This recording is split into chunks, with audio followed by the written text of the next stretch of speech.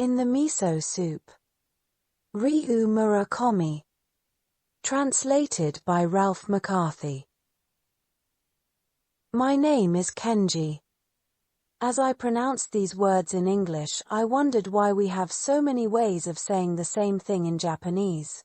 Hard-boiled, or no nawa Kenji da. Polite, watashi wa Kenji to moshimasu. Casual, boku wa Kenji. Gay, atasha Kenji tiu no yo. Oh, so you're Kenji. The overweight American tourist made a big show of being delighted to see me. Nice to meet you, I said and shook his hand. This was near Seibu Shinjuku Station, at a hotel that might rate about 2.5 stars overseas. A moment I won't forget, the first time I ever met Frank. I had just turned 20, and though my English is far from perfect, I was working as a nightlife guide for foreign tourists. Basically, I specialize in what you might call sex tours, so it's not as if my English needs to be flawless. Since AIDS, the sex industry hasn't exactly welcomed foreigners with open arms. In fact, most of the clubs are pretty blatant about refusing service to Gaijin, but lots of visitors from overseas are still determined to play, and they're the ones who pay me to guide them to relatively safe cabarets and massage parlors and S&M bars and soaplans and what have you. I'm not employed by a company and don't even have an office, but by running a simple ad in an English-language tourist magazine, I make enough to rent a nice studio apartment in Meguro, take my girl out for Korean barbecue once in a while, and listen to the music I like and read the things I want to read.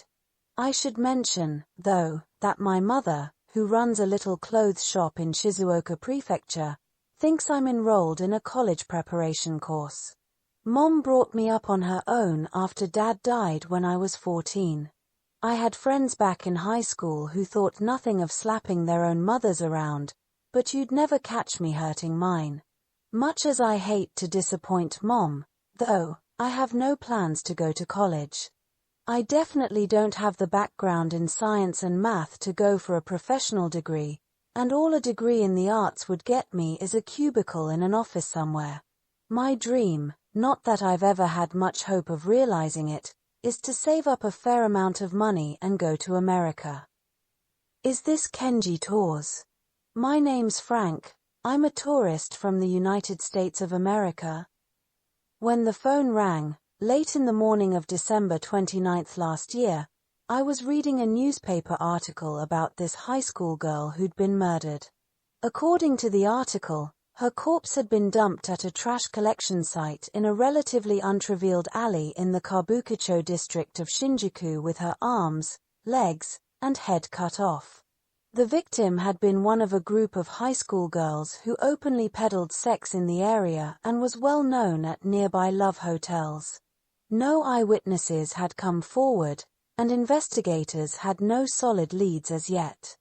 The article went on to editorialize that one's heart went out to the victim, of course, but perhaps this incident would help instill in today's teens a proper understanding of the potential horror behind those fashionable words compensated dating, and that all the girls in the victim's group had now sworn off what they flippantly refer to as selling it.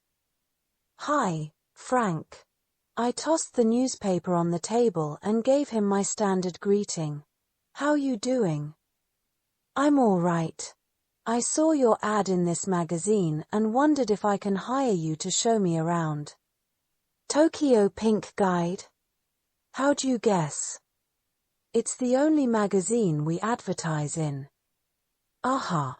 So can I hire you for 3 nights, starting tonight? Are you alone, Frank, or with a group? It's just me. Is that a problem? No. But for one person it's kind of expensive. You earn 10,000 from 6 to 9, 20,000 yen from 9 to midnight, and 10,000 yen for each hour after midnight. I don't charge tax, but you pay all expenses, including any meals and drinks we have together. That's fine. I'd like the 9 to midnight course, starting tonight, if I can book you for 3 nights. 3 nights took us through New Year's Eve, and there was just one problem. I have this girlfriend named Jun, a high school girl who, by the way, is dead set against selling it, and I'd broken my promise to spend Christmas with her. She didn't like that one bit, and just the other day I'd given my solemn word, locking pinkies with her and everything, that we would absolutely be together for the countdown on New Year's Eve. Jun can be kind of hard to deal with when she gets mad, but I wanted the job. After almost 2 years of doing this sort of work, I hadn't saved nearly as much money as I'd hoped to. I told Frank okay and told myself that on New Year's Eve I'd just invent some excuse and cut out early. "I'll be at your hotel at 9:10, I said. Frank was waiting for me in the cafeteria off the lobby, drinking a beer. He'd described himself as white and stocky and looking a bit like Ed Harris in profile, and said he'd be wearing a necktie with a pattern of white swans, but he was the only foreigner in the place anyway. I introduced myself and shook his hand, studying his face and not finding the least resemblance to Ed Harris from any angle. "Shall we get started right away?" he said. "Up to you, Frank. But if you have any questions, now might be a good time. The magazines don't tell you everything you need to know about nightlife in Tokyo." "Oh, I like the sound of that." "What?" "Nightlife in Tokyo, just the sound of those words is kind of exciting, isn't it?" Frank certainly didn't remind me of the soldiers or astronauts or whatever that Ed Harris portrays. He looked more like a stockbroker or something. Not that I have any idea what an actual stockbroker is supposed to look like. I just mean he struck me as sort of drab and nondescript. "How old are you, Kenji?" 20. "Oh. Well, they say the Japanese look young for their age, but that's exactly what I would have guessed." I had bought 2 suits at a discount clothing outlet in the suburbs and always wore one or the other when I was working. In winter, like now, I needed an overcoat and muffler too. My hair is average length, and I don't bleach it or have any piercings or anything. Most sex clubs are wary of people whose appearance is eccentric in any way. "And you, Frank?" "I'm 35. He smiled as he said it, and that's when I first noticed this thing about his face. It was a very average sort of face, but you couldn't have judged his age from it. Depending on the angle of the light, one moment he looked like he could be in his 20s, and the next in his 40s or even 50s. I'd worked for nearly 200 foreigners by now, most of them Americans, but I'd never seen a face quite like this one. It took me a while to pinpoint exactly what was so odd about it. The skin. It looked almost artificial, as if he'd been horribly burned and the doctors had resurfaced his face with this fairly realistic man-made material. For some reason these thoughts stirred up the unpleasant memory of that newspaper article, The Murdered Schoolgirl. I sipped my coffee. "When did you arrive in Japan?" "The day before yesterday," Frank said. He was drinking his beer at a ridiculously slow pace. He'd raise the glass to his lips and sort of peer at the foam a while, like someone contemplating a cup of hot tea, then take a tiny sip and swallow as if forcing down some foul-tasting medicine. This guy could turn out to be a tremendous tightwad, I thought, remembering the passage in a Tokyo guidebook a lot of my American clients used. Never eat meals at hotel restaurants. Fast food joints are everywhere, and you can always just grab a burger nearby. If you have to meet someone in the hotel restaurant or bar, feel free to linger for an hour or 2 over a single beer. Coffee is shockingly expensive and therefore to be avoided, but those who want first-hand experience of the nosebleed prices at Tokyo's top hotels are advised to order a fresh orange juice. Extracted from the grandiose glass cooler where it's kept, This overgrown thimbleful of the juice and pulp of a mere orange will set you back at least $8 and often as much as $15. Enjoy the taste of the Japanese government's tariff system. You're here on business? That's right. Everything going well? I'll say it is. I import Toyota radiators from Southeast Asia, and I came here to finalize the licensing agreement.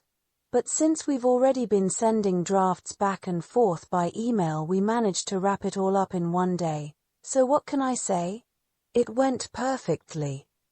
This didn't sound right to me. Here in Japan, most businesses were having their last workday today, the 29th, but Americans would have been on holiday since before Christmas. And nothing about this hotel or Frank's clothes matched all that stuff about Toyota and licensing agreements and email. From my experience so far, the legitimate businessmen who visit Shinjuku tend to stay in the top 4 hotels, the Park Hyatt, the Century Hyatt, the Hilton, and the Kyo Plaza, in that order, and to take extra care with their wardrobe, especially if they're working on an important contract. Frank's suit looked even cheaper than my own smart young businessman's 3-piece at the special Konica discount price of 29,800 yen, second pair of slacks included. It was a tacky cream color and too small, to the extent that the crotch of his trousers seemed on the verge of splitting. That's great, I said. Now, what is it you want tonight? Basically. Sex. Frank said this with a bashful grin, but it wasn't like any bashful grin I'd ever seen on an American before. Nobody, I don't care what country they're from, has a perfect personality. Everyone has a good side and a side that's nobody, I don't care what country they're from, has a perfect personality. Everyone has a good side and a side that's not so good. That's something I learned working at this job. What's good about Americans, if I can generalize a little, is that they have a kind of open-hearted innocence. And what's not so good is that they can't imagine any world outside the States, or any value system different from their own. The Japanese have a similar defect, but Americans are even worse about trying to force others to do whatever they themselves believe to be right. American clients often forbid me to smoke and sometimes even make me accompany them on their daily jogs. In a word, they're childish, but maybe that's what makes their smile so appealing. Robert De Niro, Kevin Costner, Brad Pitt, the winning, bashful grin of the American actor is like part of the national character. There was nothing appealing about Frank's grin, though. Unnerving is more like it. The artificial-looking skin of his face twisted into a whirl of wrinkles, making him look almost disfigured. According to Tokyo Pink Guide, a man can find anything he wants here, he said. You mean the magazine? The book, too. Tokyo Pink Guide, the book, is by a man who calls himself Stephen Langhorne Clemens. It describes, in a pretty entertaining way, the various aspects of the sex industry in Tokyo: hostess bars, host bars, peep shows, strip clubs, massage parlors, call girls, and even the S&M and gay and lesbian scenes. The only problem is that the information is out of date. Sex businesses tend to sprout up and wither away in cycles of about 3 months. The magazine comes out twice a year, and even the information in that is soon outdated. Of course, if the magazine covered everything, I might be out of a job. But you'll never see a weekly city guide like Pia or Tokyo Walker published in English. Not in this country. Japan is fundamentally uninterested in foreigners, which is why the knee-jerk response to any trouble is simply to shut them all out. Maybe I shouldn't complain because it's the main reason my services are needed, but ever since the advent of HIV, and even as the number of infected Japanese soars, most sex clubs have continued to ban all gaijin.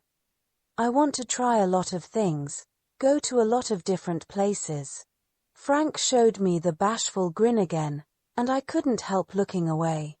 According to what I've read, you can find it all here. Tokyo's like a department store of sec. Frank took the Tokyo Pink Guide out of a dark brown shoulder bag beside his chair and put it on the table.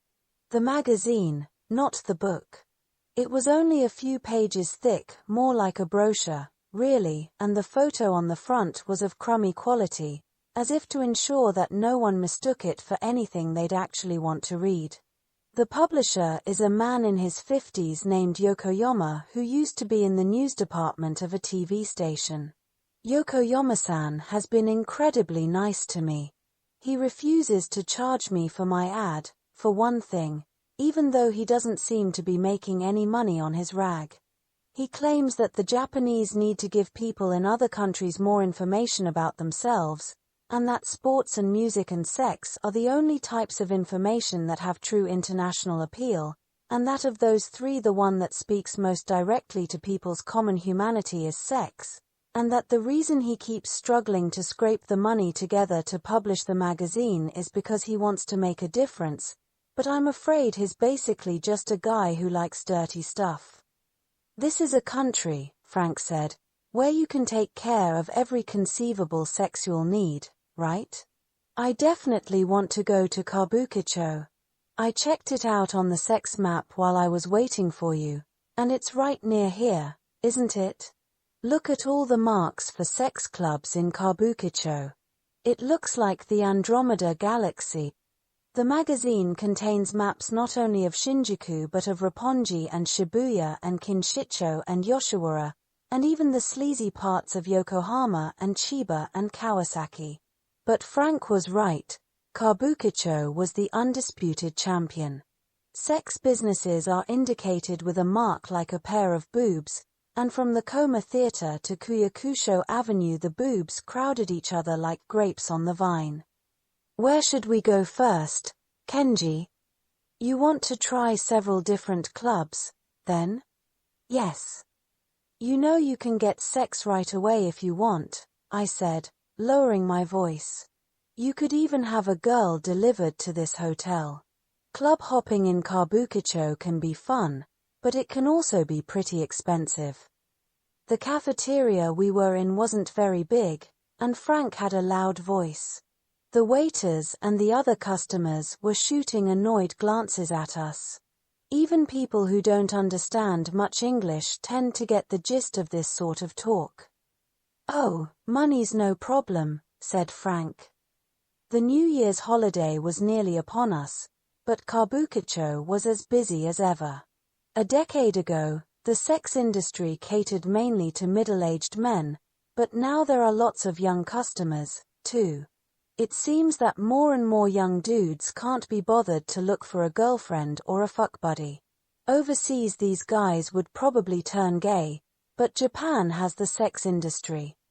As he blinked at Kabukicho's neon lights and the more flamboyant touts and barkers in their kitschy outfits and the women standing here and there on the street trying to catch his eye, Frank slapped me on the shoulder and said, "This is great."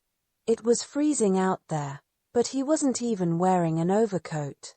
With his short, lumpy frame wrapped in that tacky suit, Frank was no treat for the eyes, but he blended right in with the streets and crowds of Kabukicho. A group of black guys in matching red windbreakers were touting for a newly opened show pub that featured foreign dancers. They were handing out flyers and giving their pitch to the men walking by. What you gentlemen need is to see some world-class nude dancing at the unheard-of price of only 7,000 yen for a full hour. Their Japanese was flawless.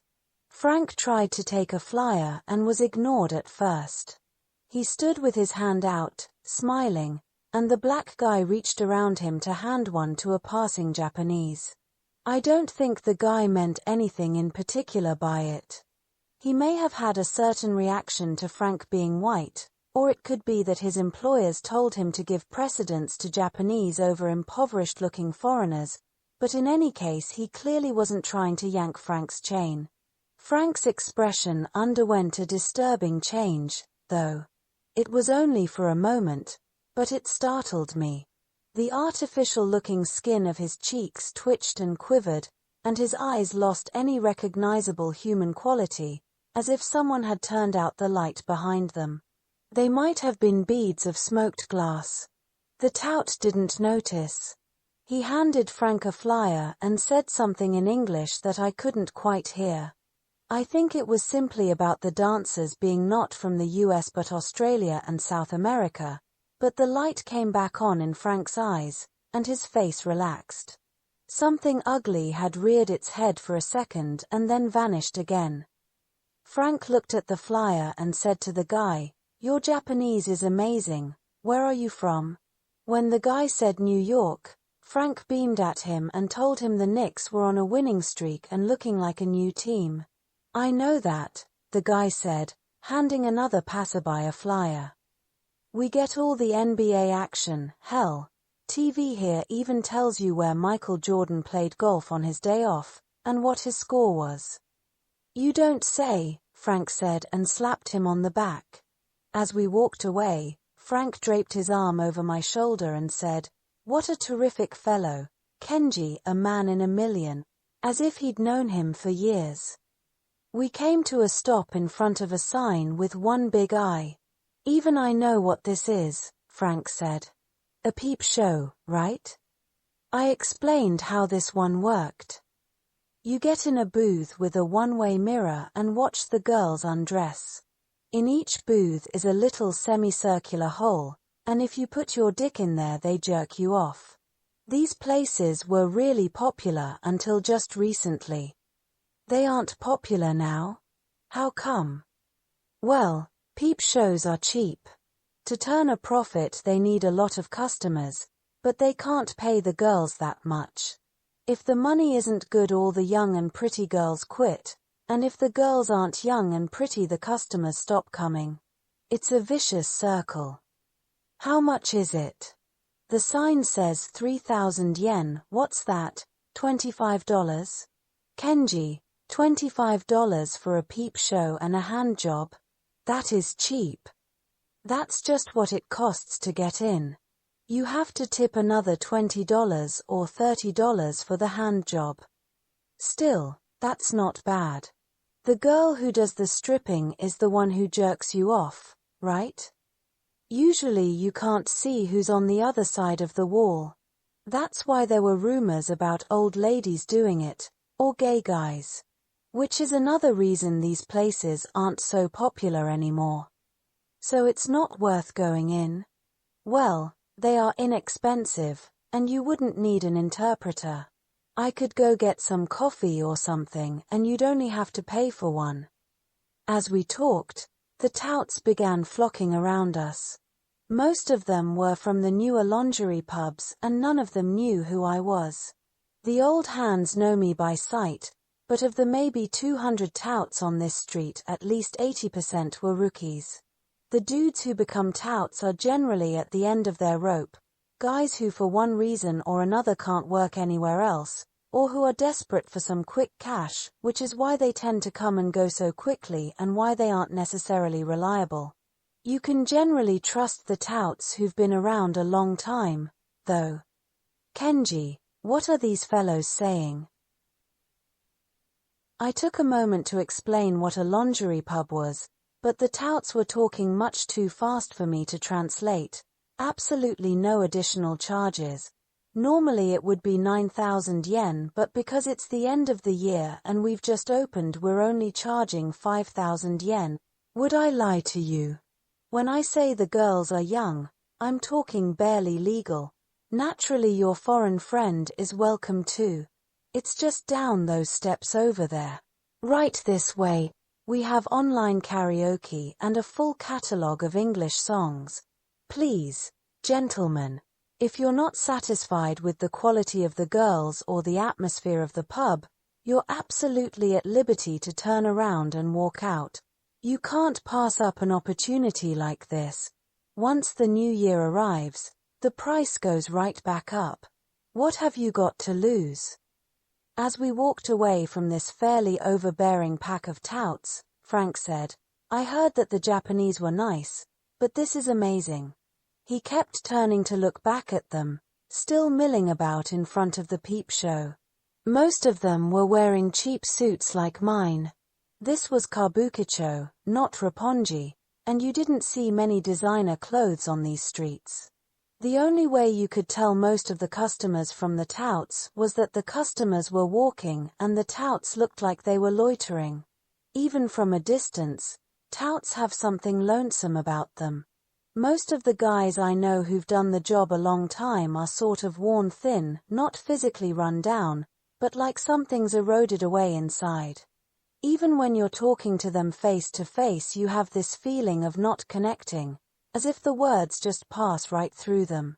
Sometimes they remind me of the Invisible Man, but I've never quite understood why they end up that way. These fellows are nothing like the seedy characters who work for American sex clubs, said Frank. They're more like Eagle Scouts or something. How do they find the energy to be so friendly all night?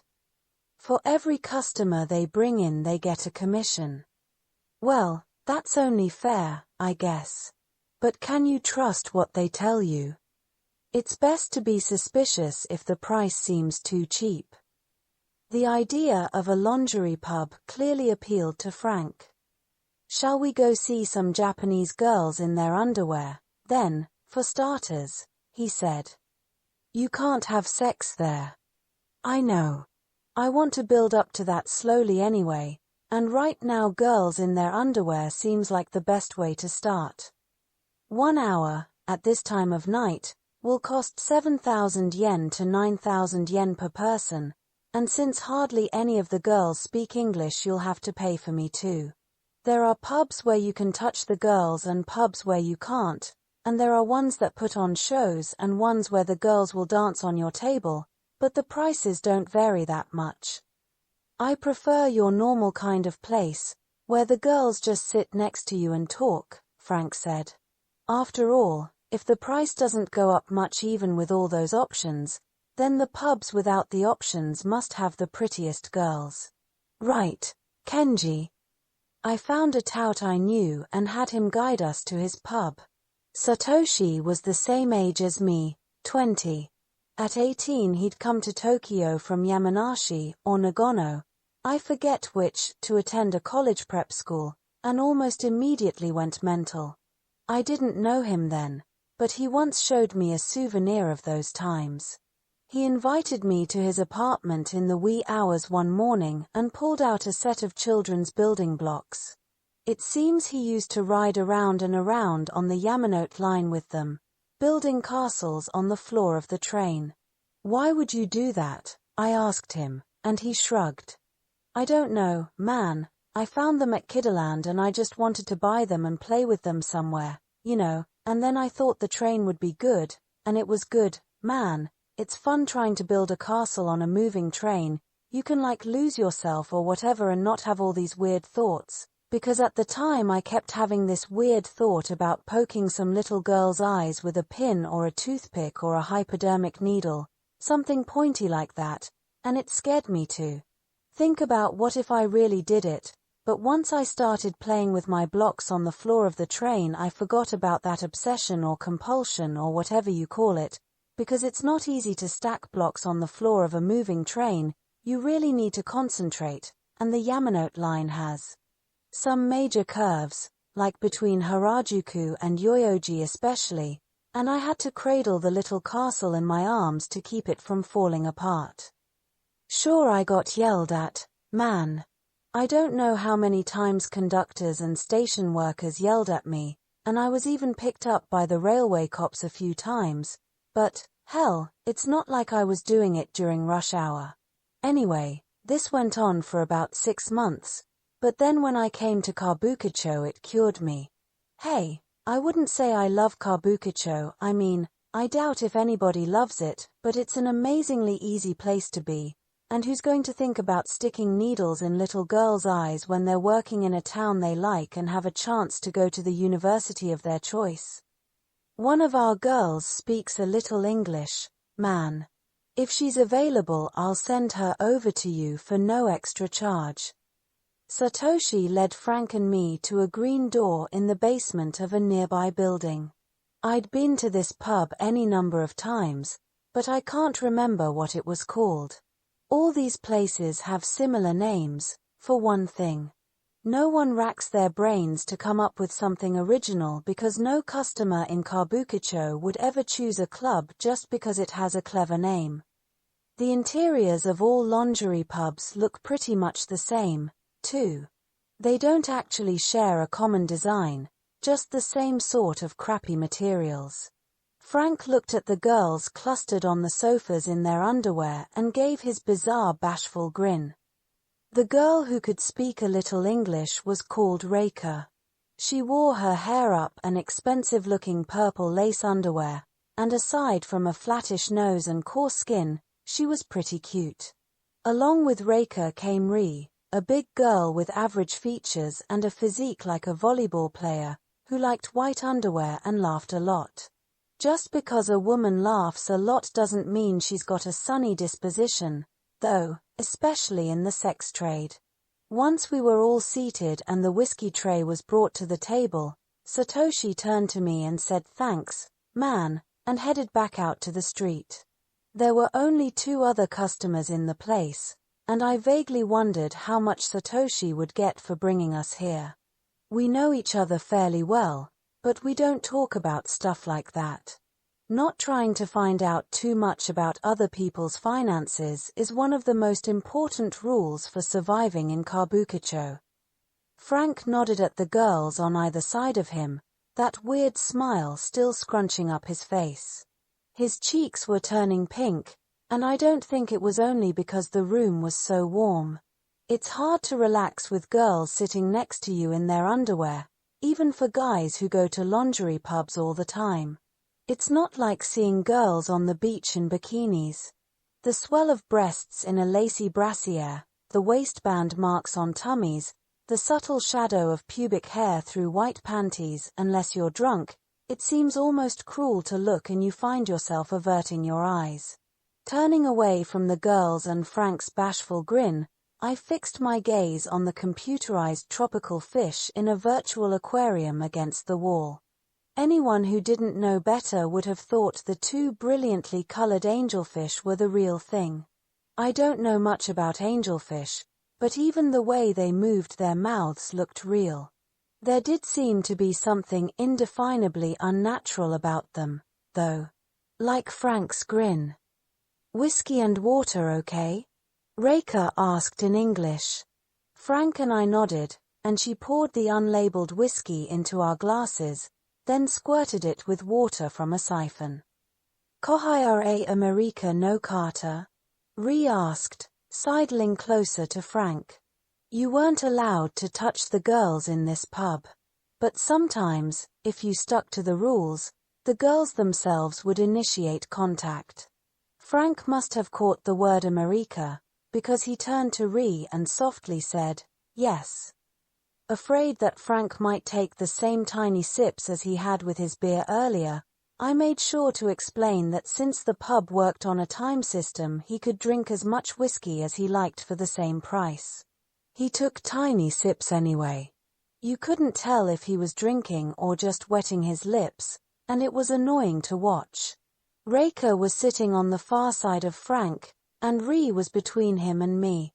Reika put her hand on Frank's thigh and smiled. "What's your name?" Frank asked her, and she told him. "Reika," he repeated. "Yes. That's a pretty name." "Really? I think it's very pretty." "Thank you." Reika's English was about middle school level. I'm not a whole lot better, mind you, just more accustomed to using it. "Do a lot of Americans come here?" Frank asked her. "Sometimes." "Your English is good." "No. I want to speak better, but difficult. I want to get money and go America." "Oh really? You wanna go to school there?" "No school. I am stupid. No, I want to go Nike Town." "Nike Town? Do you like Nike?" "Nike? The sporting goods maker?" "Yes. You like Nike, aren't you?" "Well, I do have some of their shoes, or wait, Maybe mine are Converse. But why do you like Nike so much? No, why. I just like. Do you go Nike Town? See, I don't know what this Nike Town thing is, Frank said. Do you, Kenji?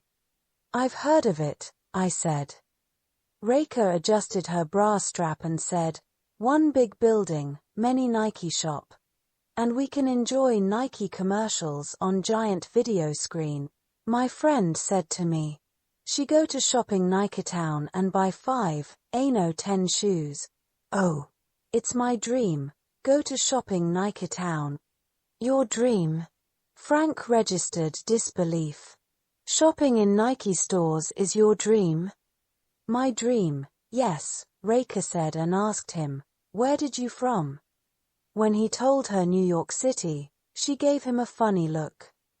Impossible, she said. Nike Town is in New York. Naturally, all Reika meant was that she was shocked he could live in New York and not be familiar with her dream store, nothing for Frank to get all bent out of shape about. But his expression underwent the same transformation as when the black tout had ignored him. From where I sat I could clearly see the vinyl-like skin of his cheeks twitching and the capillaries appearing, his face going like a watercolor wash from pink to red.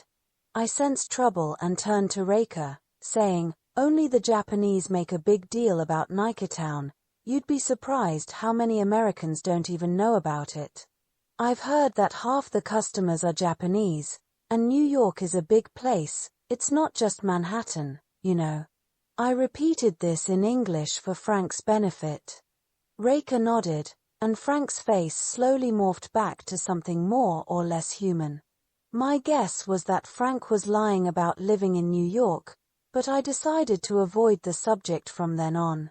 Nothing good could come of a guide like me, with no official license, making a customer angry. Do you want to karaoke? Reika asked Frank. One of the other two customers, a middle-aged salaryman, was crooning euphorically into a handheld mic. He was with a younger colleague, who was drunk and red-faced and humming along, lamely trying to clap in time. In one hand the singer held the mic and in the other the hand of a hostess in pink lingerie.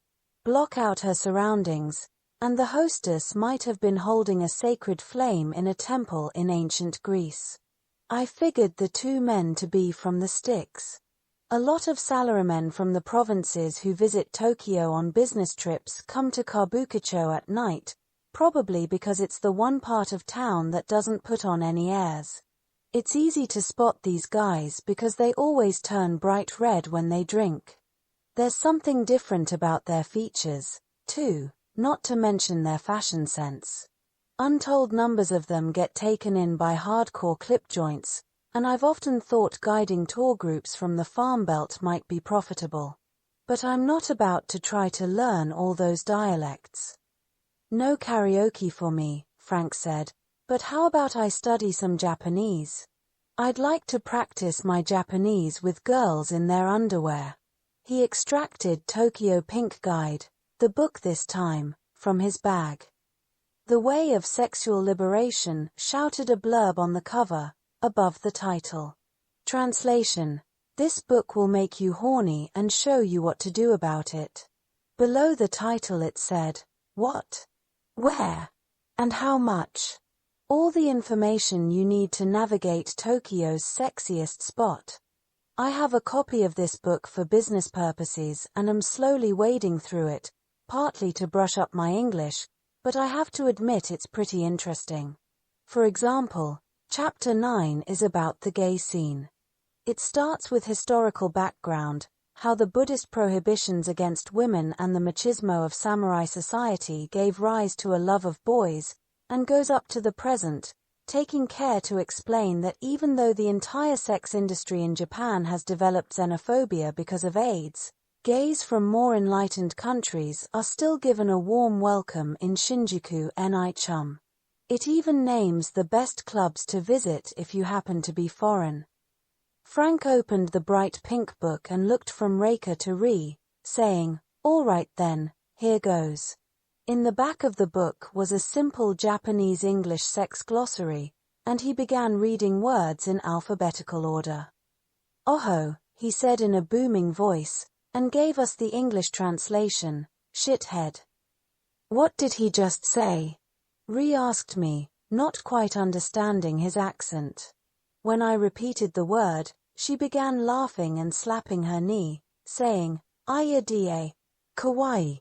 I can't stand it. How cute." Next Frank read the word Igene, mistress, then Ari Shitaru, I love you. He muttered the English translations under his breath, but his voice was loud and resonant when he read the words in Japanese. Aitai, I want to see you, Akagay, Arkshell, Vagina, Ana, Ho, Ana Deyaritai, I want to stick it in, Anarusakusu, Anal sex, Asoko, Downtere. Asoko. Asoko. Asoko. It's endearing when foreigners try their best to communicate in broken Japanese. When they're giving it all they've got, you find yourself wanting to reward them by comprehending. My English is probably about the level of a decent high school student's, but I've found that you actually get on better with clients if you struggle to choose the right words rather than try to sound like a native speaker, the way so many idiot Japanese DJs do. As Frank kept repeating Asoko, Reika and Ri began giggling uncontrollably, and even the other hostesses were turning to see what was so funny. Without the least hint of embarrassment or lewdness, either Frank plowed ahead, stumbling over the pronunciations but with an earnest, innocent expression on his face, like an actor on stage, projecting each syllable, ASOKO. Daisuki, Loveja, Dame, no dam con penis dannasan, mister, dare demoi desu anione vildo dekhata, ops. Itame, debu, fatso, dendo kokesi, vibrator, desu in going to tome, doko demo dote, a total virgin, doko demo dote dakar desu im a total virgin, so im going to tome, doko demo dote dakar desu, doko demo dote dakar desu. Frank was noting which phrases got the biggest reaction from Reika and Ri, and these he'd repeat over and over, combining some of them and throwing in other Japanese words he knew. The hostesses sitting unoccupied near the entrance had now stood up to try and hear what Frank was saying. The karaoke singers had put down the mic and were chuckling along with us, and even the two thuggish-looking waiters were enjoying the show. Me, I can't remember the last time I laughed so hard. It literally brought tears to my eyes. Sawaranai, I won't touch. Sawaratai, I want to touch. Sabio, venereal disease. Siko, intercourse. Seiyoku, sexual desire. Senzuri, jerking off. Shakuhachi, bamboo flute. Blowjob. Shase, ejaculation. Shigoku, to stroke. Shigoit kudasi, please stroke it. Shigoit kudasi. Shigoit kudasi. Sukebe, horny bastard. Sukebe jiji, horny old bastard. Suki desu kei, do you like? Suki desu, I like. Sukebe jiji suki desu kei? Do you like horny old bastards? Sukebe jiji suki desu, I like horny old bastards. Sukebe jiji suki desu. The harder we laughed, the more serious Frank looked. He just spoke even louder in order to be heard. Beads of sweat were appearing on Reika and Ri's foreheads and noses and chests, and tears were rolling down their cheeks as they cackled and hiccuped and sputtered. The crooners from the countryside had forgotten all about singing now, and the karaoke track was nearly drowned out by our laughter. Frank, however, continued to observe the ironclad rule of comedians: never laugh at your own stuff. He went on to do almost an hour of this, going back and forth through the entire glossary. Eventually another pair of customers came in, and the two from the sticks began singing again. The new pair apparently asked for Ri, who moved to their table after shaking Frank's hand and making me tell him she hadn't laughed like that in ages. Reika told Frank, "You are great comedian, I very enjoy," and slipped away to the restroom to towel off. I was sweating, too, so much that my shirt stuck unpleasantly to my skin. That's what happens when you laugh your ass off in a place where the heat's turned up to accommodate ladies in their underwear. I asked one of the waiters, a guy I knew, for the tab, and he flashed me a smile and said, "That's one fun gaijin. I won't say you'll only find depressive types working in Kabukicho, but everyone there has a past of some kind, not to mention a present that's less than ideal." The employees in this pub probably didn't often get the opportunity to laugh like that, and I was glad they'd enjoyed themselves. Frank pulled out his wallet and said, "Kenji, what's this Niketown business? Why is it so popular with the Japanese?" He wasn't sweating at all. I wondered what had made him come out with this question now, so long after the conversation, but I didn't ask. "The Japanese like anything that's popular in America," I said.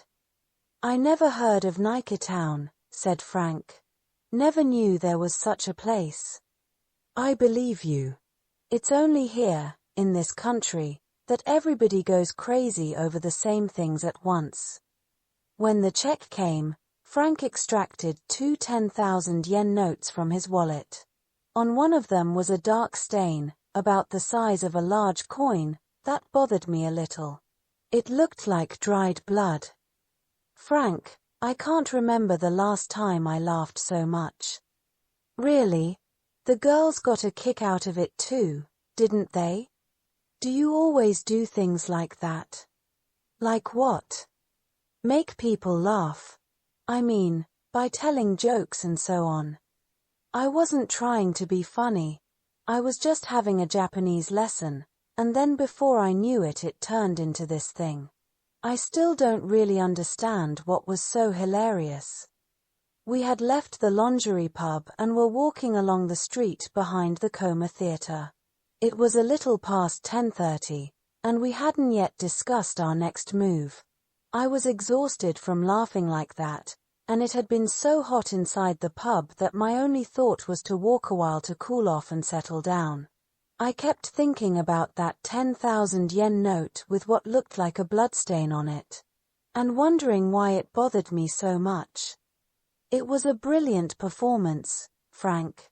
Did you study acting or anything?"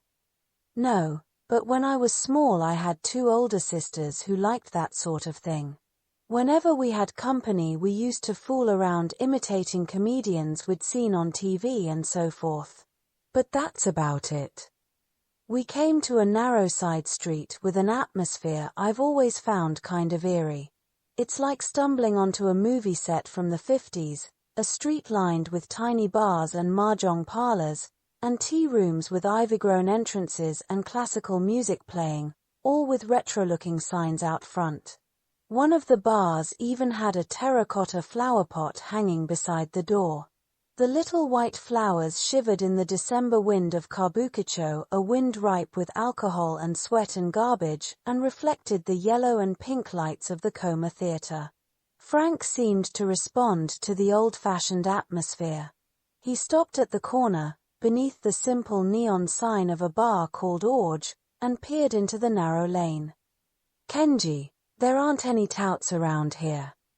That, I explained, was because anyone walking this way would already have decided exactly where he was going. On this street you didn't get the drunken sorts roving arm in arm with their buddies, checking out all the clubs and looking for the cheapest and easiest place to get their rocks off. "This is the way Kabukicho used to look," I said. "Is that so? I guess it's the same in every town." Frank started walking again. Times Square in New York was like this, way back when used to be lots of nice bars before the sex shops moved in. He said this in such a nostalgic way that I decided he really was a New Yorker after all. It was silly to expect everyone from New York to know about Niketown. Speaking of which, Kenji, I saw a building in front of Shinjuku Station with a big sign saying Times Square, but what is that, some kind of joke? No, I said. It's the name of a department store. But Times Square is Times Square because the old Times Tower was there. The New York Times doesn't have a building in Shinjuku, does it? Japanese think using names like that is cool. Well, it's not cool, it's embarrassing. Japan may have lost the war, but that was a long time ago now. Why keep imitating America? I didn't have an answer for that, so I just asked Frank where he wanted to go next. He said he wanted to try a peep show, to see girls who were completely nude. We had to retrace our steps a bit. There are no peep shows around Kuyakusho Avenue, just Chinese clubs and girly bars and pub restaurants and love hotels. We turned the corner at a love hotel to head back towards Seibu Shinjuku Station and found ourselves walking past a rent-a-car lot. What it was doing in a place like that I couldn't tell you. Who in the world would come here to rent a car? There isn't even room on the streets to park. The Toyota rent-a-car banner and the strings of vinyl pennants flapped in the wind, and the prefab office was all but hidden among the dozen or so dust-covered station wagons and sedans squeezed fender to fender inside the tiny lot. I'd rather walk any day than drive something like that, I thought. Frank was shuffling along with his collar turned up and his hands stuffed in his pockets. The tip of his nose was red. He had no coat or muffler and the warmth from the lingerie pub had faded quickly enough, but he didn't look cold so much as dejected. I looked over at him as we walked past the Toyota lot, and a chill trickled down my spine. It was something about his posture in silhouette. He gave off this overpowering, almost tangible loneliness. All Americans have something lonely about them. I don't know what the reason for that might be, except maybe that they're all descended from immigrants. But Frank had taken it to a whole new level. His cheap clothing and slovenly appearance had something to do with it. Shorter even than my 172 centimeters, he was fat, his hair was combed forward and thinning, and right now he looked very old for his age. But it wasn't just that. There was a falseness about him, as if his whole existence was somehow made up. That's what I was thinking, anyway, when I noticed something that made my scalp crawl. Just ahead was a trash collection site cordoned off with yellow tape, and a cop was standing guard. This was where the schoolgirl's corpse had been found. Things that had been tugging at my brain merged with the trickling chill.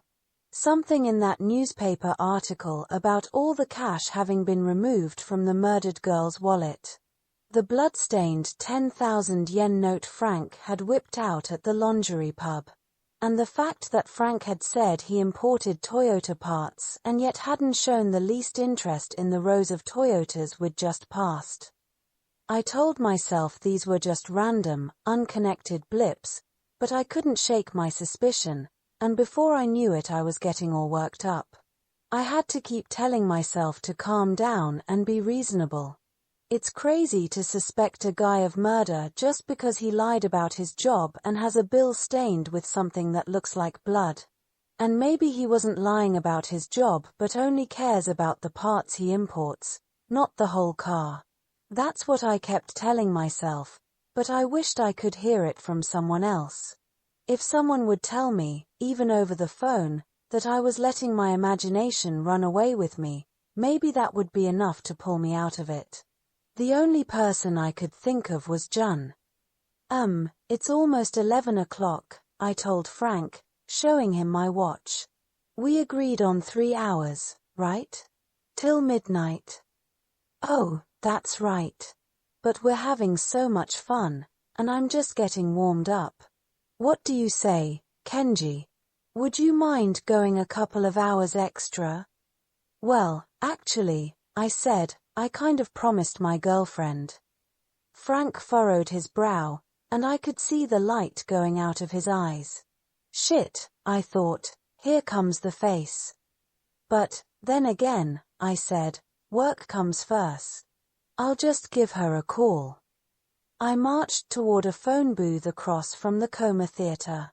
I didn't want to use my mobile. I was pretty sure Frank didn't understand any Japanese to speak of, but I still didn't like the idea of him standing beside me listening. It was a relief to get the glass walls of the booth between us. Jun was generally in my room around this time of night. Not that she was waiting for me to get back, she likes to spend time there by herself, reading or listening to music, because she doesn't have any private space at home. Jun's parents divorced when she was small, and she lives with her mother and little brother. She tells her mother she's been studying at a friend's house, and as long as she gets home by midnight no questions are asked. Hello. Oh, hi, Kenji. I felt another wave of relief just hearing her voice, which is pretty low and husky for a 16-year-old girl. Hi.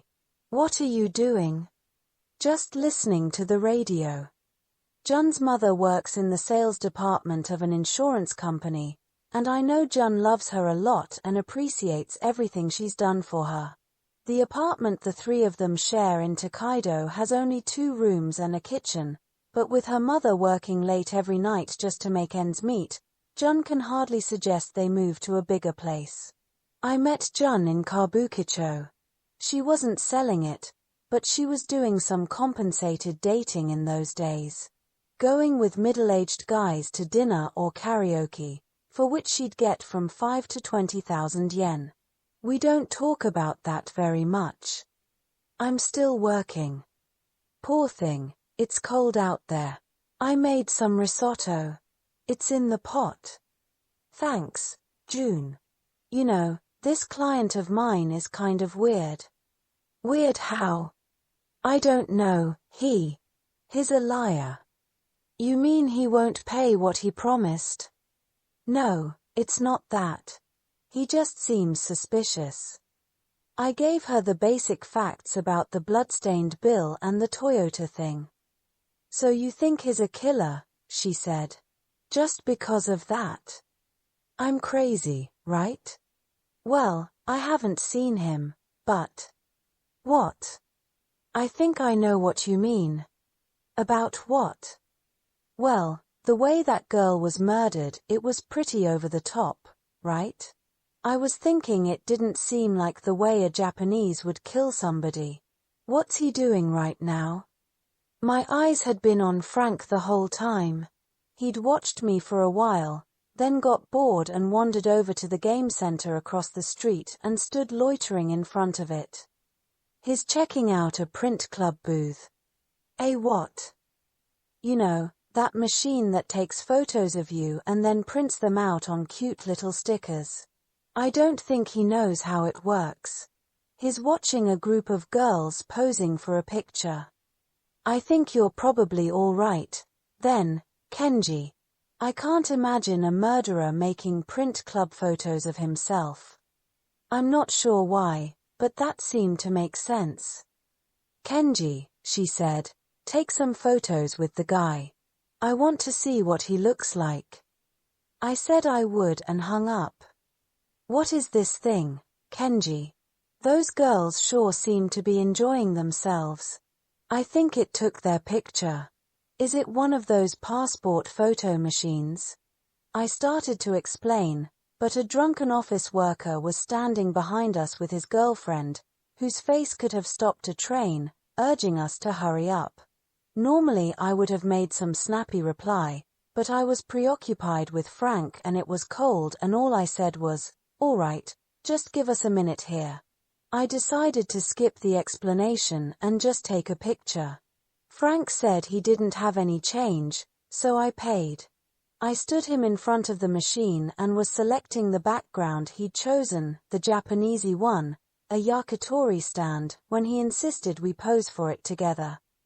Those girls all took pictures together. I want one with you and me. To take a print club 2-shot, you need to put your faces right next to each other. I'm not saying Frank revolted me, but I wasn't about to press my cheek against his. Just the fact that he was a man made it bad enough, but Frank also had that weird skin. No wrinkles, though he was supposedly in his mid-30s, but his face wasn't what you'd call smooth, Either it was shiny and flabby and artificial looking.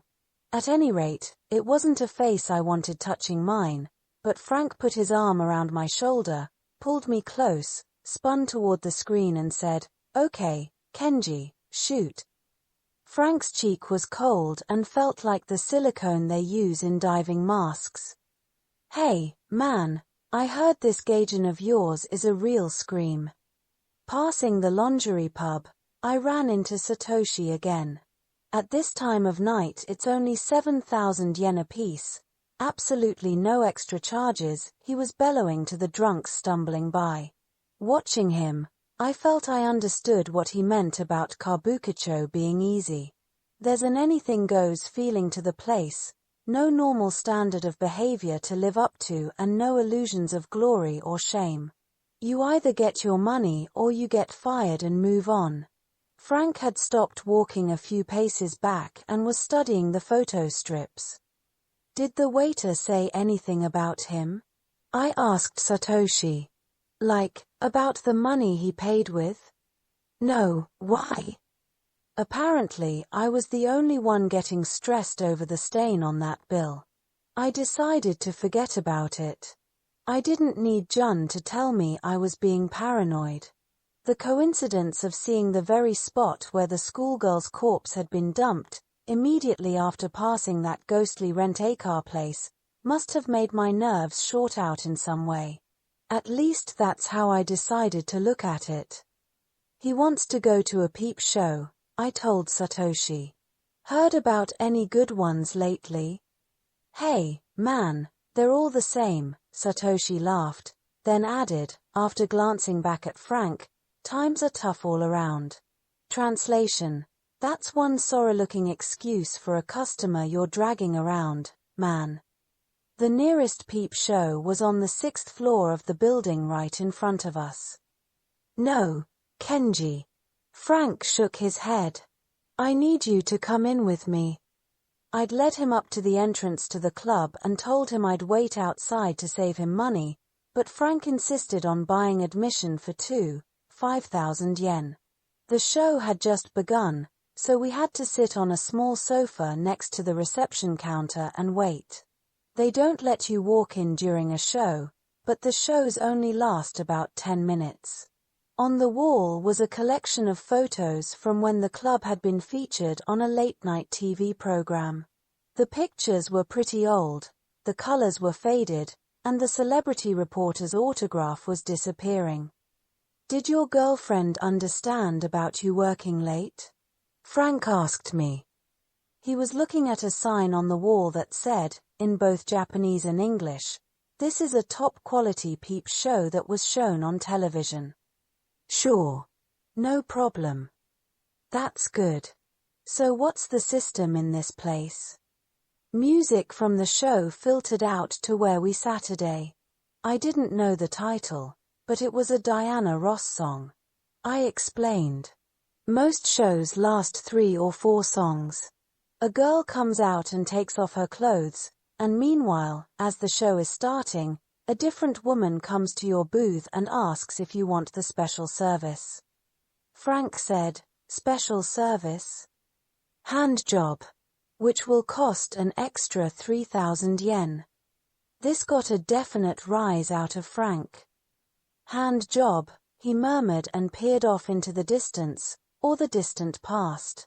I'd never heard anyone say the words with such feeling before. "You don't have to get one if you don't want one," I told him. "Since you're aiming to get laid tonight, you may not want a hand job first." "Oh, that's all right," Frank said and looked at me. "My sex drive is pretty strong. In fact, I'm a sexual superman." Sexual superman. Those were his exact words. In that case, when the woman comes to the booth and asks you something, all you need to do is say yes. "All right, then," Frank said, "I will. I can't wait." For someone who couldn't wait, he looked awfully bored. He sighed and picked up a weekly magazine next to the sofa. On the first page of color photos was a picture of Hideo Nomo in his Los Angeles Dodgers uniform. The short text was about the contract for Nomo's second season not having been signed yet.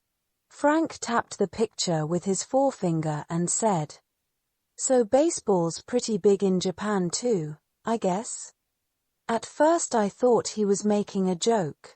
There's no such thing as an American who comes to Japan on business and doesn't know who Nomo is. Not even 1 in 1,000. Among Americans he's surely the most famous Japanese alive, and right now small talk about Nomo is probably the best way to break the ice and get negotiations off to a smooth start. And yet Frank was looking at a picture of Nomo and assuming he played in Japan. Was it even possible that a man who imported Toyota auto parts wouldn't know who Nomo was? "This man pitches for the Los Angeles Dodgers," I said. Frank peered at the photo dubiously. "You're right, he's wearing a Dodgers uniform. It's Nomo. He's famous. Last year he pitched a no-hit, no-run game." Maybe Frank didn't know anything at all about baseball. That was the only way this could make any sense to me, if he knew nothing about the game itself. But then he pulled the rug out again. "No hit, no run, eh? That takes me back. We were all boys in my family, a gang of brothers. I was the youngest, but all of us played baseball. We lived way out in the country, you understand, cornfields as far as the eye could see, and in summer we used to do nothing but play catch. There wasn't much else to do, for one thing, and my father was a baseball fan too. I still remember the summer I was 8 years old, when my second oldest brother pitched a no-hit, no-run game. Just an hour earlier, Frank had told me he had 2 older sisters. These 2 sisters, I distinctly remembered him saying, used to imitate TV comedians. But now he came from a family of only boys who all played baseball. The weird thing was that there was no conceivable need for him to lie right now. It was odd that he didn't know who Nomo was, but no reason to initiate a cover-up. This wasn't a conference room where vital business talks were taking place, it was the waiting room outside a peep show, and I wasn't some important client or supplier but just a nightlife guide. If he had simply said, "Nomo, eh? Never heard of him," I probably wouldn't have thought twice about it. It was the middle of nowhere, but they made good beer there, and we used to all play baseball and then drink beer. I was just a kid, but of course they made me drink too because you couldn't call yourself a man if you couldn't knock back a beer. That's what it's like in the countryside in America, cornfields stretching forever in every direction, the sky so blue it's shocking, and unbelievably hot in summer. The sun is like a hammer pounding you down, and a weak man could pass out from just standing there. But the amazing thing was, when we were playing baseball the heat didn't bother us at all, it didn't even seem that hot. Even if the pitcher was getting bombed and we were stuck out in the field for a long time, even then we didn't notice the heat. Frank seemed excited by these memories, if that's what they were, and was speaking much faster than normal. I tried to concentrate, to make sure I didn't miss anything, but at some point I started remembering my own younger days. I played baseball in middle school. Our team wasn't very good, but I've never forgotten those summer practice sessions or the games we played. What Frank had just said was true, even on days when it was so hot you could hardly bear to be outside, you forgot all about it once you started playing. For anybody who's had the experience, those 2 words summer and baseball are bound to summon up the smells of grass and dirt and oiled leather. It made me so nostalgic I completely forgot that Frank was almost certainly lying. "I know," I said. "When your team's fielding, and you're leading by a couple of runs, and it's 2 outs bases loaded, you don't notice how hot it is. But if you close your eyes for a second, suddenly you realize it's like being inside an oven. In fact, that's the hottest I've ever been. There's no heat like the heat you experience playing baseball in summer. And there's no memory more beautiful." I had launched into this little soliloquy without even thinking. I was enjoying my own reminiscences, and it all came bubbling out fairly smoothly. I didn't have to stop and think about present perfect or comparative degree or whatever. So you played baseball too, Kenji? Frank asked without much enthusiasm. Yeah. Yes, I did. I was glad to be able to say that.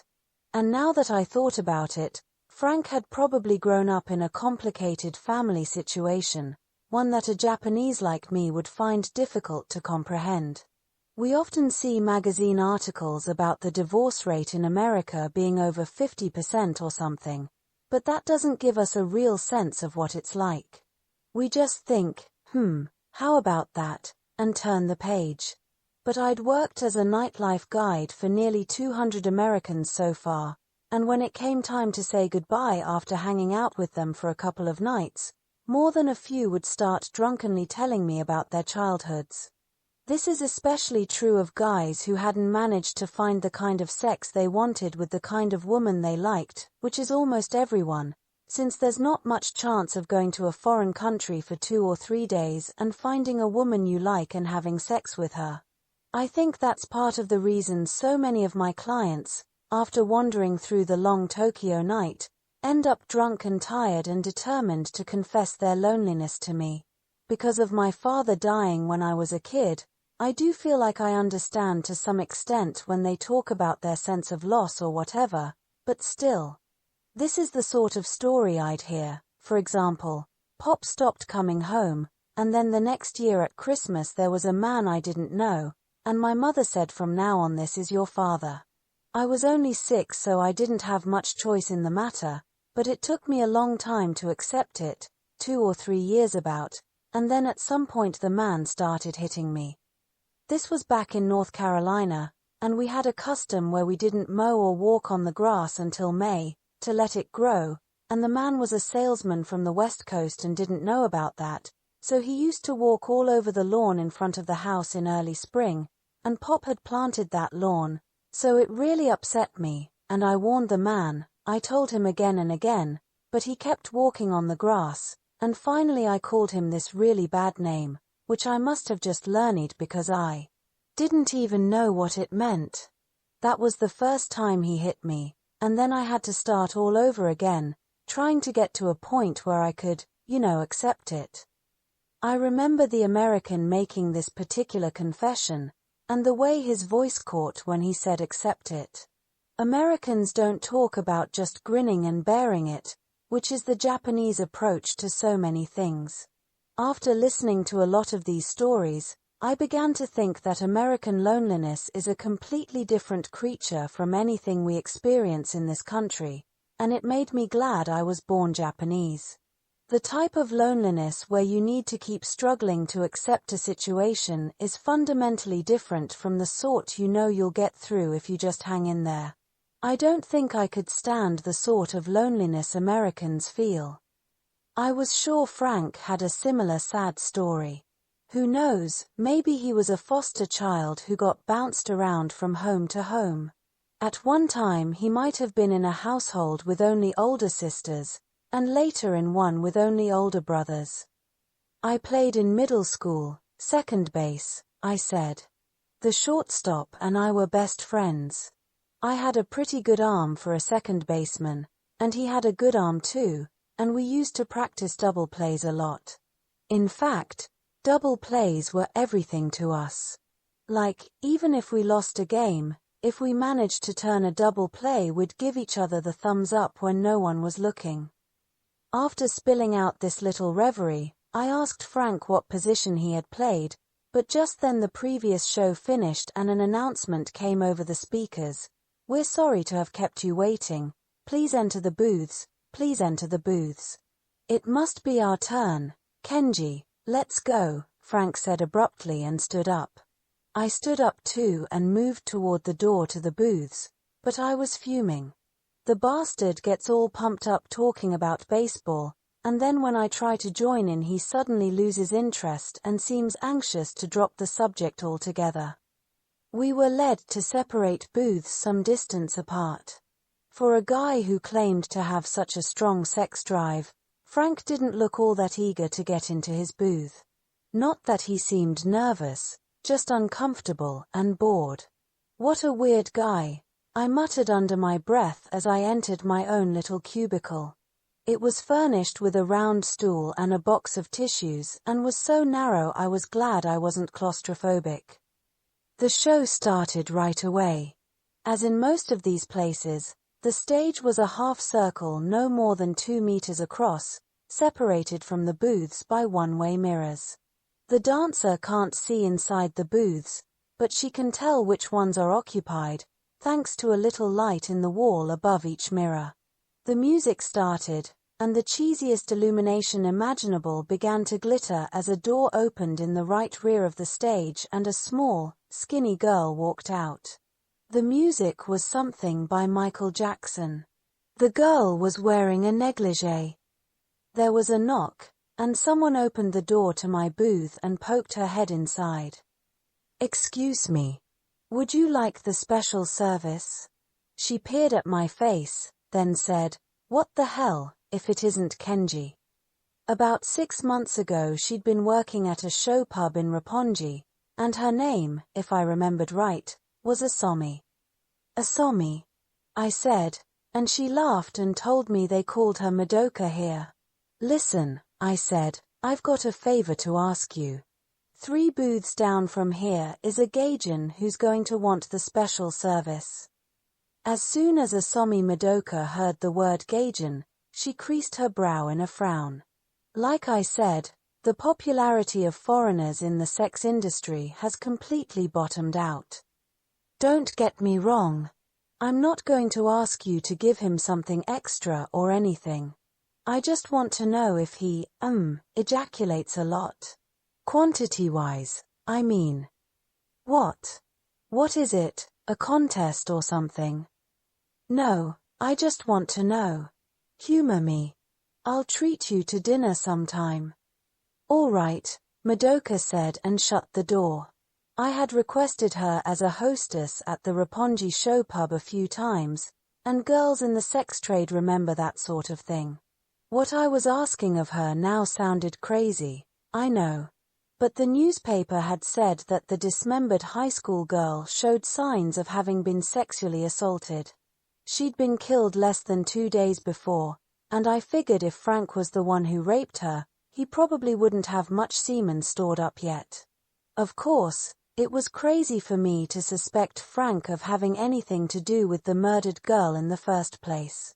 I was thinking too much, is what Jun, for example, would probably tell me. But after 2 years of working Tokyo's sex scene, I developed a sort of sixth sense for danger, and even if Frank wasn't a murderer, my intuition was definitely telling me not to trust him. Everybody lies at one time or another. But once someone makes a habit of lying, once it becomes a part of their everyday life, denial kicks in.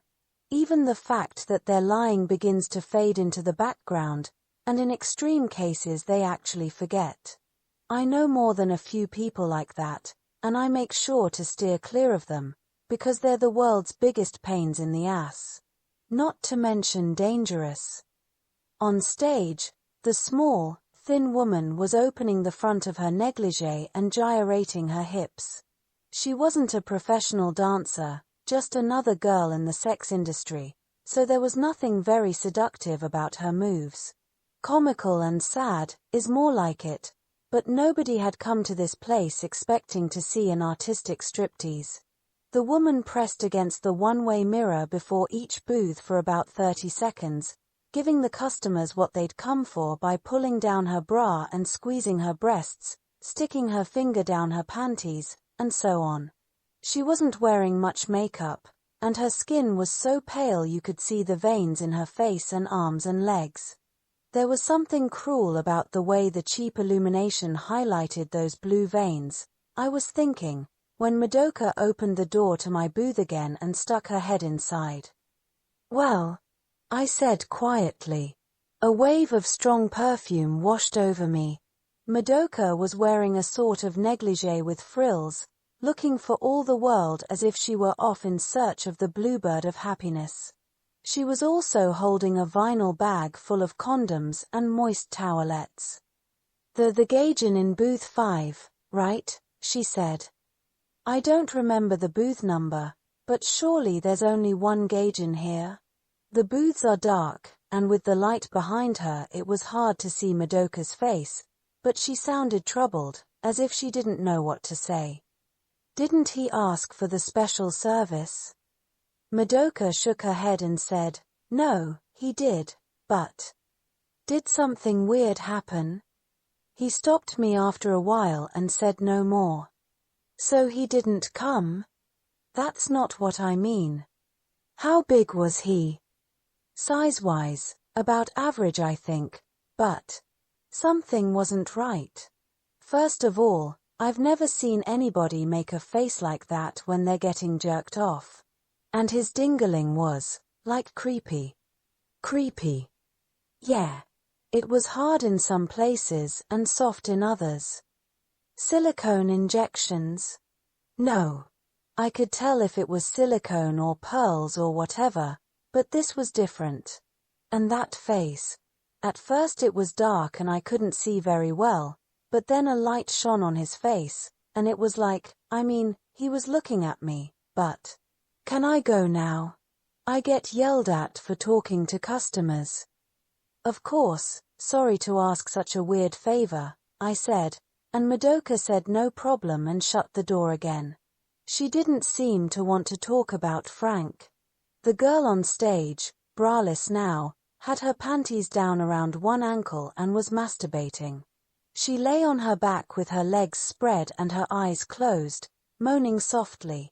No one but she herself could have said if it was just an act, or if she was actually a bit turned on, or if in fact she was the type who really gets off on having people watch. I certainly didn't know which it was, but her voice and facial expressions were a pretty good facsimile of what happens when a woman is genuinely aroused. There's not that much variation, which I'm sure is true for men too. Someone like Madoka has seen the faces of hundreds, if not thousands, of men in that state. What sort of face could Frank have made that she'd find so disturbing? After we left the peep show, Frank hardly spoke at all, and I didn't much feel like talking either. We just walked along, drifting away from the neon lights and the cries of the touts, and the next thing I knew we were in front of a batting center on the outskirts of the Love Hotel district. It was past 1 a.m., but we could hear a syncopated clank of metal bats beyond the tall green net and rusty chain-link fence. Frank stopped to listen to the sound, and gazed curiously up at the fence. I'm told that in America they don't fence in batting centers or driving ranges. I'd always assumed that enclosed driving ranges, at least, were something you could find anywhere in the world. I thought that vending machines for booze and cigarettes and magazines and whatnot were everywhere, too. Well, maybe not everywhere, but it never occurred to me that having vending machines for beer or whatever on every other corner was unusual. Clients with any curiosity always ask me about this, though. Kenji, why are there so many vending machines? Who needs them, with convenience stores everywhere you turn? And why do you need so many different types of canned coffee and juice and sports drinks? With so many brands, how can anyone possibly make a profit? I've never been able to come up with answers to questions like these, and at first I didn't even understand what the big deal was.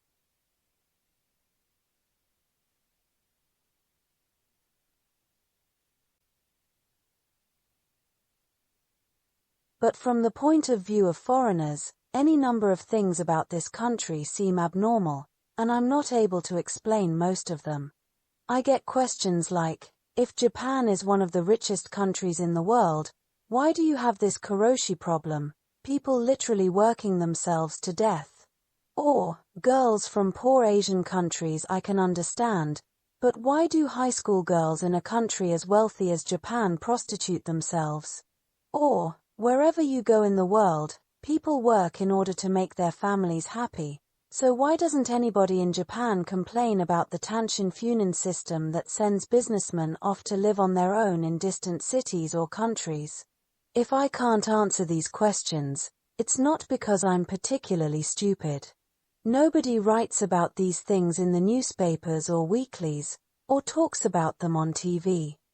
No one teaches us why karoshi has to exist in this country, or the Tanshin Funin system that the rest of the world seems to think is so perverse. Frank stood riveted to one spot, gazing up at the batting center. I thought maybe he'd enjoy hitting a few. Wanna try it? I said, and he looked at me as if startled and bobbled his head ambiguously. On the ground floor was a game center. We climbed a metal staircase to the second level, a surreal open space illuminated by fluorescent lights. A sign hanging about midway up the chain-link fence said, "For your safety, only those taking batting practice are allowed in the cages." There were 7 batting cages, all set at different pitching speeds. The one farthest to the right was the fastest, 135 kilometers per hour, and the one on the far left was the slowest at 80. 2 of the cages were occupied, one by a young man in training wear and the other by the male half of a drunken couple. His woman was egging him on. "Go for a home run," she shouted before every pitch. The man was staggering drunk and missed most of the balls completely, but the woman kept at him as if their lives depended on it. "Don't let 'em beat you. Don't let 'em beat you. Don't ask me who or what was trying to beat him." She stood behind the fence on a long concrete walkway like the platforms you see at little train stations in the country, with a roof but no walls to block the wind. In a shed about the size of a highway toll booth, the batting center attendant slumped in his chair, asleep, and next to him a kettle sat on a small kerosene stove that flickered with orange flames. The little shed must have been warm, because the dozing attendant inside had nothing on over his t-shirt, and a homeless man lay with his back against the outer wall.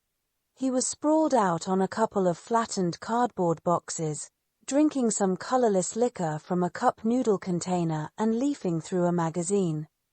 "There's no place like this in America," Frank said.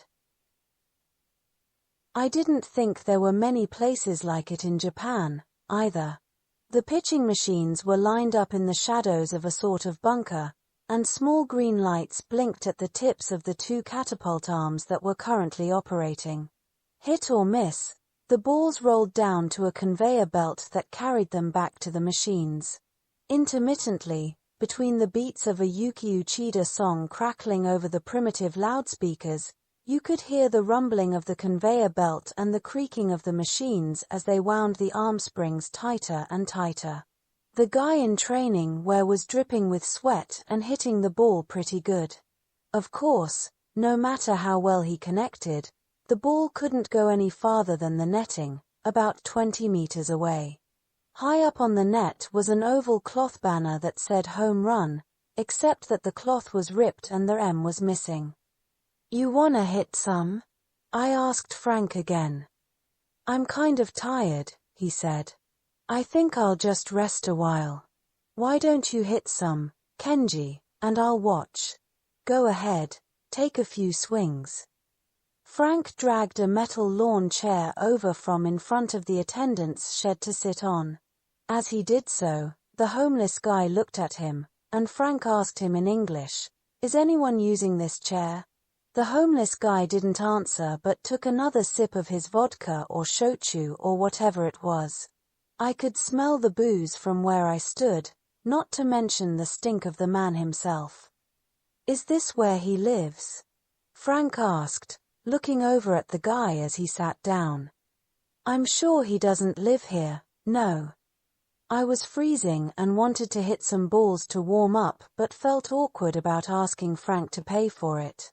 I enjoy swinging a bat, and it was only 300 yen a turn, so I could have paid for myself easily enough, but it wasn't for my sake that I'd led Frank up those metal stairs. I'll admit I was tired of walking, but really we were only here because Frank had said all that stuff about playing baseball as a kid. This was part of my job, trying to see that he enjoyed himself. Besides, I still hadn't recouped my 300 yen for the print club photos. Not a lot, I know, but it was the principle of the thing. I told him at the outset that the client has to bear all expenses, and it wasn't in my interest to have him start thinking of me as a buddy that wouldn't do at all. Maybe it was the strange exhaustion I felt that made me incapable of asking him to get change. I was strangely exhausted. "He's homeless, right?" Frank said. "That's right, yeah." I felt like I was coming down with a cold, and I didn't want to stand there in the wind chatting. Behind us was a parking lot, and through the links in the fence you could see the neon signs of all the love hotels. Frank, his nose red from the cold he didn't seem to feel, sank deeply into the lawn chair and just sat there watching the bum sip his liquor. Why doesn't somebody chase him out of here? Too much trouble. I saw a lot of homeless in the park too, and in the station. I didn't realize there were so many in Japan. Are there kids here who rough them up? Yeah, there are, I said, thinking. Doesn't this clown realize how cold it is? I bet there are. So what do you think of kids who do such a thing, Kenji? Stuff like that is going to happen, I guess. They smell bad, for one thing. It's hard to imagine wanting to get close and be nice to them. The smell, huh? That's true. Smell is definitely a factor in deciding who we like and don't like. New York has street gangs that specialize in molesting vagrants. No money in it, of course, they just take pleasure in the violence, pulling a homeless fellow's teeth out one by one with pliers, for example, or even assaulting them sexually. Why was Frank carrying on about things like this, in a place like this, at a time like this? The "Don't let 'em beat you" woman was now helping her defeated warrior stumble off toward the stairs. The guy in the training wear was still batting. It was so cold on that windblown platform I felt as if I were naked below the waist and standing on a block of ice. Most of the windows in the love hotels had lights on. Looking up at those dim, sleazy lights, I remembered what Madoka had told me in the peep show booth. I've never seen anybody make a face like that when they're getting jerked off. Come to think of it, she never actually told me whether Frank had come or not, let alone the quantity. Not that it seemed to matter at this point. What sort of face could he have made, though? You don't like this kind of talk, do you? Frank said, his eyes still on the homeless guy. I shook my head, thinking, if you can tell that, how about putting a lid on it? I wonder why.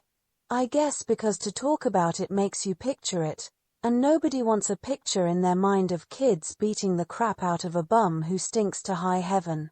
But why is it that if you imagine a baby who smells of milk, for example, you can't help smiling?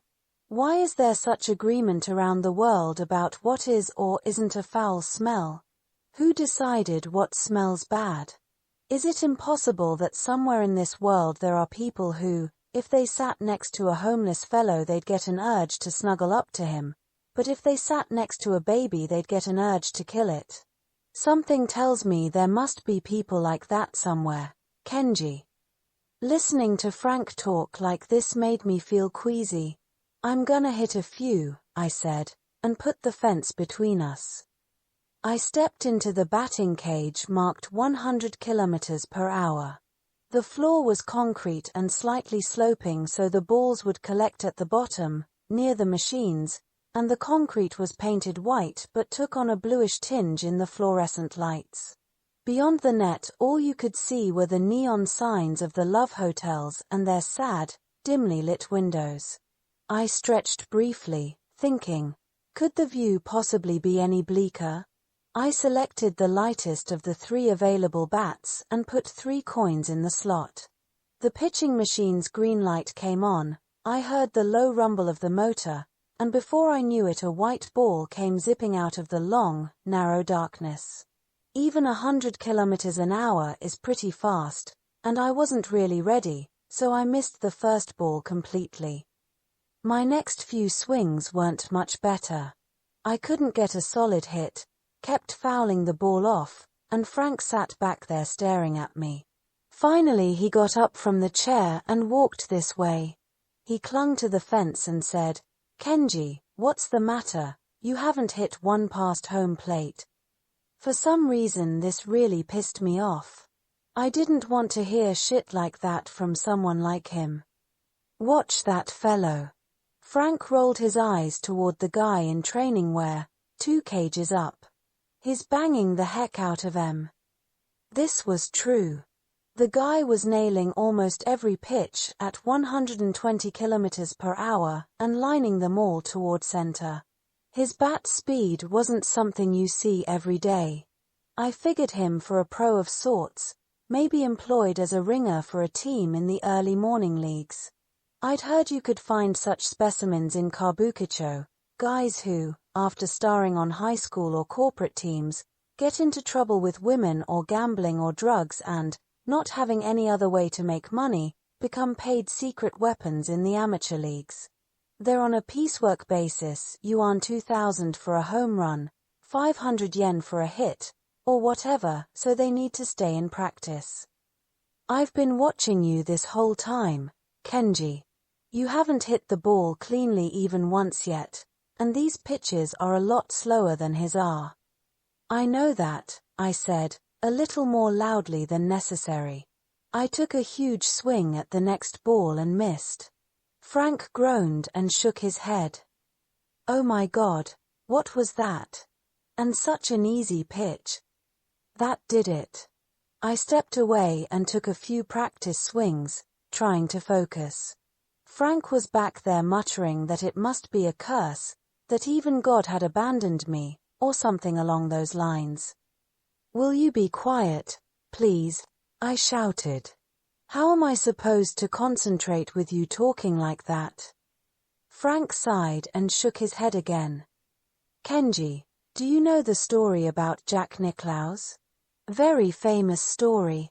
Jack had a long putt to decide some major tournament, you see, and he was standing over the ball concentrating so hard that he didn't even notice it when the wind blew his hat off. Now that's concentration." "Jack who?" I said. "Never heard of him. Just be quiet, all right? If you'll just be quiet, I'll hit that home run sign for you."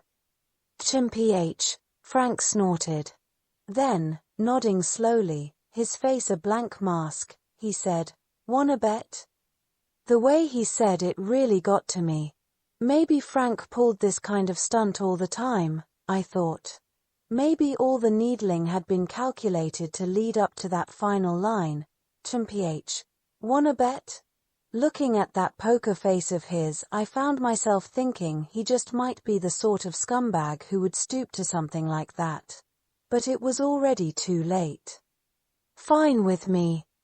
I was saying these words before I even realized it. That cool, clear judgment I pride myself on, so rare in a guy my age, got clouded by the rage Frank's droopy, no expression face triggered in me. "Here's what we'll do, Kenji," he said. "You get 20 balls, and if you hit even one home run out of the 20, you win and I'll pay you double your fee for tonight. But if you don't hit a home run, I win and I don't owe you anything." "You're on," I almost said, but stopped myself. "Frank, that's not fair." "Why not?" "If you win, all my work this evening adds up to nothing. 0. You don't have a 0 option, which means I'm risking more than you. So how do you want it? If you win you only have to pay half the fee, and if I win you pay double the fee. That's logical, right? Then if you win I pay you the 20,000 yen basic rate plus the 20,000 yen for 2 hours extra. That's 40,000 yen times 2, total of 80,000 yen?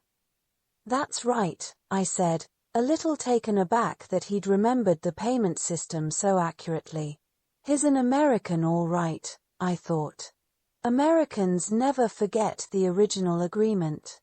No matter how drunk they get or how many naked ladies they get excited about, they always remember. Talk about not fair, that means if you win you're ahead 40,000 yen, but if I win I'm only ahead 20,000 yen.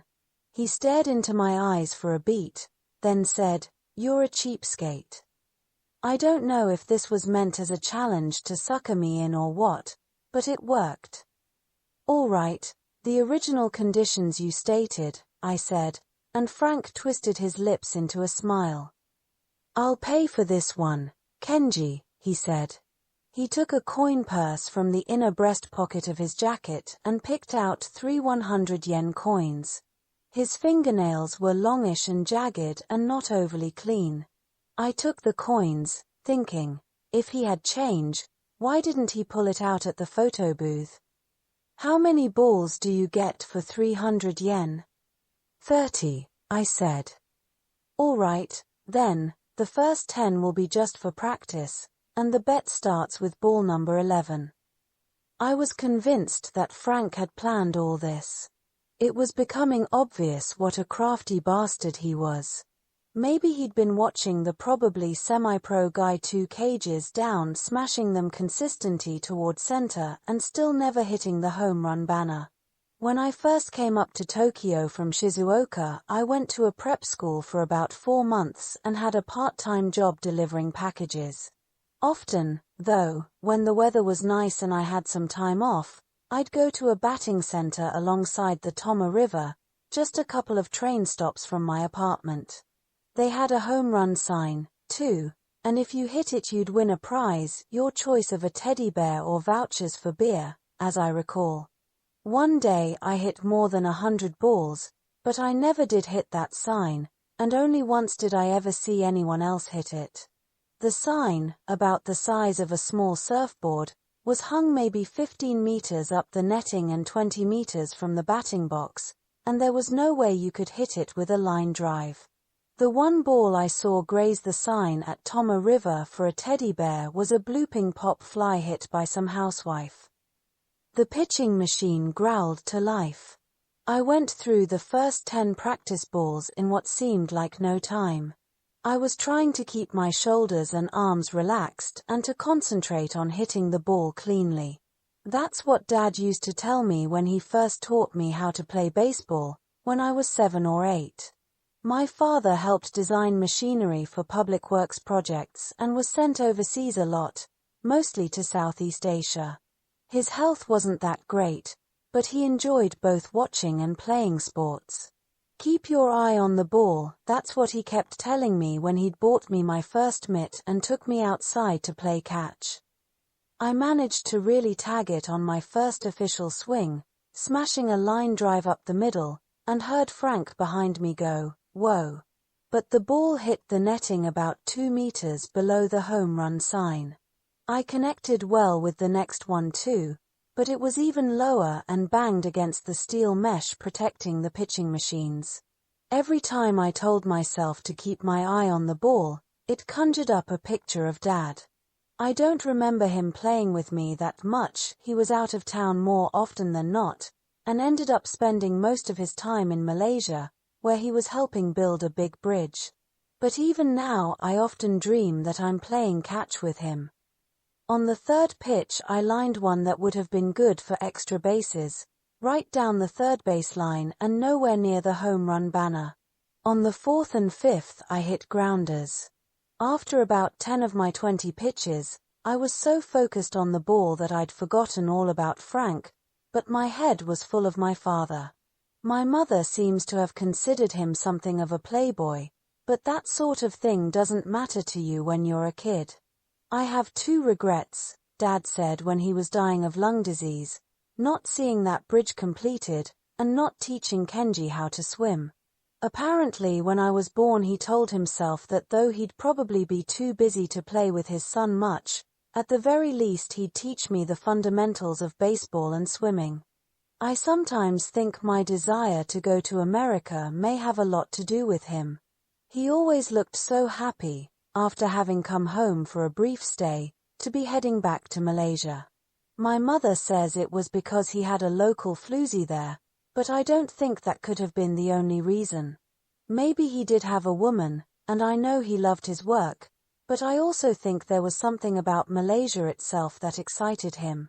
It was sad when he left, of course, but my father was never more appealing to me than when he was saying CYA and walking off with a suitcase in his hand. I've always thought that one of these days I'd like to fly off somewhere like that, with just a casual CYA. I swung up from my heels on the 14th pitch, got under the ball, and sent it up at a good angle. Frank shouted no, and I shouted go, but the ball ended up in the netting a good meter below the target. From there on it was all downhill. My anxiety over the prospect of losing my entire evening's wages destroyed my form, making me swing for the sky, and the best I could do on the remaining pitches was some useless grounders. When, on the 17th pitch, I whiffed again, I heard Frank stifle a laugh, and that made me lose my cool entirely. None of the last 3 balls even made it into fair territory. Boy, that was close. I thought I was done for, several times. Frank was feigning sympathy for me. I felt I needed to do something. There was no way I could accept having to work for this clown for free, even for one night. I came out of the cage, and before putting my jacket back on I held the bat out to him and said, "Your turn, Frank." Frank didn't take the bat. He played dumb and said, "What do you mean?" "Your turn to try. Same bet." Wait a minute, nobody said anything about that. You used to play baseball, right? I already hit. Now you're up. Like I said before, I'm tired. Much too tired to swing a bat. I braced myself. "You're a liar," I said. Sure enough, this summoned up the face. Little blue and red capillaries appeared on his cheeks, the light went out of his pupils, and the corners of his eyes and nose and lips began to quiver. This was the first time I'd seen the face head-on and close up, so close I could almost feel Frank's breath on me. He looked like he was either very, very angry or very, very frightened. "What are you talking about?" he said, peering at me with those lightless eyes. "I don't know what you're talking about." "You're calling me a liar?" "Why? When have I ever lied to you?" I looked down at my shoes. I didn't want to look at the face. Frank seemed to be trying to arrange it into a sad, hurt expression, and it wasn't a pleasant sight. I felt pathetic just being associated with a face like that. "You said you used to play baseball when you were little. You told me that, in the waiting room at the peep show.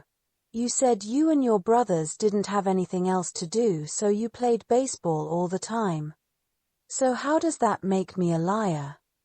For anybody who's played it as a child, baseball is a sacred thing. Right? I don't get you. It's sacred, more important than anything. Okay, Kenji, hold on a minute. I think I'm beginning to see. I guess you're saying that if what I said in the waiting room is true, then I should take a turn at the plate. Exactly. Isn't that what we did as kids? We always took turns batting. All right, Frank said. He took the bat and stepped into the cage. Double or nothing, then? The guy in the training where was packing up to leave.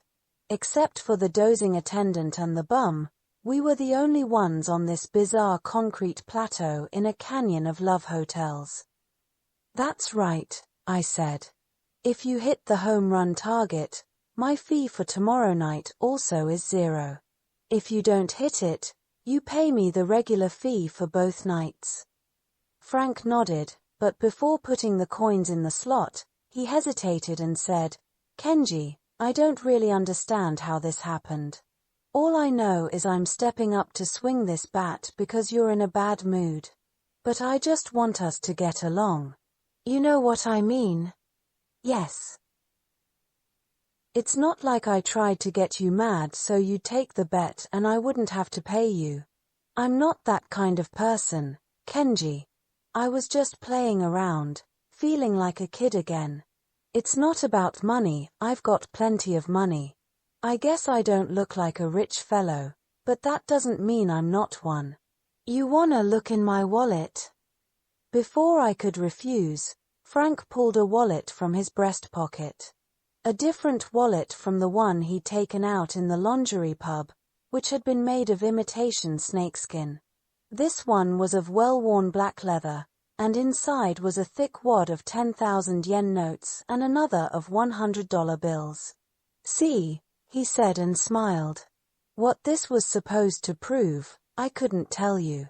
Genuine rich guys never carry a lot of cash around, and I didn't see any credit cards in there. That's about $4,000 and 280,000 yen. Oh, I've got money, all right. You see that now? Yeah, I see, I said, and Frank strained to make the happiest face he was capable of. His cheeks twisted grotesquely, and he kept them like that until I grinned back at him. I felt goosebumps rise on the nape of my neck. All right, then. Here goes. Frank took 300 yen out of his coin purse and fed the machine. Then, instead of standing on the artificial turf of the batter's box, he stepped onto the concrete and stood directly on top of the painted lines of home plate. I had no idea why he was doing that. If he didn't move before the pitch came, he was going to get hit by the ball. The green light came on, and the machine began to stir. Still standing on home plate, Frank crouched down facing the machine and held the bat out in front of his chest. His grip was wrong too, his right hand below his left. I thought he was trying to be funny. I heard the spring's final stretch and then the thump as it snapped back. Frank still wasn't moving, and the ball grazed his ear at 100 kilometers per hour. Well, after the ball had hit the mat behind him, he swung for all he was worth, if you can call it a swing. He pounded the bat against the concrete, as if he were chopping wood, and let out an incomprehensible yowl. The metal bat slipped out of his grasp and bounced up in the air, ringing like a high-pitched gong. When the next pitch came whizzing at him, Frank was standing sideways to the ball but still right on top of home plate. I was dumbfounded. I was watching an adult American male stand in the path of a speeding baseball with nothing in his hands. That familiar, everyday concept, the batter's box, had been transformed into something alien. Frank's pose had nothing to do with baseball or any other sport. He squatted there with his head bowed and his fists still locked in the position they were in when the bat flew off, one on top of the other, both pointing toward left field. It was as if he'd been instantaneously freeze-dried. The second ball grazed his back, and I called out to him, "Hey, Frank." He didn't even flinch. He was staring at the bluish-white concrete floor. A scrap of paper rode a gust of wind through the chain-link fence and danced lazily in the air to the ancient pop song crackling over the loudspeakers. Frank wasn't even blinking. It was as if rigor mortis had set in. I felt like I'd wandered into a nightmare. One ball after another brushed past Frank and slammed against the mat suspended behind him. The regular, muffled sound it made was like the ticking of time in some alternate world, strangely comical but also painfully real. The sixth ball hit Frank in the ass, but he still didn't move except to bring his hands in front of his face and peer at them. It was a pose of sorrow and resignation, like someone who just confessed to a crime and was awaiting punishment. I began to feel I'd been bullying him and went into the cage to try and put a stop to it all. "This is dangerous, Frank," I said and put my hand on his shoulder, which was as cold and hard to the touch as the metal bat had been. "It's dangerous here," I said again, shaking him. Frank finally looked up from his hands and nodded. His face was turned toward me, but his dead eyes were focused somewhere else, and as I led him from the cage he slipped on a stray ball and fell down. I apologized to him again and again. I felt like I'd crossed a line, done something unforgivable. "It's all right, Kenji," he said when he'd settled into the chair again. "I'm okay now." "You want to go get a cup of coffee or something?" I asked. Frank shook his head, trying to smile, and said, "Let me sit here for a while." The homeless man was watching us. December 30th, 1996. I got up around noon and read the newspaper first thing. It was full of details about the schoolgirl murder. In the early morning hours of December 28th, a restaurant employee in the Kabukicho section of Shinjuku, Tokyo, reported to police that on leaving work he had discovered 2 plastic trash bags containing the dismembered body of a young woman. Police have identified the woman as Akiko Takahashi, 17, a second-year student at Taito No. 2 High School and the daughter of Nobuyuki Takahashi, 48, of Taito Ward. Evidence suggests that Akiko had been sexually assaulted, and the Metropolitan Police have formed a task force to investigate the case as an apparent rape homicide.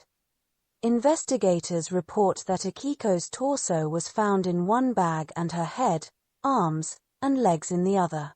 Her face bore several bruises, and cuts and puncture wounds covered her body. It was determined that she had been dead for approximately 12 hours. Her clothing, appointment book, and other personal effects were also found inside the plastic bags, which were discovered at a trash collection site in an out-of-the-way alley.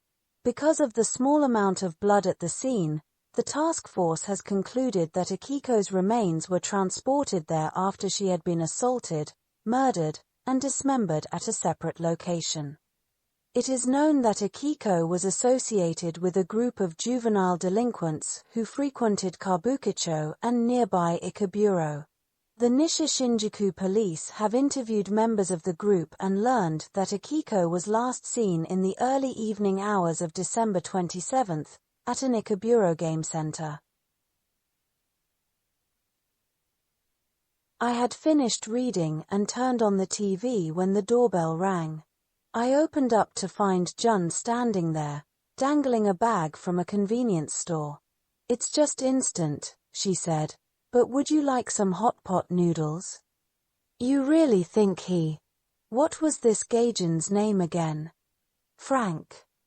Right. "You really think he's the murderer?" "I'm not saying that, but I don't know." On TV, a psychologist, a criminologist, and a social commentator guy who was supposed to be an expert on high school girls were holding forth, acting as if nothing in the whole world was beyond their comprehension. I mean, I don't have any actual evidence that he did it. The real mystery to me is why I can't shake the feeling that maybe he did. The thick noodles were delicious. Jun had mixed in some minced meat she'd bought separately. She's thoughtful like that. Jun has bleached highlights in her hair and piercings in both ears. Today she'd shown up in a black leather miniskirt with a mohair blend sweater and boots. On TV, the social commentator guy was saying, "As for the baggy leggings and the bleached hair and the piercings, these are all expressions of high school girls' rejection of the parameters of adult society." Jun picked up a tiny clump of minced meat with her chopsticks and said the guy was a fool. I agreed with her. I'm not a girl, and it's been 2 years since I was in high school, so I'd never claim to understand even Jun very well. But some of the younger experts on TV act as if they've got high school girls completely figured out. You can't trust people like that. Chopping her up, though, Jun said, that's pretty extreme. It's like Silence of the Lambs, don't you think? Yeah, I do. I think whoever did it must have been influenced by stuff like that. Like you said last night, it's not a very Japanese way to kill somebody. So did you bring me a picture? A picture? Kenji, you said you'd bring a print club photo of the guy. I didn't get back here till almost 3 in the morning, after dropping him off at his hotel. He said something you wouldn't believe last night, at this batting center we went to. Believe me, photos were the last thing on my mind. We went to this batting center and he got all whacked out. What do you mean, whacked out? He suddenly froze up, his whole body. The balls were flying at him and he was facing the wrong way, just squatting there like a statue. It wasn't just, like he'd never played baseball before or something. It was way beyond that. And when I asked him about it afterward, he told me his missing part of his brain. You mean, like a retard or something? No. They cut it out. Part of his brain. The noodles Jun was lifting to her mouth stopped and swayed in midair. Don't you die if somebody cuts out part of your brain? This was the part called what was it again?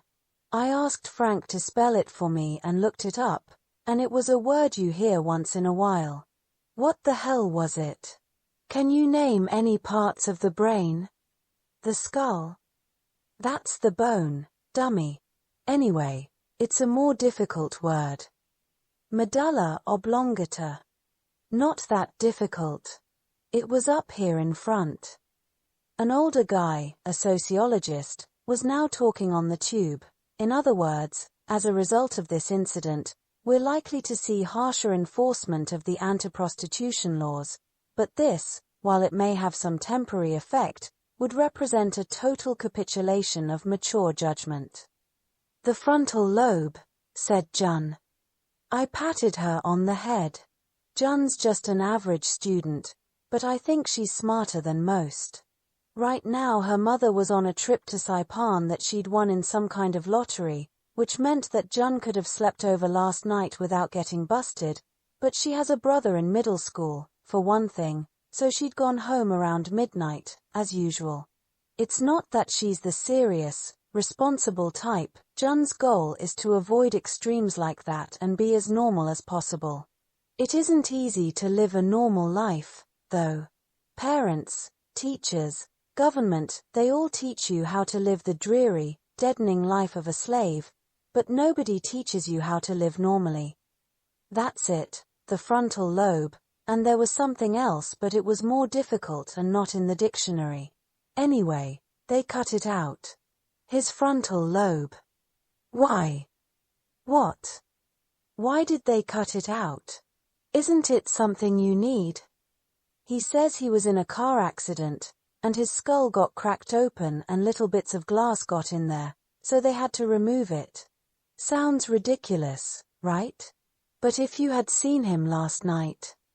Frank had said, Kenji, can I tell you a secret? And before I could even reply, he was off. It may have crossed your mind that there's something unusual about me.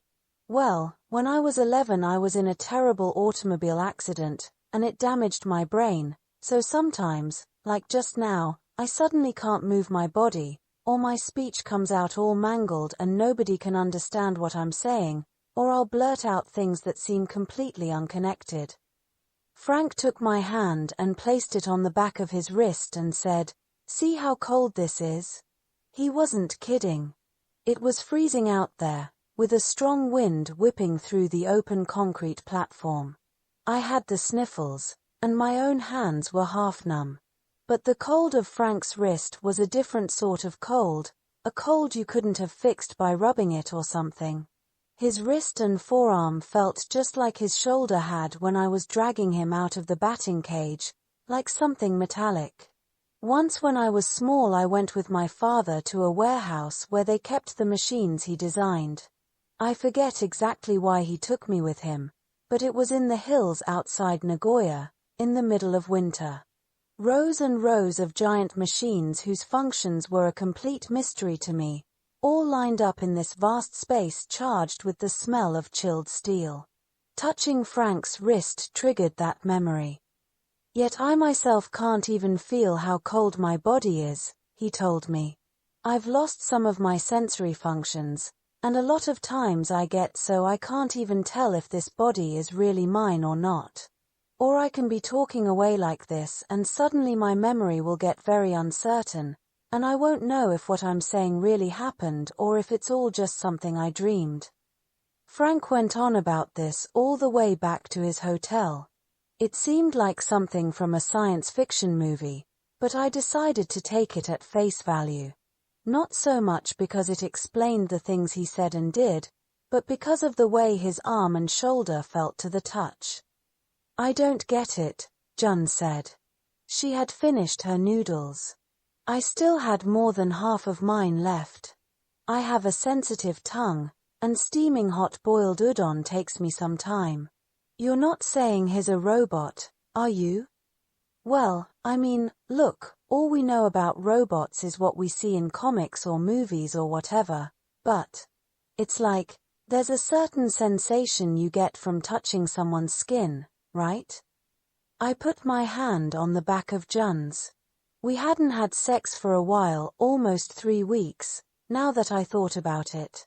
When we first met we were going at it like a couple of I don't know what in heat, but gradually, as we spent more time hanging out with each other, eating noodles or Jun's special salads, the sex became less frequent. It's a particular kind of soft, warm feeling that you recognize immediately. Well, when you touch Frank it's not like that at all. Jun's eyes were on the TV, but she squeezed my hand gently and told me to hurry up and finish eating. Before the stuff they're saying ruins your appetite. They were still going on about the schoolgirl murder. The experts had all had their say, and now a reporter was chattering excitedly in front of a big, badly drawn sketch of a generic high school girl. Akiko had been viciously beaten, but if you'll look at this picture I'd like to explain some of the more puzzling facts in regard to the nature of her injuries. Don't these people ever think about how her parents would feel if they saw this? Jun said.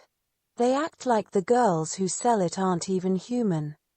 Makes me sick, she muttered, looking away from the TV. It's true the drawing was in incredibly bad taste. There were different colored marks for where the girl's body was bruised, slashed, or punctured, and the head and arms and legs were separated from the torso with dotted lines. So, as you can see, Akiko's entire body had wounds of one sort or another, and on her upper torso, right here, on her left breast, the flesh was said to have been sliced and peeled away, but to the profiling experts the most significant point is here, the eyes. The fact that her eyes had been punctured with what would appear to be an ice pick, which, according to criminal psychologists, means that the murderer couldn't bear to have the act witnessed, that he didn't want the victim watching him, and found it necessary to blind her before proceeding with the attack. And what's important about this is that it tells us the murderer is an extremely repressed and timid person.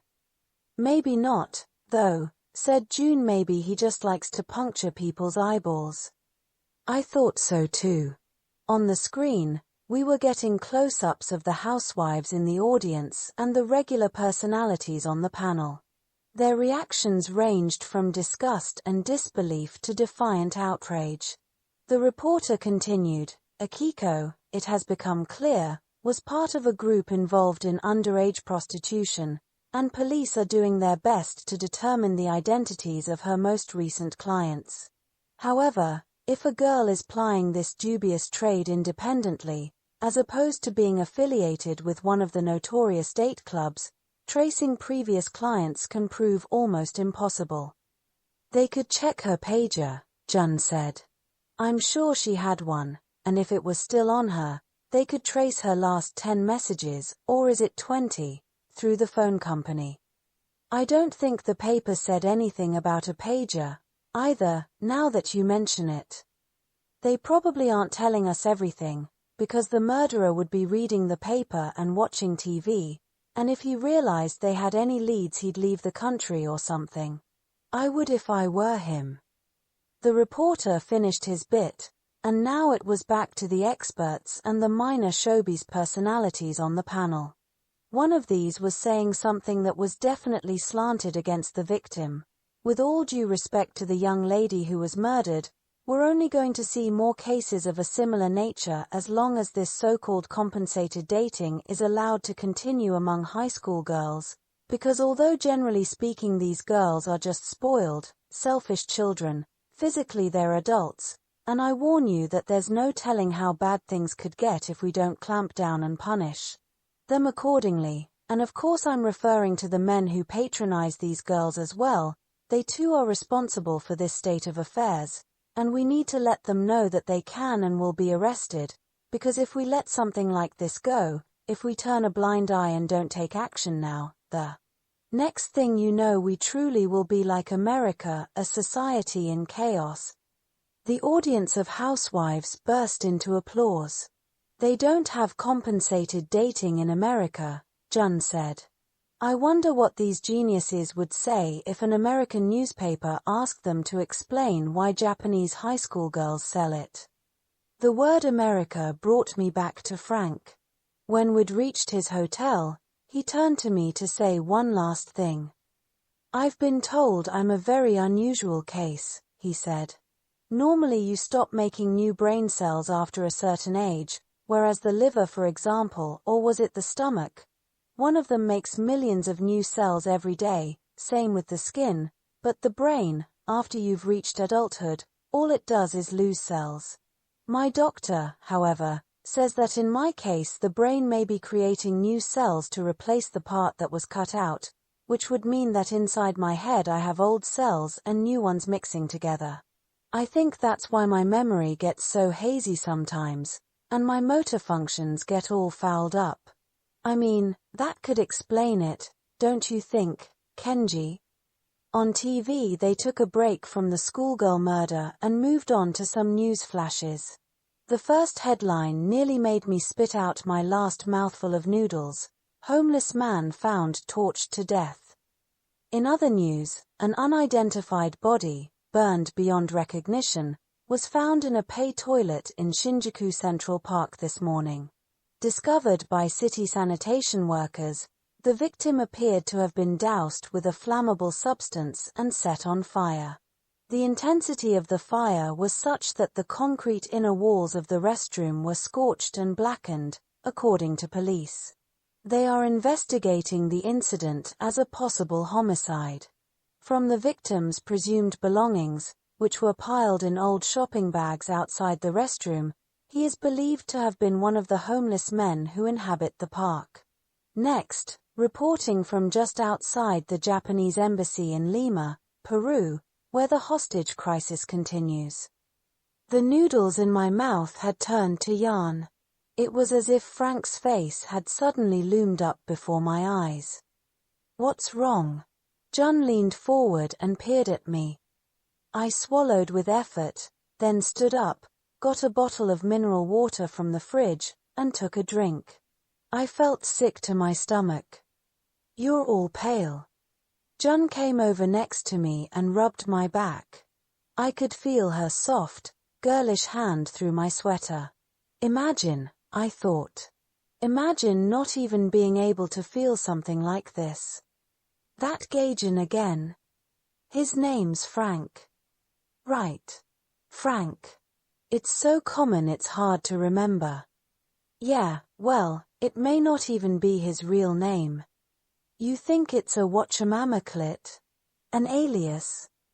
I told her all the things Frank had said about homeless people the night before. But, wait a minute, Jun said when I was done. If the Gaijin, if Frank says there might be people who would see a smelly homeless man and want to cuddle up to him but look at a baby and want to kill it. When it comes to this guy, it's not about making sense. I get the feeling you can't believe anything he says anyway, except for the hateful stuff. So you think he killed the homeless man? It was hard to explain why, exactly. I had no proof. And Jun had never met Frank. You couldn't understand what was so disturbing about him without meeting him. Kenji, why not cancel the job? Cancel on Frank? The thought literally gave me goosebumps. I can't do that, I said. Why? You think he might kill you? Jun was really beginning to worry. She could sense how scared I was. She probably pictured Frank as the sort of psychopath mafia killer you see in movies. But Frank was no hitman. Hitmen murder people for a fee. If Frank was a murderer, I was pretty sure he wasn't just in it for the money. I doubt if I can explain this very well. I can't prove he's done anything, and normally it wouldn't even occur to me that he might have. The homeless guy who got killed, I don't know that he's the same guy we saw at the batting center. And I don't see any point in going back there to check, because I have a feeling that to somebody like Frank, one bum would be as good as another. I'm not really following you. I know, I sighed. I think I'm starting to lose it. Did the homeless man at the batting center do something to Frank?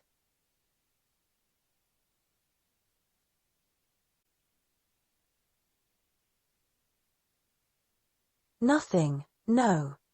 So what exactly makes you think Frank had something to do with killing him? It's crazy, I know. I'm sure it's just paranoia. But if you were to meet him, you said you wanted to see a photo of him, but I don't think a photo would tell you that much. How can I put this? Listen, when I was in high school, we had a lot of badasses around, you probably do too, right? In your school? Kids who seem to go out of their way to cause trouble and make people hate them? I don't know. Nobody that bad, I don't think. Probably not, now that she mentioned it. Jun goes to a fairly respectable private high for girls, where there probably aren't many really hard cases.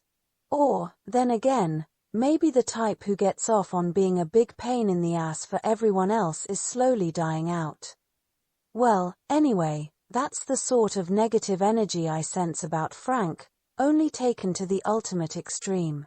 The ultimate in malevolence. Malevolence. Yeah.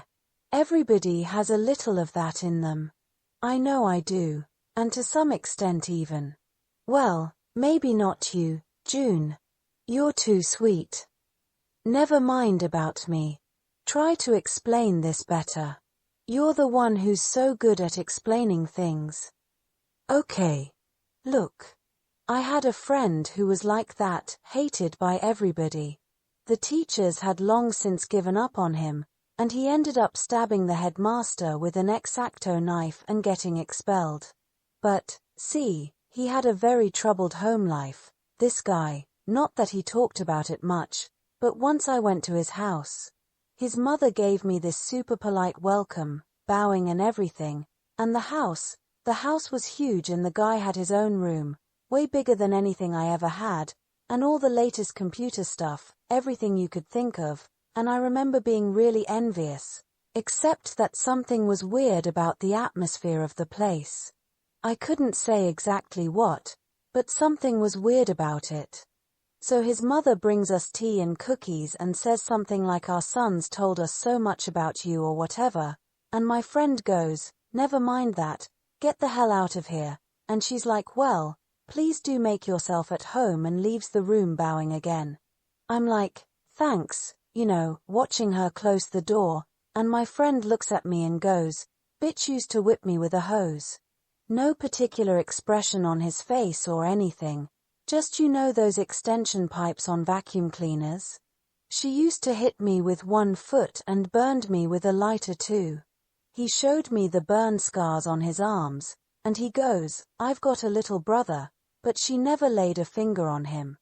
So, anyway, later on we started playing this computer game that had just come out, and after a while I had to go to the bathroom, so we pause the game and I go out into the hallway, and his mother is standing there in the shadows.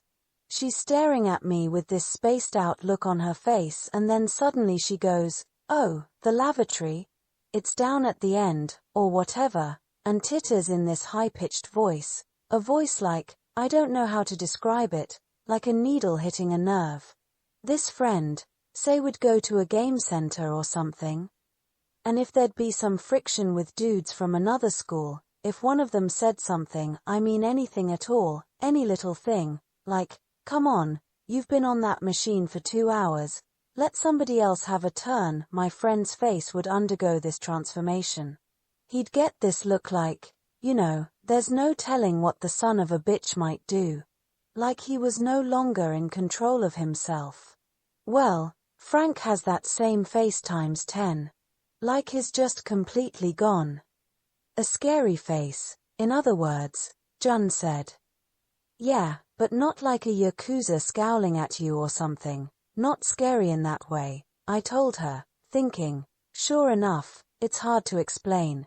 I imagine other people could meet Frank and not get this feeling from him at all.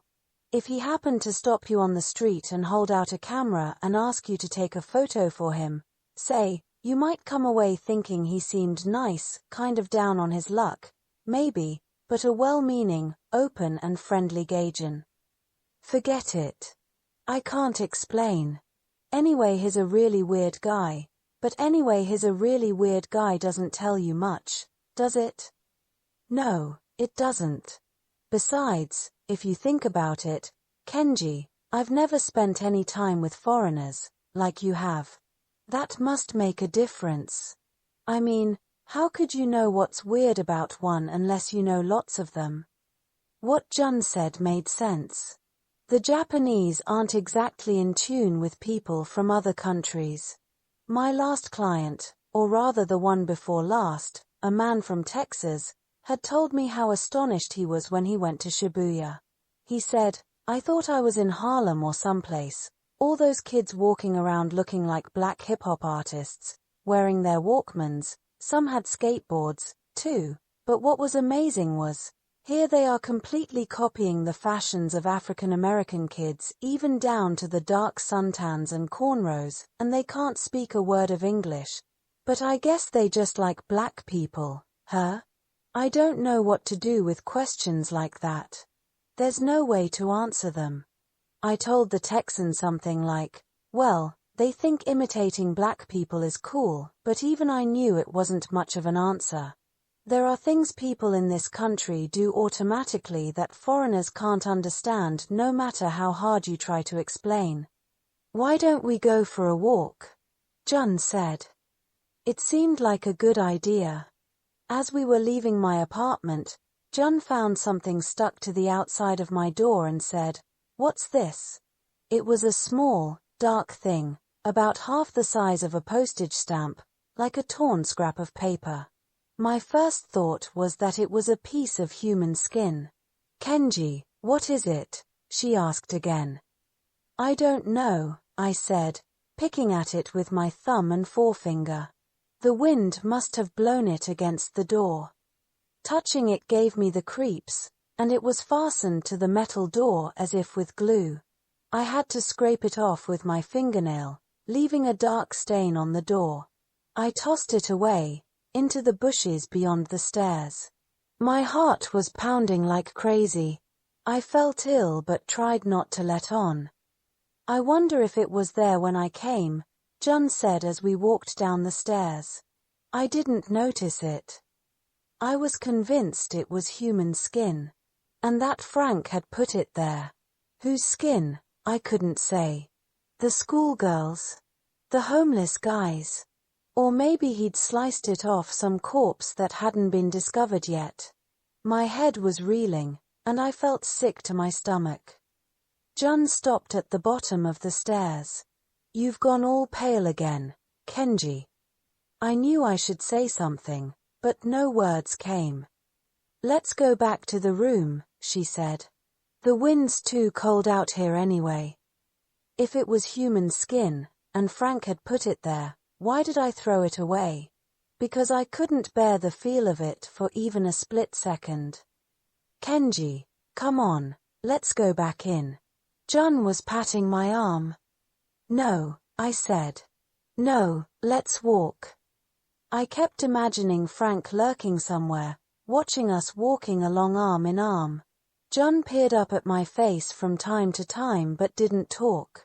The thing had had what felt like fingerprint grooves pressed into it. It wasn't a scrap of paper, I was sure of that. And I couldn't imagine that this damp little thing, about the size of a fingernail, had just happened to come wafting along on the wind to plaster itself to my door. Someone had deliberately pasted it there, pushing down hard with the tip of his finger. It must be a warning, I thought. And the only person I knew who might feel any need to warn me would be Frank. Don't get any ideas or try anything funny, or you could end up like this, was probably what it meant. An image flashed through my mind of Frank planting that moist scrap of skin on my door and muttering, "Kenji, you'll understand what this means, won't you?" It was behavior that suited him perfectly. My friends have always told me I'm a pessimist, that I tend to see the dark side of everything, and I think that may have something to do with Dad dying when I was so young. It was definitely a shock when he died. The worst possible scenario is always taking shape behind the scenes, where no one can detect it or see it coming, and then one day, boom, it becomes your reality. And once it's real, it's too late to do anything about it. That's what I learned from my father's death. Jun and I neared Meguro Station, walking among the crowds. She could see I wasn't quite myself and didn't press me to talk. Jun's parents divorced when she was small, so she knows what it's like to be anxious or scared and want to be with somebody but not have to talk. I think people like Jun and me are becoming the mainstream in this country. Very few people of our generation or the next will reach adulthood without experiencing the sort of unhappiness you can't really deal with on your own. We're still in the minority, so the media lump us together as the oversensitive young, or whatever the latest catchphrase is, but eventually that will change. I tried calling the office of the magazine where I advertise my services. Maybe Frank had asked for my address. Yokoyama-san? Kenji, you still working? Yokoyama-san published the magazine more or less on his own, and though it was the day before New Year's Eve, he was hard at it now. In fact, he often sleeps in his office and works most Sundays and national holidays. He always says he's happiest when he's listening to old-time jazz and laying out the magazine on his Mac. Yes, I am, I said. Gaijin don't think of New Year's the way we do, as you know. And that's all to their credit if you ask me. Hey, did the police contact you? My heart stopped for a second. It turned out not to be about Frank, though. Did something happen? You knew I had a homepage, right? On the internet. Of course. You're always bragging about having designed it yourself. I am. Well, anyway, the police sent me a warning. A warning? What for? I had a few pictures on there. Nothing hardcore, but nudes, of course. After all, it's a magazine for foreigners about the Japanese sex industry. But the police advised me to practice self-restraint. In other words, clean it up or expect some heat. Hey, you could see some pubic hair, it's true, but every magazine you pick up these days shows at least that much, so it's obvious they just want to make an example of me. I was afraid since your ad's in there they might have contacted you too. They haven't. Good. If they do call you, just say you don't know anything. I will. By the way, I said, you didn't get any calls from a client of mine, did you? Even if Frank had called, I was pretty sure Yokoyama-san wouldn't have given him my address. Oh yeah, I did, he said. My heart started thumping.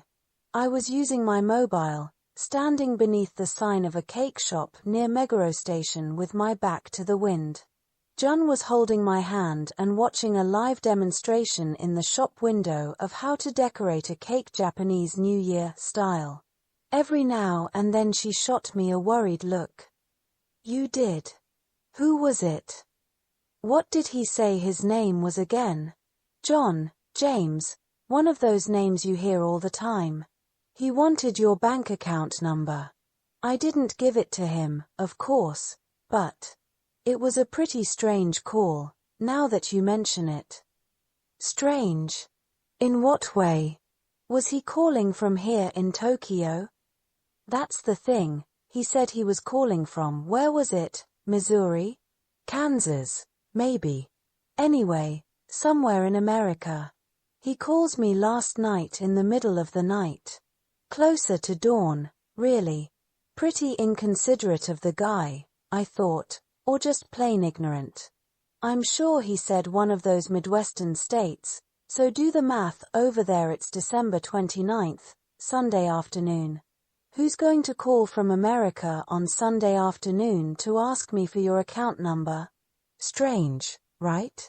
Over there they all go to church on Sunday, don't they? Or to the movies or whatever, but who'd make an international call to say I forgot to pay my guide, give me his bank account number? If it was the other way around I'd understand. If he was saying you owed him money, I could see that, but to tell me he wants to pay you. Besides, you're the one he should be calling, right? So I asked him, I said, did you call Kenji? And he said you didn't answer. Any idea who it was? Well, for starters, I always insist on cash or traveler's checks. I'm not about to trust people to wire me my fee from overseas. Of course not. Ask any hustler her golden rule, it's got to be cash on the weight. That didn't sound right. I'm not saying you're. What was he like? His voice and everything. His voice. Well, the first thing that seemed odd to me was that he sounded so close. I know the international lines are pretty good these days, but still, there was no static or delay or anything. His voice. I don't really remember. It was the type you don't remember, a voice you might hear anywhere, not husky or deep or high-pitched or anything. Pretty average way of speaking too. Not the most beautiful English but polite enough.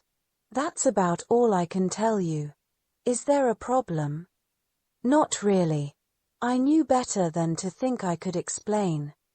The last thing he said was really strange, something about magic. I wasn't sure I'd heard this right. Sorry. I think he realized I was getting suspicious. This was the middle of the night, after all. I mean, look, I'm a man who likes foreigners. Normally I'd bend over backward to help, but to have this guy wake me up before dawn and mutter this crazy stuff in my ear, I mean, come on. I may have been a little gruff when I said did you call Kenji, but then he starts telling me what a great guy you were and what a wonderful job you did, and how well he and you got along and how you hung out together like friends, and I just thought, this is getting weirder and weirder. I mean, would an American telephone somebody he's never met from his living room or whatever in Kansas or Missouri on Sunday afternoon to say that the tour guide who introduced him to women at sex clubs in Tokyo was a great guy? Normally, I mean.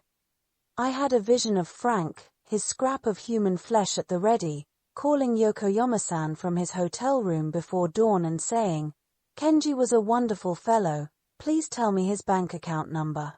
That was exactly the sort of bizarre behavior he was made for. As opposed to, say, giving himself a mohawk, painting his body, and running naked through the streets. How do you know it was Frank? Jun asked me. We were sitting at a table in the little cafe corner of the cake shop. After talking to Yokoyama-san, I'd been standing there on the sidewalk stunned till she grabbed my arm and dragged me inside, saying I was pale as a ghost. Let's get some hot coffee.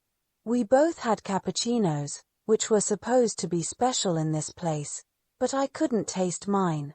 It was as if I had some sort of film covering my tongue and gums and throat. My heart was pounding and my mind was confused. I told her what Yokoyama-san had said. Of course, there's no proof it was Frank, I added unconvincingly. You think he stuck that thing on your door, too, don't you?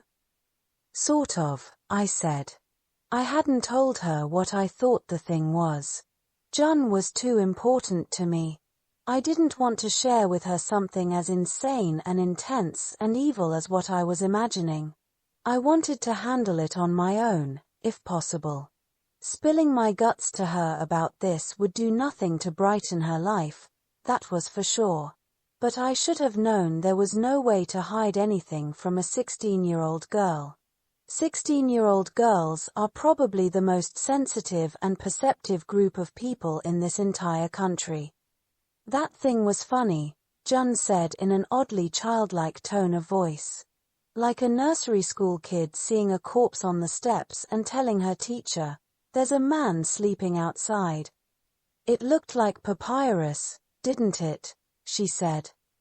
"Ah. The fruit that tastes like first love, as they say in the ads." "Kenji." "What?" "Normally I like your little puns, but now's not the time." I hadn't meant it as a joke. I'd honestly mistaken papyrus for papaya. I'm not proud to admit it, but that's how out of it I was. Did it have blood on it or something, that thing? It was all dark and nasty looking. Was that blood? "I think so," I confessed, throwing in the sponge. I didn't have the energy left to lie. I think it was a piece of someone's skin. "What? Why would he do that?" "As a warning. Warning me not to talk to the police or whatever." My mobile rang in my jacket pocket. Dark forebodings always come true. It was Frank. "Hi, Kenji," in this super cheerful voice. "How you feeling?" He seemed to be at a payphone, and it sounded like the words were coming not out of his mouth but straight through his skull from his brain. On our table was a little clipboard with a sign, "Please refrain from using your mobile phone in the cafe corner." Jun pointed at it and gestured that I should go outside, but a cute young waitress who'd been rearranging cakes in the window said it was all right, since there weren't any other customers right now. Jun thanked her.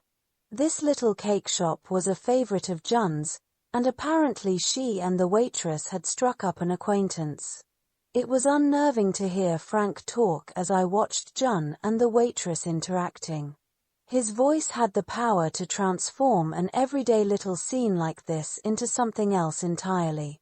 I felt like I was being sucked through the gap between what Frank's voice symbolized and what Jun and the waitress symbolized, down into the belly of some monster. "I'm fine," I told him, struggling to keep my voice calm. "Don't let on," I told myself. "Act like you know nothing. Let him think you're just some dim-witted nightlife guide." "Good. So I'll see you tonight?" 9 o'clock, I said. "More fun, I can't wait. Last night was fantastic. I'm glad you enjoyed it. Oh, and by the way, I changed hotels." My pulse was racing again, and my throat was bone dry. "Oh, which hotel?" "One of those high-rise places by the new government buildings. The Hilton." "And your room number?" I wanted to switch to a nicer hotel since I'm only going to be here 2 more nights, but it was hard to find a room, what with New Year's and all. They tell me that in Japan New Year's Day is like our Christmas. He didn't give me a room number. I doubted he was staying at the Hilton. What he was really telling me was that I couldn't find him even if I tried. "How's your girlfriend?" I wondered if he was watching us right now, and scanned the street outside the window. "Oh, she's fine. I'm surprised you remember I've got one. I was afraid she might be mad because I kept you out later than planned last night." She wasn't, was she? Girls, you know how selfish they can be. Was he watching us right now? Did he know I was with Jun? She wasn't mad. Actually, I'm with her now. Everything is fine. You're on a date. Oh, heck, I'm sorry to bother you. No, it's all right. I'm glad you called. You didn't look well when I left you last night. I was worried. I'm okay now, And I'm really sorry for all the trouble I caused you. Today it feels like my brain is regenerating like crazy. I can tell a whole lot of new brain cells are being produced, and I can't wait till tonight. Tonight I want to have sex for sure. Frank, could you tell me your room number at the Hilton? In case there's an emergency and I need to get in touch with you. What do you mean, emergency? Like what?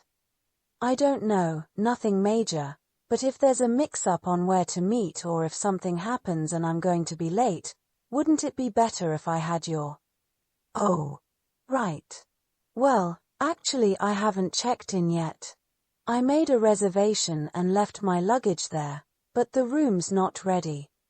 Will you call me again when you know the number, then? Of course. Oh, but wait, I'll probably be out all day and might not have a chance to call. And if I'm out, you wouldn't be able to get me anyway. Do you mind if I ask the front desk? I'm afraid that's no good. I'm staying under a different name, not Frank. You know how it is. I plan to have some fun the next couple of nights, naughty fun, if you know what I mean, so I didn't want to use my real name. But as for where to meet tonight, how about out in front of the batting center? I'm sorry, what did you just say? Out in front of the batting center we went to last night.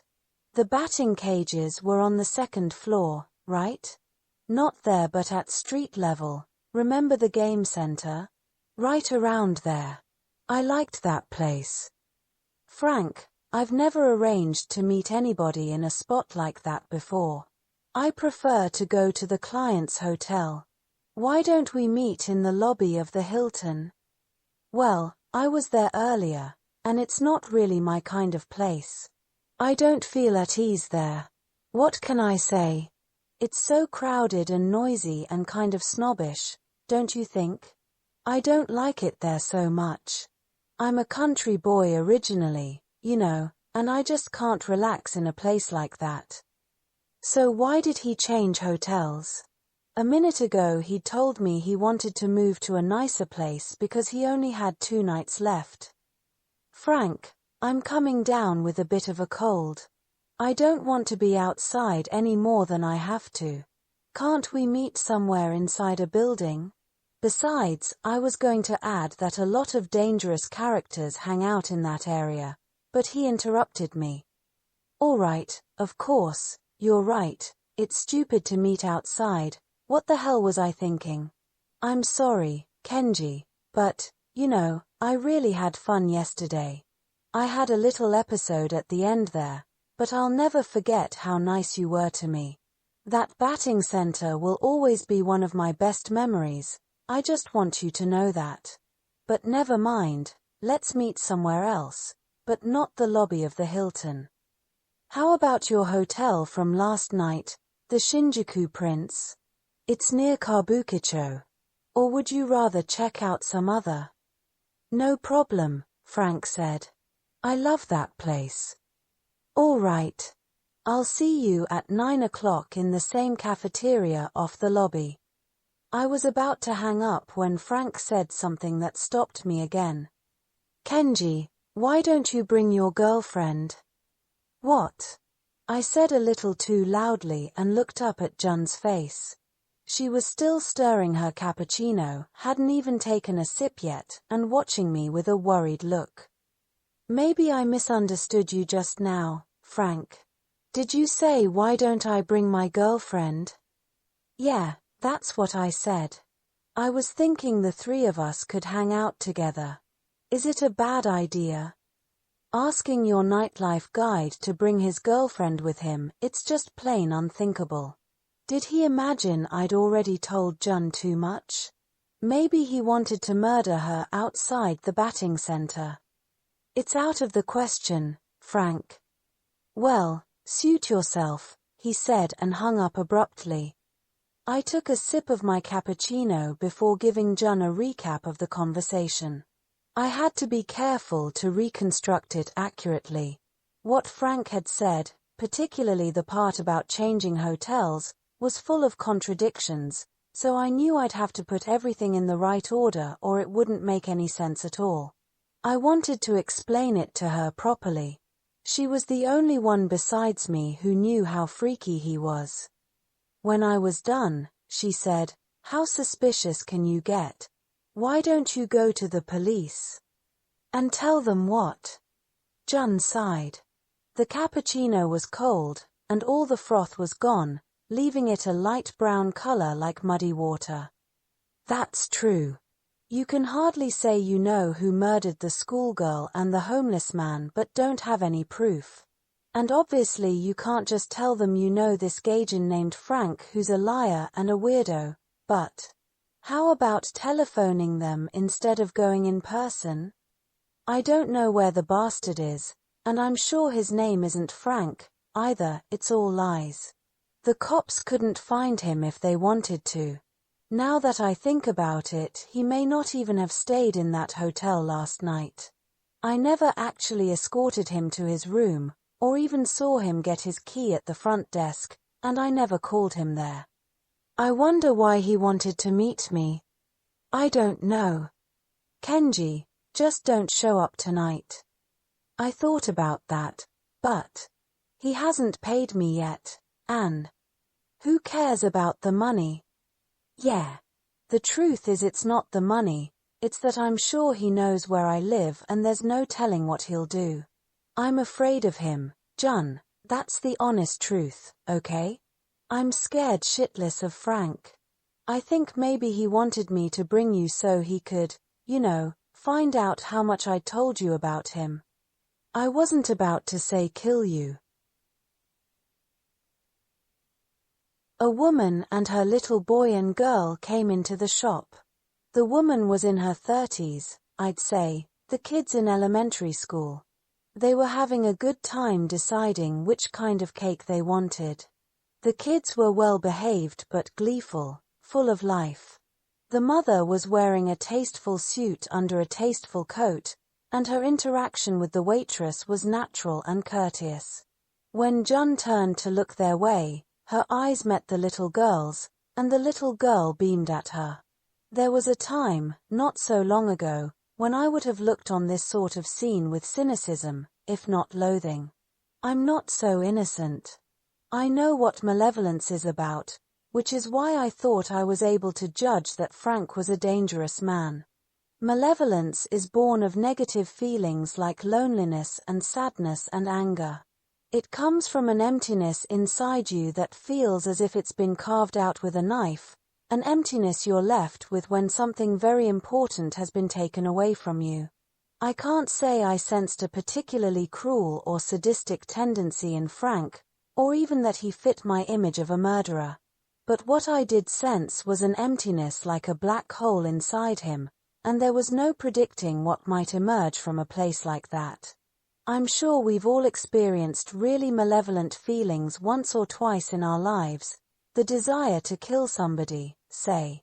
But there's always a braking mechanism somewhere along the line that stops us. The malevolence is turned back, and it sinks down to the bottom of the emptiness it emerged from and lies there, forgotten, only to leak out in other ways, a passion for work, for example. Frank wasn't like that. I didn't know if he was a murderer, but I knew he had a bottomless void inside him. And that void was what made him lie. I've been there.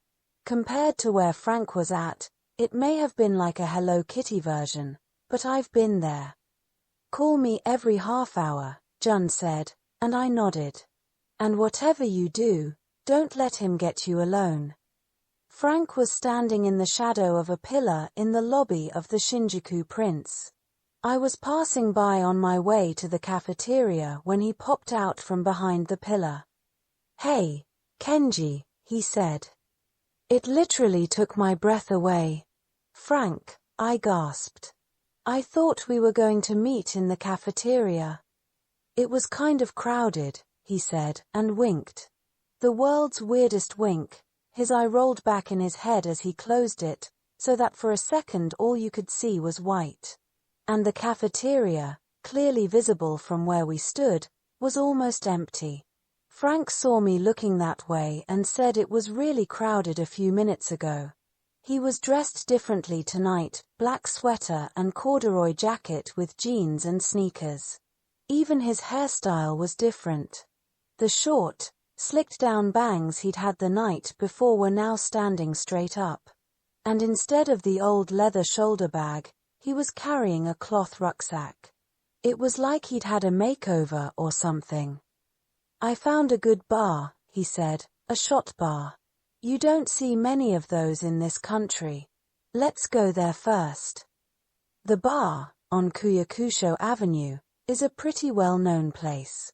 Not because it serves delicious cocktails or the interior is anything special or the food is particularly good, but simply because it's one of the few no-frills drinking places in Kabukicho. It's popular with foreigners, and I've taken clients there several times. It has no chairs, just a long bar and a few elbow-high tables along the big plate glass window.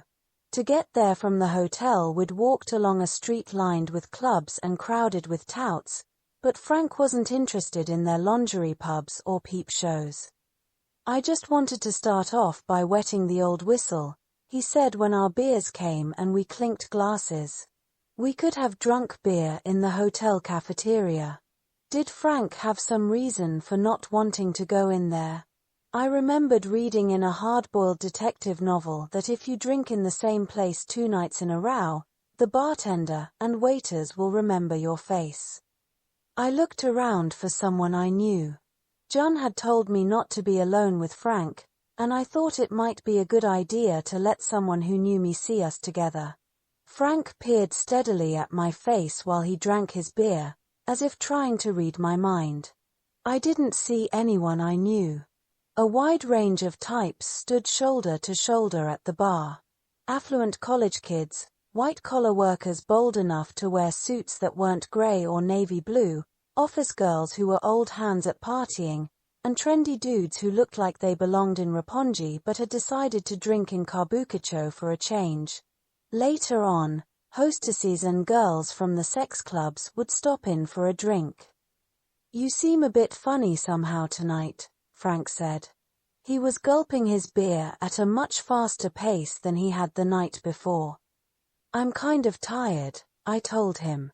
"And like I said on the phone, I think I'm catching a cold." I guess anyone who knew me could have seen I was a bit funny somehow. Even I thought I was. This is how people start the slide down into madness, I thought. Suspicious minds breed demons, they say, and now I knew what they meant. Frank kept peering at me, and I searched for something to say. I was trying to decide how much I should let him suspect I suspected. It seemed best to hint that I thought he was a dubious character, but not to the extent that I'd ever imagine he might be a murderer. If he knew I imagined any such thing, I was pretty sure he'd kill me. And if, on the other hand, he decided I was completely naive and oblivious, he might be tempted to whack me just for the hell of it. "So, what do you want to do tonight?" I asked him. "Don't you have any good ideas, Kenji?" In as light-hearted a tone as I could muster, I tested him with one of the cracks I'd been considering. "Let's see. Why don't we go to the batting center and hit balls till about 5 o'clock in the morning?"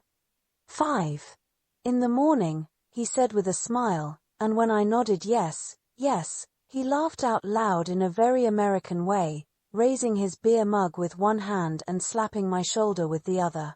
An American holding a beer aloft and roaring with laughter looks as natural as a Japanese does dangling a camera and bowing. Some of the customers around us smiled. Japanese always have a favorable impression of people from overseas who seem to be having a good time. The foreigner's enjoying himself, so maybe old Nippon isn't so bad after all. In fact, maybe this is a world-class bar, and we drink in places like this all the time, so maybe we're happier than we realized, is how the reasoning goes. This spot had some excellent jazz on the sound system, a rarity for Kabukicho, and the lighting was fashionably dim, so that not even the people standing right next to us could see Frank's face very clearly. Even as he slapped my shoulder and laughed, Frank's eyes were as cold as dark marbles. I had to force myself to return the gaze of those chilling eyes and try to look perky and cheerful. It was agony of a sort I'd never experienced before. I didn't know how long my nerves would hold up. I want sex, Kenji, sex. I want to drink some beer here to get in a good mood and then go to a club where I can get sexually aroused. I had no way of knowing if my crack about the batting center had made any impression or not. In my jacket pocket was a little spray can of mace.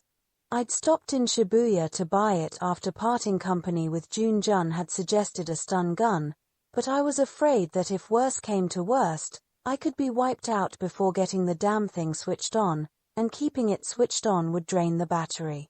Stun guns might be useful for attacking people, but they're not that well suited for self-defense. The safest thing would be just to get away from Frank, of course. Find him a Latin American streetwalker or a hostess from a Chinese club and send them off to a love hotel for a few hours. "You want to buy a woman?" I asked. "Bingo," he said. "But it's too early yet. There may not be many hookers out tonight, though, just 2 days before New Year's. Most Japanese companies are already on holiday and the businessmen have gone home. The hookers may have decided to take some time off too. Don't worry about that. I've done my research." "Your what?" "Research. After dinner I took a walk, and I questioned some fellows who were handing out flyers. You remember last night, those black fellows handing out flyers? They gave me a lot of ideas, and then I asked this woman who was standing around on the street who didn't speak much English, and she said most of the girls were working tonight. She said they came to Japan to make money, not celebrate New Year's." "You did that all on your own, Frank? Maybe you don't need me." How wonderful it would be, I thought, if he decided he didn't need my services and went off on his own to find a woman. "Don't be silly, Kenji. You're more than just a guide to me now, you're my friend. You're not offended that I checked things out on my own, are you? I didn't mean to hurt your feelings or anything. Are you upset with me?" No, not at all," I told him, forcing a smile. Frank was definitely different tonight. His voice was louder and more confident, and he came across as outgoing and energetic. "Raring to go. You seem in good spirits this evening," I said. "Did you sleep well last night?" Frank shook his head. "Just an hour or so." "You only slept 1 hour?" "But that doesn't bother me. When my brain cells are regenerating big time like this, I don't need much sleep. Sleep is mainly for undoing the knots of stress. Did you know that? It's for resting the brain, not the body. When your body's tired, all you really have to do to recuperate is lie down. But if someone's stressed out and doesn't sleep for a long time, they can turn savage, do things you'd never imagine people could do." A girl I knew came into the bar. She was alone, and I waved her over. Noriko was a tout for what they call an omiai pub. Omiai means matchmaking, and an omiai pub is a place where women are approached on the street and invited to come drink and sing karaoke for free. Male customers pay to come in and try to hook up with them. "Well, if it isn't Kenji," Noriko said, walking unsteadily toward us. I introduced her to Frank. "Noriko's an expert on the clubs around here. She'll tell us a good place to go." In Japanese I told her Frank was a client of mine. Noriko had no English.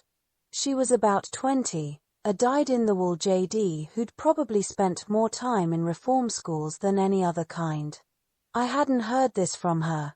Mind you, it was the sort of common knowledge you tend to pick up in a place like Kabukicho. Like all genuine JD girls, Noriko never talked about her own past, no matter how drunk she got. But just talking to her made you realize the term juvenile delinquent still meant something. With the arrival of Noriko between us, Frank got one of those incomprehensible looks on his face. His eyes seemed to flicker with something that might have been anger or discomfort or hopelessness. Noriko glanced at him but immediately looked away. Women like her have an unfailing instinct for where not to look. Come to think of it, I still don't know your last name, Frank, I said as I paid for Noriko's drink. She'd ordered a wild turkey and soda. Frank was looking more and more sullen by the moment. Last name, he muttered, shaking his head. Kenji, Noriko said, edging away. Are you sure I'm not in the way here? I gave her a pleading look and urged her just to stay for a while. Masaruda, said Frank. At first I thought he'd said something in Japanese, like ma, sauda. Hey, I said, and he pronounced it slowly, Masourueda. I've had close to 200 foreign clients, but I've never heard a last name like that. Masaruda-san, I told Noriko. I thought his name was Frank, she said, pulling a pack of Marlboro Reds from the pocket of her hooded duffel coat. She took a big slug of wild turkey and lit a cigarette. Frank is his first name, like Kenji or Noriko. I know that much. Like Whitney's the first name and Houston the family name, right? How's business? No good, too cold out there. You coming to our pub? If this one wants to, we will. Frank was watching this discussion with his usual expressionless eyes. He's a Gaijin, Kenji, don't ask his opinion, just drag him there. Don't you ever do that?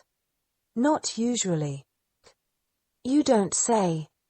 Why are you drinking so early? Finish work already?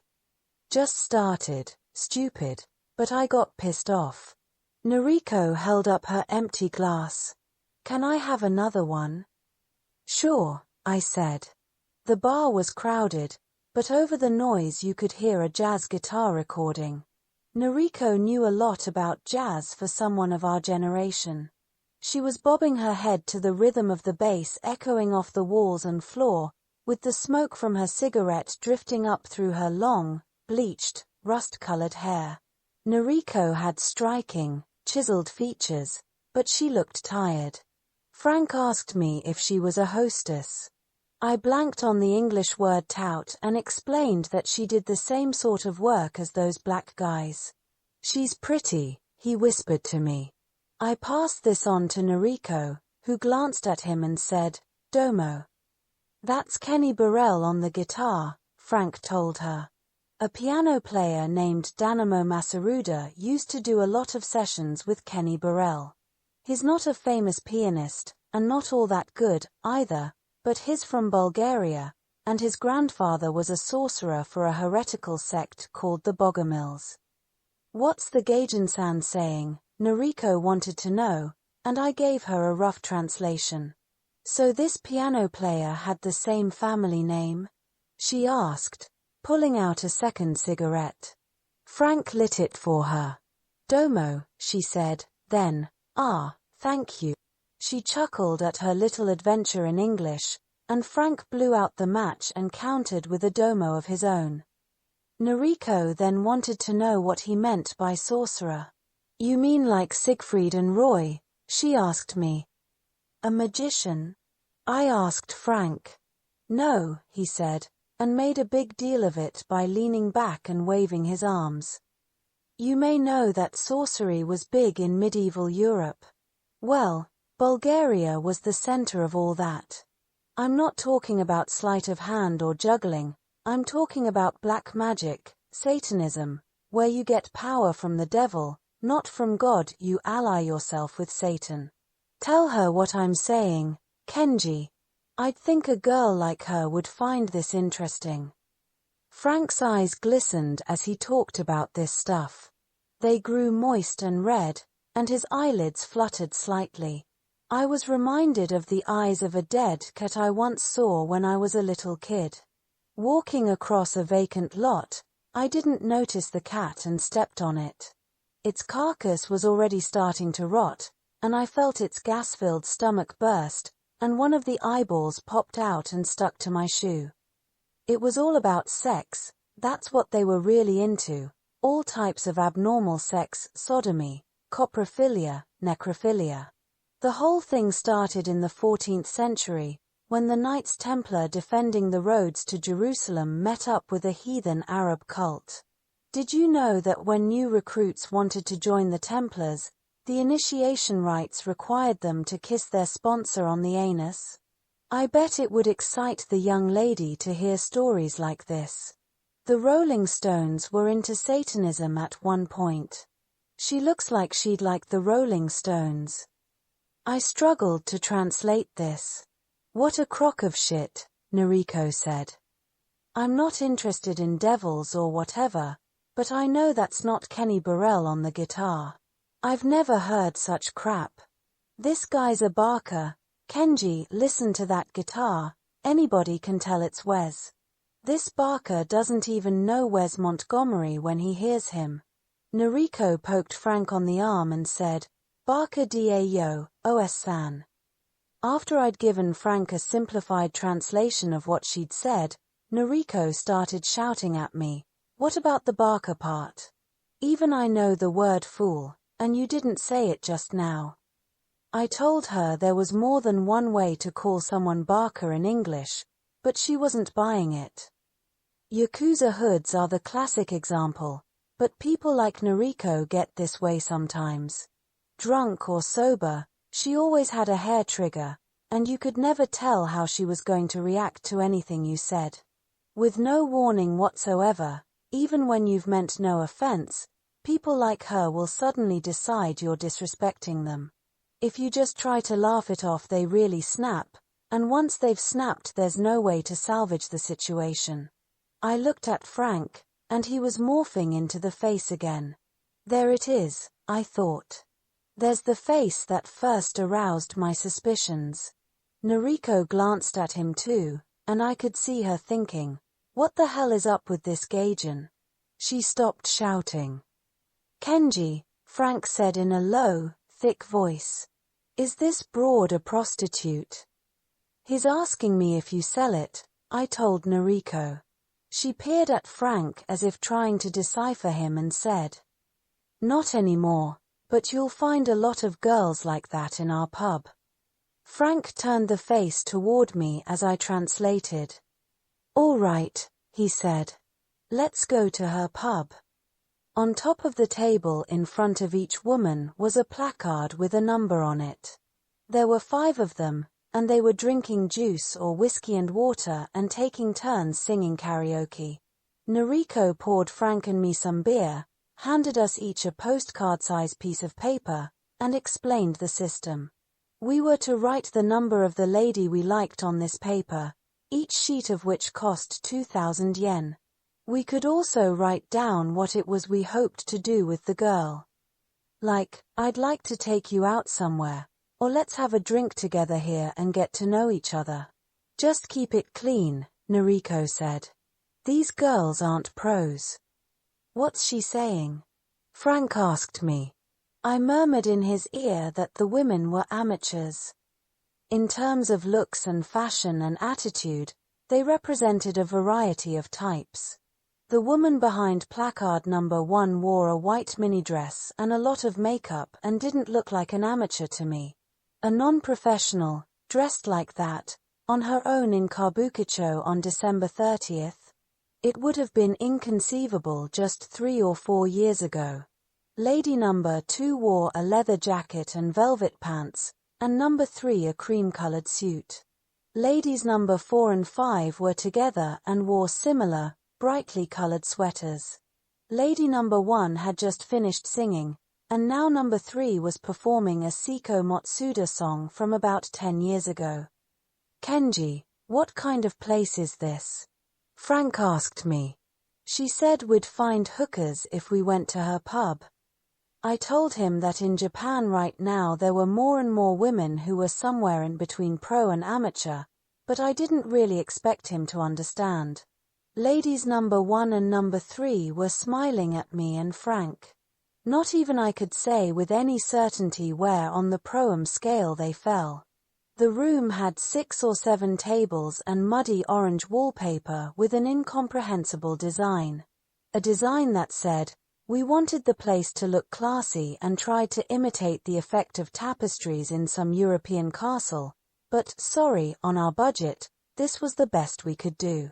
A few pictures hung on the walls, reproductions of the kind of still-life paintings you might find in some small-town exhibition. The menu on the table had little illustrations of flowers in each corner and was handwritten and said things like, "Yakisoba, wait till you taste our sauce," and ramen, and we don't mean instant. Next to the kitchen area, basically just a sink and a microwave, stood a middle-aged man in a suit who had to be the manager, and a young waiter with piercings in his nose and lip. There was one other male customer, in his 40s or so, who looked like he might be some sort of civil servant. "Which of them are hookers?" Frank asked me, ballpoint pen in hand. "I told you I want to have sex. Noriko said we'd find prostitutes here." I was trying to decide which of these 5 would be most likely to leave the pub with Frank on a date. All 5 of them were borderline, each looked as if she might be selling it or might be just a plain old office girl. Of course, no perfectly respectable woman would come to a place like this, but I'm beginning to wonder if there's still such a thing as a perfectly respectable woman in this country. On the sheets of paper Noriko gave us was a box where you wrote the number of the lady you liked, then 4 larger boxes where you introduced yourself, name, age, occupation, where you usually go to party. Then, what you would like to do on your date. Underneath that were 4 possible replies the lady could choose from. 1. I'd be happy to accompany you anywhere. 2. Let's go out for a drink. 3. Let's have a drink here and see if we hit it off. 4. Sorry. The sheet of paper was delivered to the lady you chose, and returned to you once she'd indicated her answer. Frank chose lady number 1, and I filled in the rest for him. Name, Frank Masaruda. Age, 35. Occupation, president of an importing firm. Where you usually go to party, nightclubs in Manhattan. What you would like to do on your date, spend a romantic and sexy evening together. I didn't want to choose anybody for myself, but according to the pub rules I had to, so I reluctantly wrote down number 2. You had to pay the 2,000 yen per sheet up front. Frank plucked a 10,000 yen bill from his imitation snakeskin wallet, and Noriko took it and delivered the papers to the respective girls. Ladies number 1 and 2 studied Frank and me closely, then clenched their pens and pored over the paper as if it were a final exam. Noriko was getting up to leave, saying she had to get back on the street, when Frank stopped her. "No, please, wait just a minute." "Now what?" she sighed, and plopped back down. As I translated, a sense of foreboding came over me. "I'm grateful to you," Frank said. "Don't mention it. It's my job, you know. As a token of my appreciation, I want to show you something really interesting. It has to do with mental energy. Okay. It won't take a minute. Watch my 2 index fingers." Frank pressed his palms together, like you do before a Buddhist altar. "See that? My left and right index fingers are the same length. Only natural, you say? But in 30 seconds, the right finger will be much longer. Watch carefully, now." Frank shaped his hands into a gun, his 2 index fingers were the barrel, and pointed it midway between Noriko and me. "Watch closely. My right index finger will slowly start to grow, longer and longer, like in the story of Jack and the Beanstalk.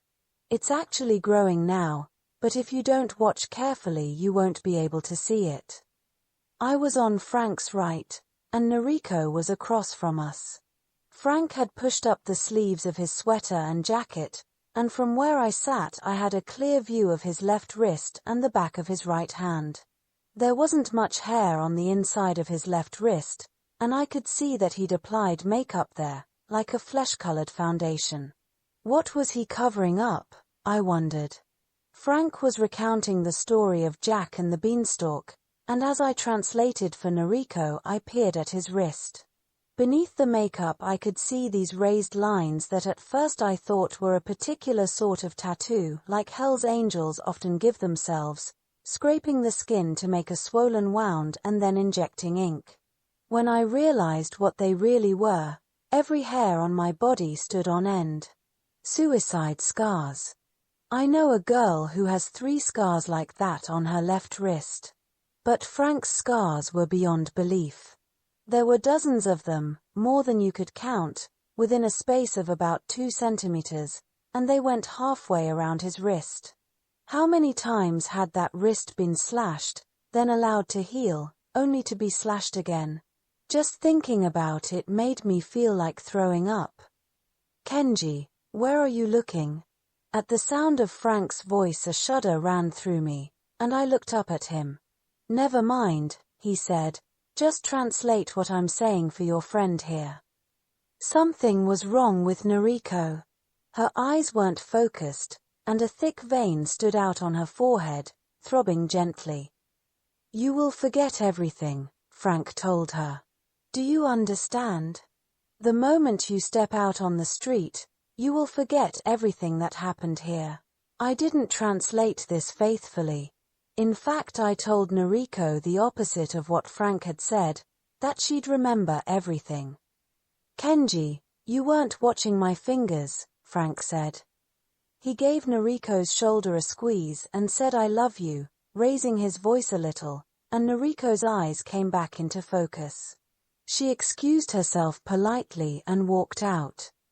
Frank grinned at me. What were you looking at? Noriko had disappeared out the door long before I found my voice. Nothing, I told him, trying to sound calm, but it sounded more like a frightened yelp. I've always hated the occult and the supernatural, and as far as I'm concerned, putting people into a trance ranks right up there with the worst of that stuff. It disturbs me even to think about someone losing control of their own will. This was the first time I'd ever actually seen it happen. I was watching Noriko. I've never seen that kind of thing before. My voice was quaking. I figured I'd just have to make it seem as if I was shaken up not because Frank was scaring the shit out of me but because I was so surprised to see someone be. I didn't know the word in English. Hypnotized, Frank said, pronouncing it with a strange British accent I'd never heard him use before. Frank, I don't get it, I said. Get what? If you can do that sort of thing, why pay a woman for sex? You could have any woman you wanted. It's not that easy, Frank explained. At this time of year, when it's cold outside, forget about it. It doesn't work if they can't concentrate. Get one to concentrate, and, yes, she can become very suggestible, let's say. But it's no fun having sex with a woman who's like a zombie anyway. No, I prefer prostitutes. The waiter with the pierced nose and lip brought the replies from ladies number 1 and number 2 back to our table. Each of them had put a check mark next to let's have a drink here and see if we hit it off. If we'd like to join them, the waiter told me, we would each have to pay an extra table charge and buy the ladies drinks. I asked Frank, who muttered, not much choice, I guess. We all moved to a table for 4. Lady number 1 was named Moki and number 2 Yuko. Moki said she dropped in here just on a whim, because she had the night off from her job at a super-exclusive members club in Roppongi. Just to sit down it costs you 60 or 70,000 yen, she said, clearly expecting us all to be impressed. I knew right away she was lying. Her face and figure and fashion and manner of speaking and carrying herself didn't fit the picture she was painting. I figured her for a hostess at a girly bar who only dreamed of working in a super exclusive club. Yuko said she was a college student and was on her way home from a party with a group from her school. It was the first get-together for the members of this activity circle she joined, she said, but it was boring, so she left early but felt kinda lonely and didn't have anywhere to go, and since she'd never been to an omiai pub before. Yuko looked old for a college student. I wondered why all the people you meet have to be such liars. They lie as if their lives depended on it. She couldn't speak a word of English. Wasn't there an English test among her entrance exams? I wondered but didn't ask. I was in no frame of mind for wasting my breath on stupid questions. So, no English, huh? Frank said, not making much of it, but Yuko reacted by looking down at her hands and very meekly saying that actually it was just a vocational school. This was probably the truth. The waiter came, and Yuko ordered an oolong tea and Moki a whiskey and water. Places like this never have decent whiskey, Moki said after sipping her drink. What that meant, of course, was that she herself normally drank super-exclusive whiskey in super-exclusive clubs. She was chattering away in Japanese as if it were the only language in the world. What do you usually drink? Yuko asked me to ask Frank. Bourbon, he said. That was news to me. At least I was able to get my mind off my worries to some extent by concentrating on translating back and forth. But I couldn't wipe out the images of Frank's scarred wrist and Noriko's hypnotized eyes. Frank had pushed his sleeves back down, and his wrists were hidden beneath his black sweater now. As for Noriko, some part of her had gone missing. The girl who walked out of here wasn't the same one who'd walked in. Oh, Bon? Moki said. What kind do Americans drink? Turkey and Jack and Blanton's, I suppose, right? Isn't that what they drink? It wasn't so much a question as an attempt to let us know how knowledgeable she was. Frank hadn't even registered that she'd said bourbon, however. It's a difficult word to pronounce, and the Japanese version doesn't come close. When I first started doing this work, Americans never understood my pronunciation of it. One guy even thought I was trying to say Marlboro. The ones you just named are the ones they ship out. Down south, where bourbon comes from, they keep the really good stuff for themselves and don't export it. J. Dickens Kentucky whiskey is probably the best example. An 18-year-old Dickens tastes like the finest cognac. You know, people often have a bad impression of the South, but there are a lot of good things about that part of the country. Neither of the ladies had any idea what the South meant. Nor, incredibly enough, had they ever heard of the American Civil War. Frank was astonished that anyone could be familiar with several different brands of bourbon and not know about the Civil War, but Moki didn't display any embarrassment. Who cares about that? She said. I glanced at my watch and realized I'd been with Frank for nearly 50 minutes and hadn't called Jun yet. I asked Yuko if it was all right to use my mobile phone in this place. How should I know? She said in a tone that meant I'm not a hostess here, mister. Moki said, it's all right, everyone does it. I talk on my mobile here all the time. Which of course told me she was a regular and probably at least a semi-pro. Frank and I were sitting side by side on a sofa, and the ladies were across the table from us. I don't know much about furniture, but I could tell the table and sofas and chairs were pieces of crap. There was a dismal aura of cheapness about them, which was only magnified by the tacky attempt to make everything look high class. The sofas were too small, for starters, and the upholstery was unpleasant to the touch. You felt as if the dirt and grease and dead skin of all the previous horny, lonely customers were rubbing off on you. The table had that unmistakable sheen of particle board, but the surface was imprinted with a wood grain pattern, As if that could fool anybody. I haven't seen much really good furniture in my life, but I know crappy stuff when I come in contact with it because it brings me down. Yet the sofas and tables matched the two ladies across from us so perfectly that I found myself coming up with a new proverb: the ghosts of sad, cheap souls live on in sad, cheap furniture. Moki carried a Louis Vuitton purse. It didn't suit her, but I couldn't blame her for trying. When you're using the genuine article, not just designer goods, but anything that's made really well, it never brings you down. It's not easy to know what's genuine and what isn't, though, so unless you're willing to go to all the trouble of refining your taste, you need to rely on brand names. I think that's why girls in this country are so obsessed with Vuitton and Chanel and Prada and the rest. The sofa had these oddly shaped armrests that made it impossible to sit sideways or even cross your legs comfortably. I pressed my knees together, but my thigh was still plastered against Frank's.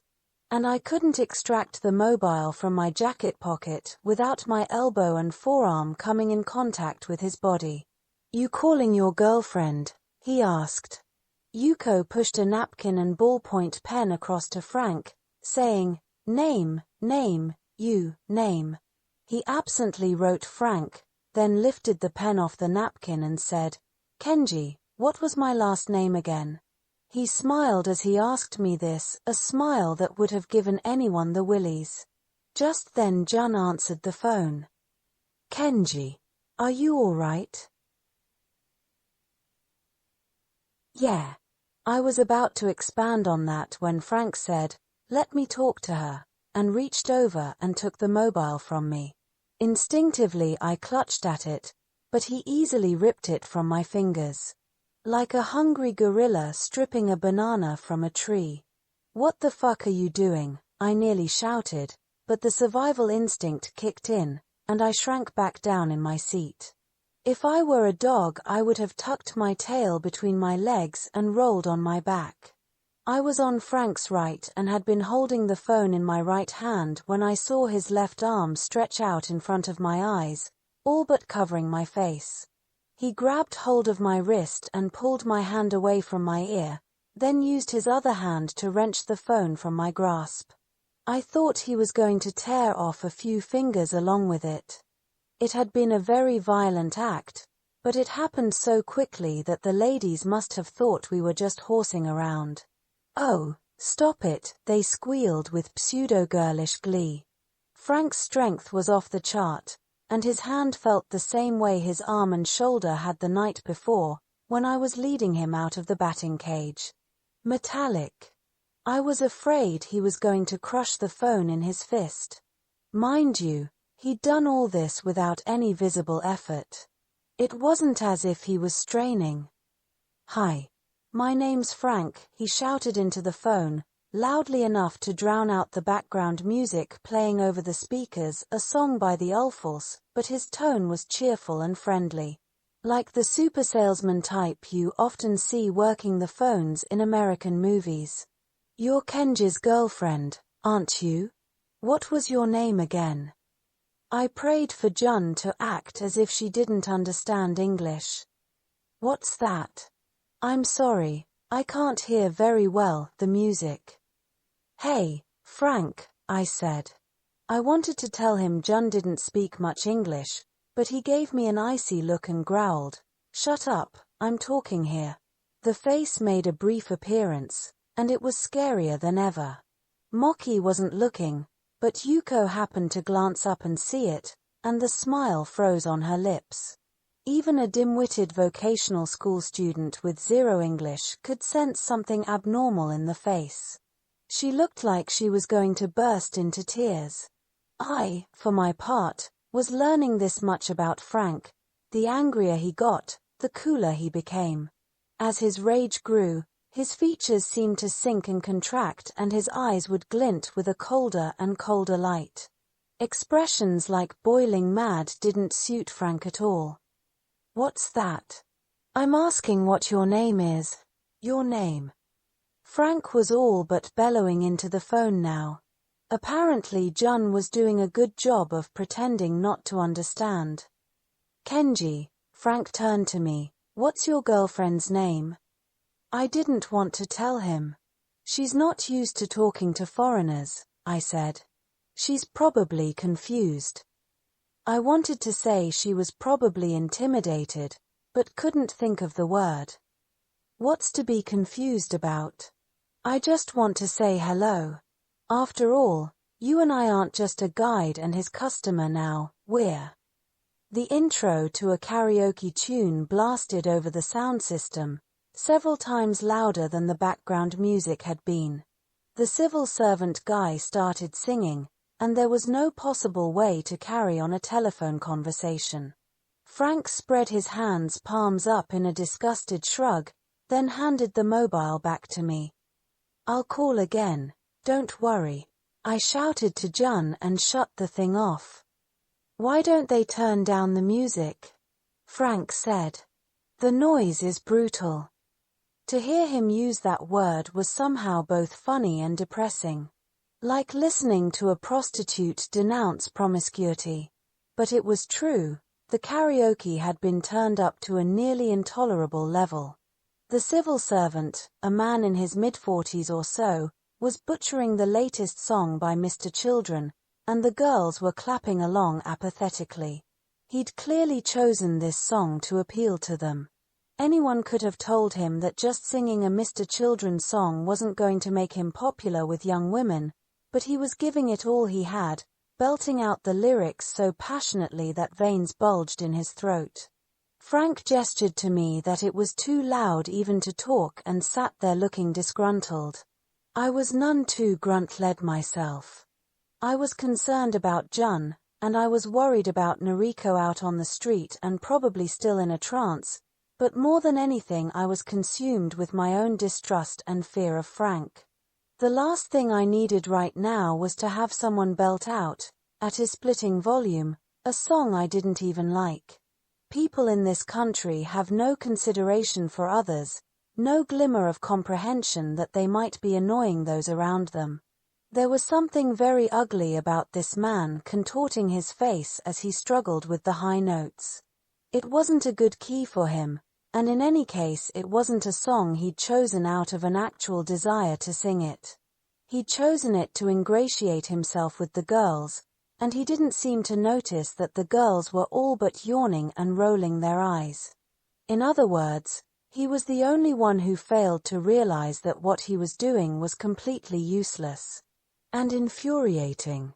I was getting genuinely pissed off and beginning to wonder if we really needed people like this in the world. For a moment I thought, he should be put to death, this guy. And at that very moment, Frank looked at me and nodded and smiled as if to say, exactly. An electric shiver ran through me. Frank had been devising a new name for himself on Yuko's napkin. Having already written Frank, he'd started to scrawl the O of De Niro when he gave me this conspiratorial glance. The timing was just like when you say to someone I could kill that guy and they shoot back. Yeah, I know what you mean. What was going on with this guy? Had he really just read my mind? Now Frank was shouting in my ear to ask me to interpret something for him. Yuko was apparently a big fan of Robert De Niro's, and had nearly wet herself when informed that Frank had the same last name. Kenji, listen, these girls don't speak any English. I want to tell them that Robert De Niro means Robert of the House of Nero. He spoke rapidly between choruses of the song. My pulse was galloping again. It was all I could do to say I'd tell them when the song was finished. The apprehensions that had been building inside me suddenly coalesced into one big ball of anxiety. I had a horrible feeling that something very bad was about to happen. Frank had changed his appearance, his personality, even his voice. He'd given Noriko and me some phony name and tried to hypnotize us both. He'd sent her off in a trance, he'd hijacked my phone call to Jun, and now he was reacting to my thoughts as if by telepathy. What the hell was going on here? The song finally ended. There was a pathetic smattering of applause, and the civil servant guy made the peace sign and went, "Yay." I decided not to look at him. To pretend he wasn't even there. When I explained the meaning of De Niro, Yuko gazed admiringly at the napkin and said that names were fascinating, weren't they? But Moki let out a nasty snorting laugh, like a sneer. They may share the name, she said, but that's all they've got in common. Of all the women you see in Kabukicho, Moki's type is the lowest of the low, if you ask me. Unattractive, riddled with complexes, and dumb as a post, but because of the worst sort of upbringing ignorant even of her own ignorance.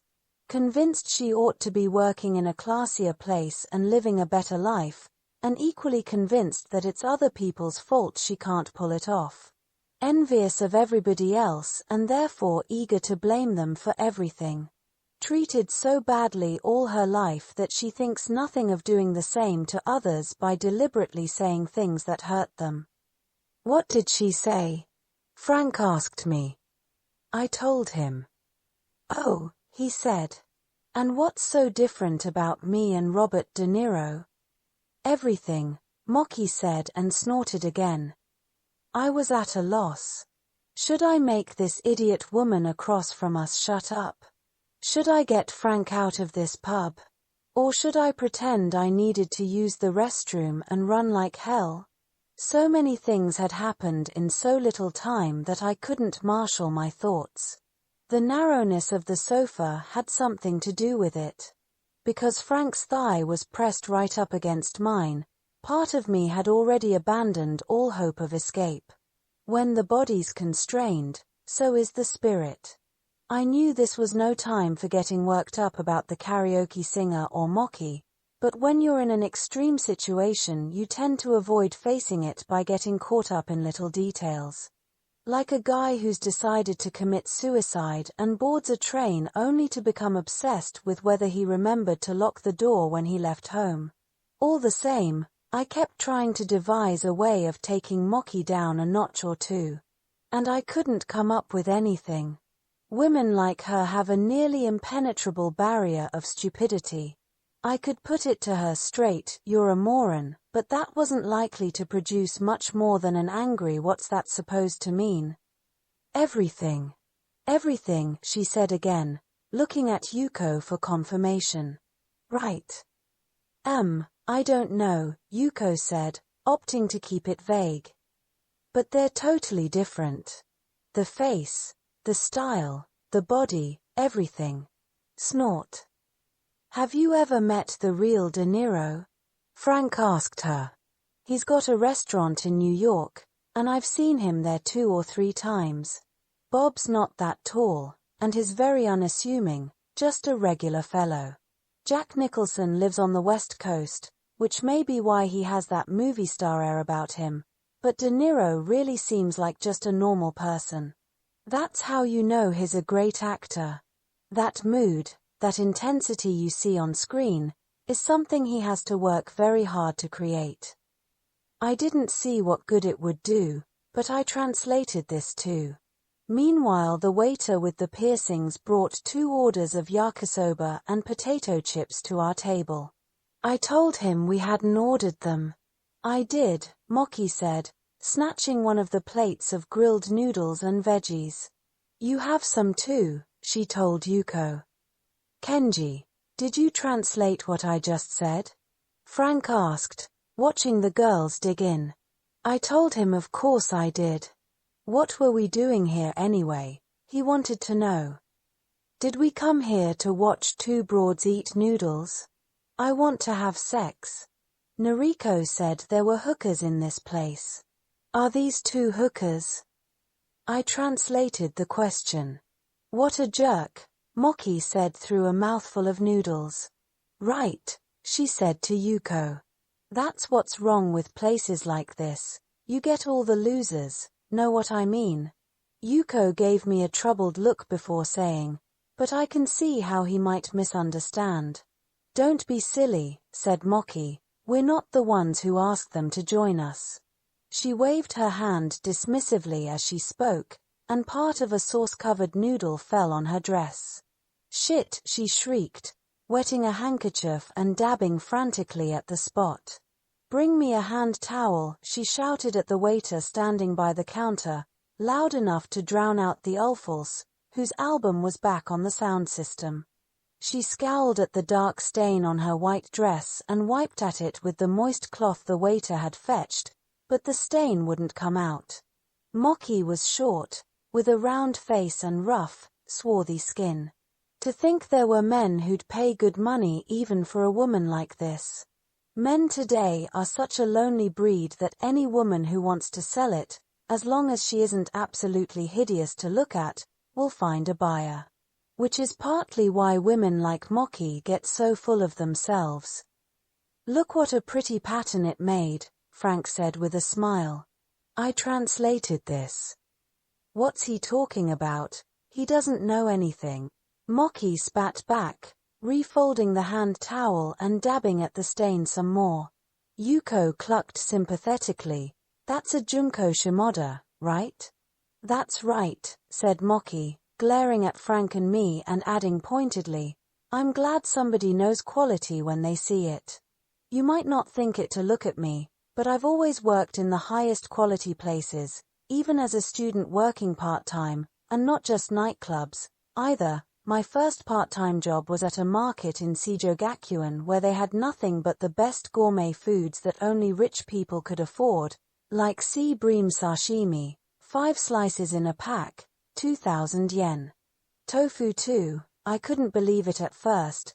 They had tofu made by hand somewhere near Mount Fuji that they can only make 5 blocks of it a day, and it was 500 yen for 1 piece. Making a point of ignoring Frank and me, Moki had turned to Yuko, the only one here who could possibly understand.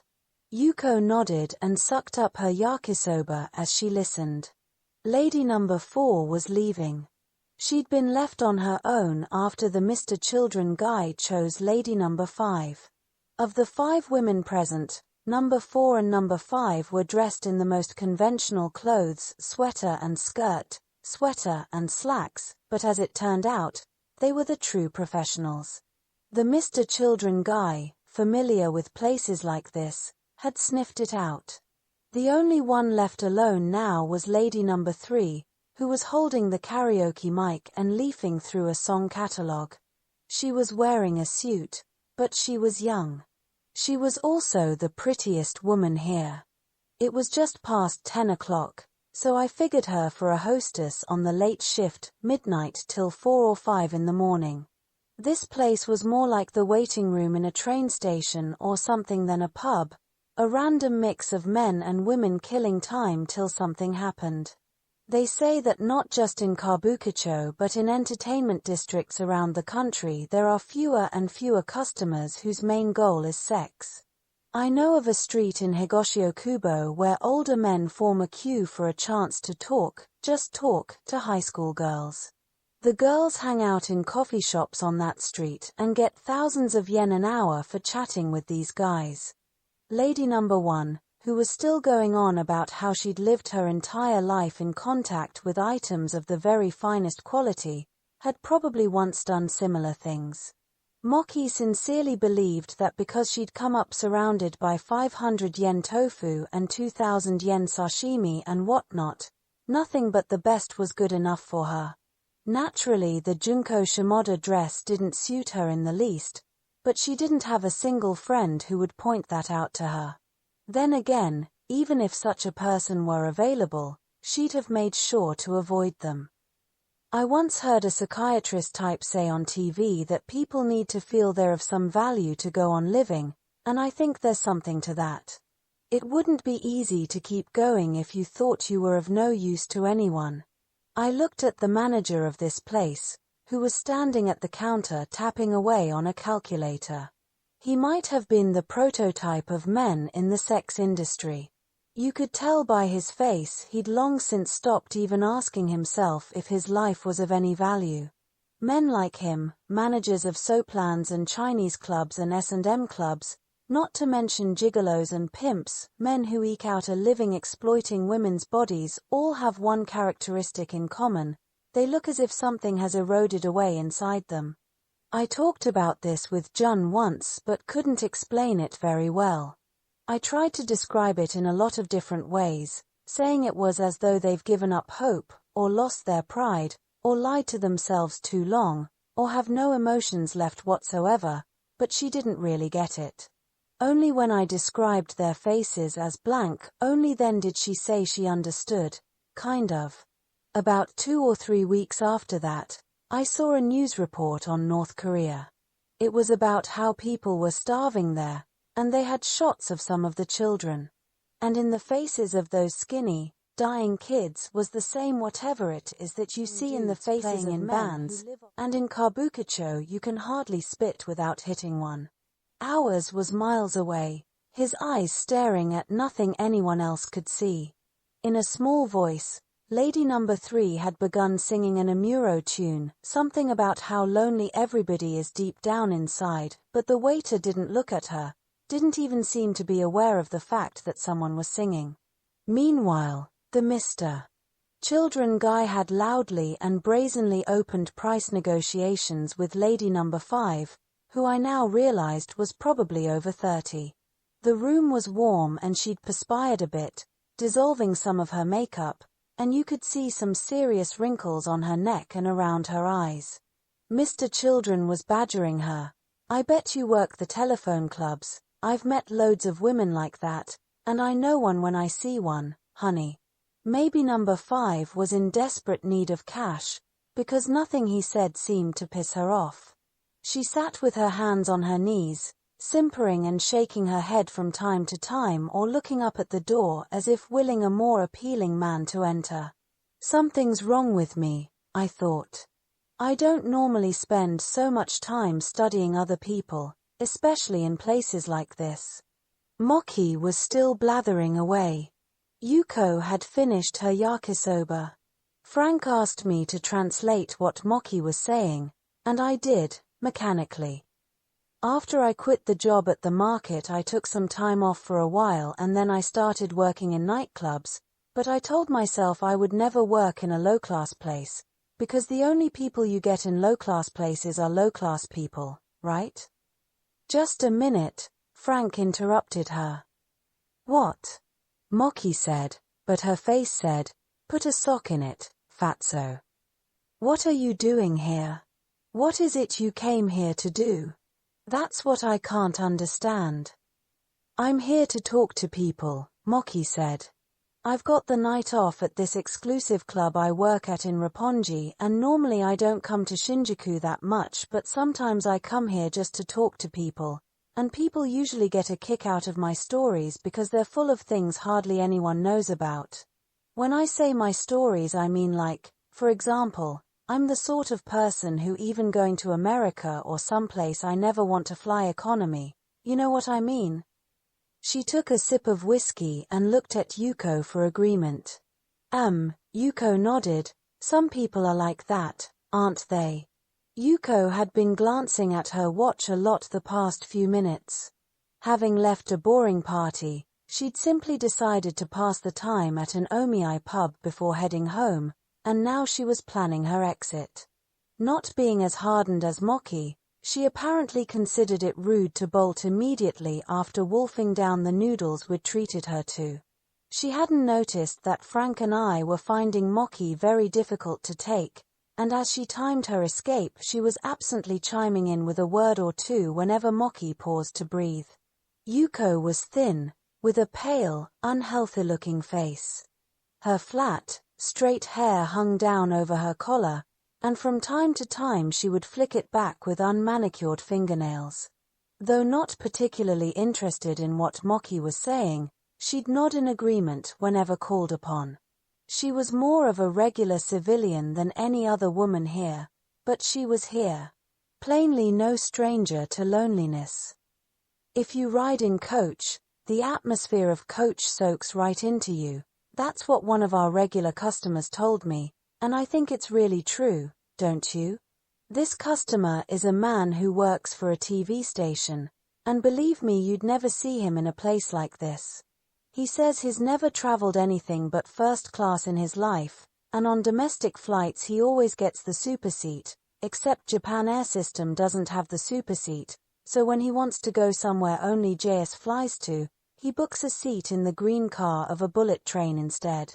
I mean, there are people in this world who live like that. You may not realize it if you've never flown first class, but it isn't just about the seat being bigger. For example, did you know that if your flight is delayed or cancelled, the way you get treated depends on the class you're in? They put everybody else up at a hotel right near Narita Airport, but if you're in first class they put you in the Hilton next to Disneyland. The Disneyland Hilton. Can you believe that?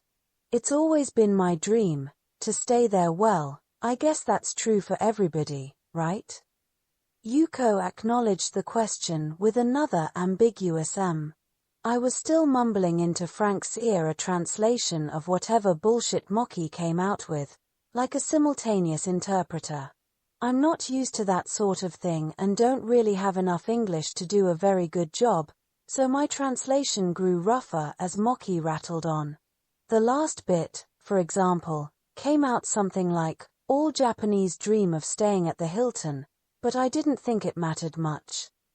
The Hilton's not such a high-class hotel, Frank said to Moki softly, as if to help correct a misconception, but depending on how you took it it might have sounded like a put-down.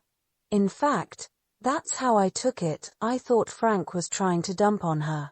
And that sort of nuance tends to leap language barriers. You don't know much about anything, do you? He told her. Take the New York Hilton, for example. It's said that 400 rooms is the maximum number you can have if you want to maintain the very best service, but the New York Hilton has over 1,000. That's why the truly rich never stay there. They prefer the European-style hotels, like the Plaza Athénée or Ritz-Carlton or Westbury. The only people who choose the Hilton are hicks from the country and Japanese. Moki's face reddened. She didn't like being grouped with hicks, which meant she was probably from the country herself. Yuko said, I guess there must be lots of things about America that only Americans would know. Moki pushed her lips out in a pout. So where is this person staying? She asked me. I can't tell you that, I said. Frank wanted to know what the broad was saying now. I translated the question, and he said, the Hilton. Yuko laughed, but Moki just resumed her monologue, telling us how she'd stayed at all the finest hotels in Tokyo. How the front desk at the Park Hyatt must be hundreds of meters from the entrance, and how her room at the Westin in Ibisu Garden Place had the most comfortable sofa she'd ever sat on, and so on and so forth. She also made it clear that she only stayed in these places with important people like doctors and lawyers and TV station people, so in effect she was admitting to being a hooker after all, much to Frank's amusement. As she rattled on, I noticed we'd been in this place for just over an hour now and asked the waiter for the hourly tally. He brought me a bill for nearly 40,000 yen. What's this? I said, and his mouth dropped open slightly, making his lip ring jiggle. That's not the price Noriko told us, I said, trying to speak in a calm, friendly manner so as not to cause any sort of scene. Who's Noriko? He said, then looked over at the counter where the manager was standing. He immediately glided over to us and inquired in a hushed, deep voice if there was any problem. I asked him to bring a breakdown of the bill, but he already had it with him. The original table charge was 2,000 yen apiece, the charge to change tables and sit with the ladies 4,000 yen apiece, doubled because we'd stayed longer than 1 hour. The yakisoba was 1,200 yen per, the potato chips 1,200 yen, the oolong tea 1,500 yen, the whiskey 1,200 yen, the beer 1,500 yen, and in addition to sales tax they'd added a service charge. I wish you'd told me when an hour was up, I said. Frank looked at the breakdown and shouted, "That's insane." He couldn't read the Japanese, but he could read the figures. I've only had 2 whiskeys, and Kenji, you only drank 1 beer. They were on an hourly system here, the manager explained in his funereal tones, but as we could see, they were a bit short-handed, so they couldn't really be responsible for keeping track of how long each customer had stayed. I'm sure you understand, he said. I understood all right. Shafted. No matter what I said, he would point out that they were merely charging the standard amount according to the pub's clearly outlined system. And if I continued to complain, a specialist would show up and suggest we discuss the issue in the back office. End of discussion. I told Frank there was nothing we could do. He nodded. So that's the type of place this is. I said yes, I was afraid so, but none of this was strictly illegal, so it was useless to argue. I'll explain it all later. But this is partly my fault, so feel free to deduct half the bill from my fee. I was really willing to let him do that. It was my responsibility to watch the clock. Never mind, Frank said. Let's just pay up for our time so far. So far, I thought. Frank pulled 4 10,000 yen notes from his snakeskin wallet and handed them to the manager. They were the oldest, filthiest bills I've ever seen. The manager held them between one thumb and forefinger, a look of disgust on his face. The bills were heavily stained and caked with greasy dirt and seemed on the verge of disintegrating. I remembered hearing rumors that some of the homeless in and around Shinjuku Central Park had packets of money stowed away among their bags and rags. We all stared at the bills. None of us, I'm sure, had ever seen anything quite like them before. There, Frank said, now we're paid up for so far. What do you mean so far? I asked him. He wanted to stay longer, he said. The manager, who'd obviously done his share of time in Kabukicho, must have sensed something disturbing about Frank's face and attitude, not to mention the unbelievably dirty money. Generally, he said, their customers like to wrap things up at about this point.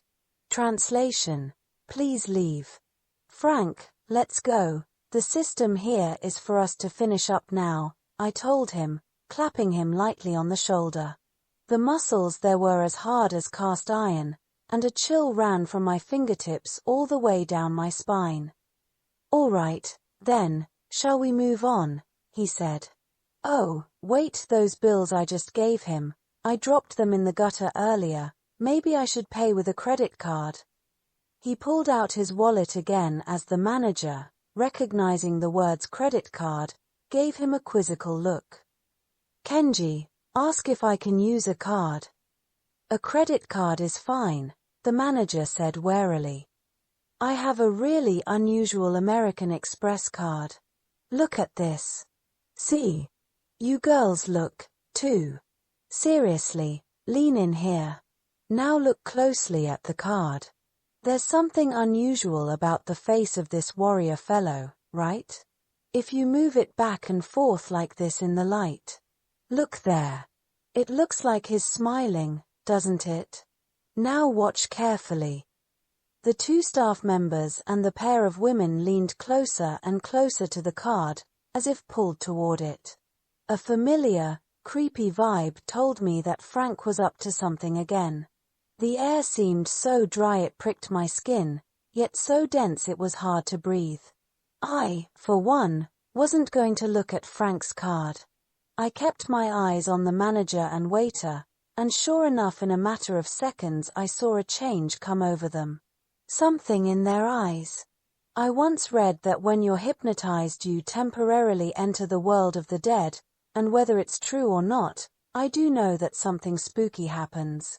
I saw the manager's pupils dilate as he stared at the Amex card. Then, a moment later, the muscles of his jaw and cheeks tensed up so tight you could hear his teeth grinding, and veins stood out on his neck. It was the expression of someone absolutely petrified with fear, but it lasted only a few seconds. Then the veins deflated and the light went out of his face. Kenji, Frank said in a very soft voice. Step outside and call your girlfriend. Her, I said, and he repeated it slowly, enunciating the words. Step outside and call your girlfriend. The face was gone. Frank looked strangely radiant, like someone who'd finally finished a long and difficult job and was now about to celebrate with a cold beer. The manager, the waiter, and Moki and Yuko were all in a trance of some sort. The waiter's lip-piercing jiggled as if in a small breeze, but he looked like a mime frozen in position. Everyone's eyes were unfocused, and I couldn't tell if their muscles were relaxed or tense. Maybe both at the same time. Meanwhile, Lady Number 3 was still singing, and Mr. Children was still negotiating with Lady Number 5. None of them seemed to notice the extraordinary atmosphere surrounding our table. Frank, I said, nudging him, that's not cool.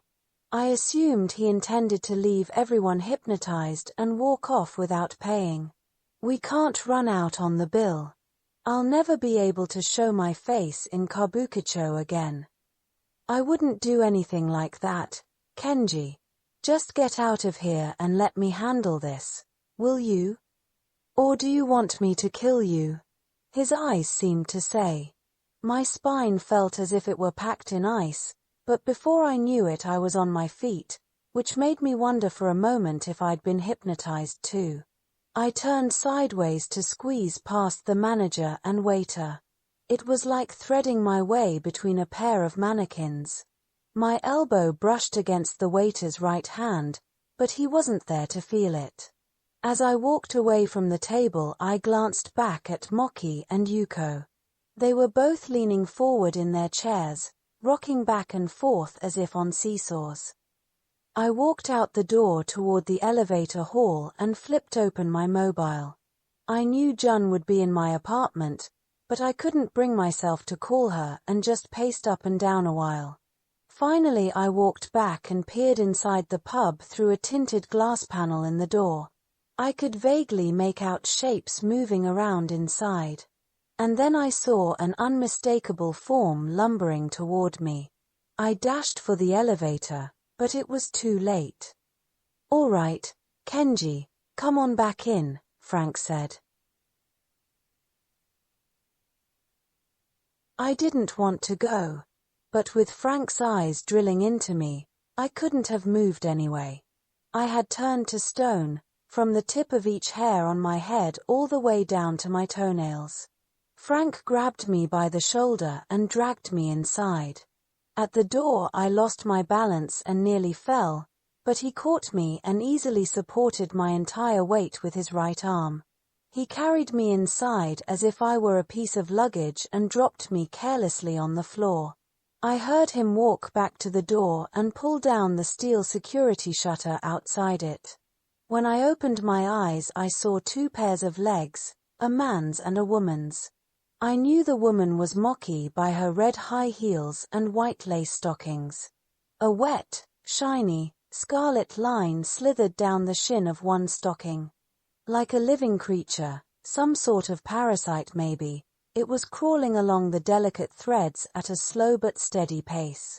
At a table facing her, Lady Number 5 along with Mr. Children and Lady Number 3 sat goggling slack-jawed at Moki.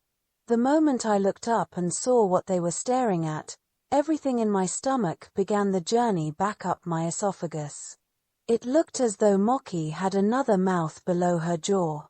Oozing from this second, smiling mouth was a thick, dark liquid, like coal tar. Her throat had been slit literally from ear to ear and more than halfway through, so that it looked as if her head might fall right off. And yet, incredibly, Moki was still on her feet and still alive, her eyeballs swiveling wildly and her lips quivering as she wheezed foam-flecked blood from the wound in her throat. She seemed to be trying to say something. The man beside her was the manager. He and Moki were leaning against each other, as if they'd been positioned to hold each other up. His neck was twisted in an unnatural way, his head turned as though to look over his shoulder, but drooping limply, chin resting on his shoulder blade. Just beyond Moki's high heels, Yuko and the waiter lay in a heap on the floor. A thin blade, like a sashimi knife, was buried deep in Yuko's lower back, and the waiter's neck was twisted like the manager's. Lady number 3, Mr. Children, and Lady number 5 sat as still as cardboard cutouts on their sofa, but I didn't know if they were hypnotized or unconscious or just paralyzed with fear. I struggled to hold down the vomit rising inside me. An acid wave washed up through my chest and throat, and my temples were numb and tingling. I couldn't think, let alone speak. This can't really be happening, I told myself. It was like being in a nightmare you're sure you can't awaken from. Frank moved into my line of vision, walking toward Lady number 3. He had the long, thin knife in his hand now, having extracted it from Yuko's body. Apparently Lady number 3 was neither unconscious nor hypnotized, because she reacted to Frank's approach, but in the oddest way. Her right hand, still grasping the mic on the sofa cushion beside her, began to jerk frantically back and forth, as if she were pawing at the material. Like a kitten excited at play. The mic was still on, and the sound of it rubbing over the cloth reverberated through the room. She was trying to run away, I thought, but her will was disconnected from her body. Her shoulders shook from the tension in her face and neck, and though the muscles of her legs were straining so hard you could see them bulging, she couldn't so much as wiggle her toes. The nerves connecting her brain to her muscles had short-circuited, and the movements of her body were random and uncontrolled. I was in a similar state, my vision and hearing were messed up. The backing track to the Amuro song Lady number 3 had been singing was still on, but I wasn't sure I was really hearing it with my own ears. When Frank stopped in front of her, number 3 soiled herself explosively beneath the skirt of her cream-colored suit. As her fluids sprayed over the floor, all the strength drained from her body. Her feet fell out of her strapless shoes, her shoulders drooped, and her face relaxed into something like a smile just before Frank grabbed her by the hair and plunged the knife into her chest. And like a gnat flying out of a clump of grass, something went missing from that peculiar smiley face. That's when Lady number 5 at last began to scream. It wasn't like a reaction to number 3's murder specifically, but rather as if someone had finally hit a switch to turn on the volume. Frank pulled the knife from number 3's chest and then tried to take the mic from her, but her fist was so tightly clenched that even he had trouble prying it loose. Her fingers had turned white and puffy, as if they'd been pickled. Frank grabbed her by the hair again and rammed his index finger into her eye. I heard the sound it made from where I lay, and simultaneously I saw her hand release the mic. Something the like of which I'd never seen came out of her eye socket.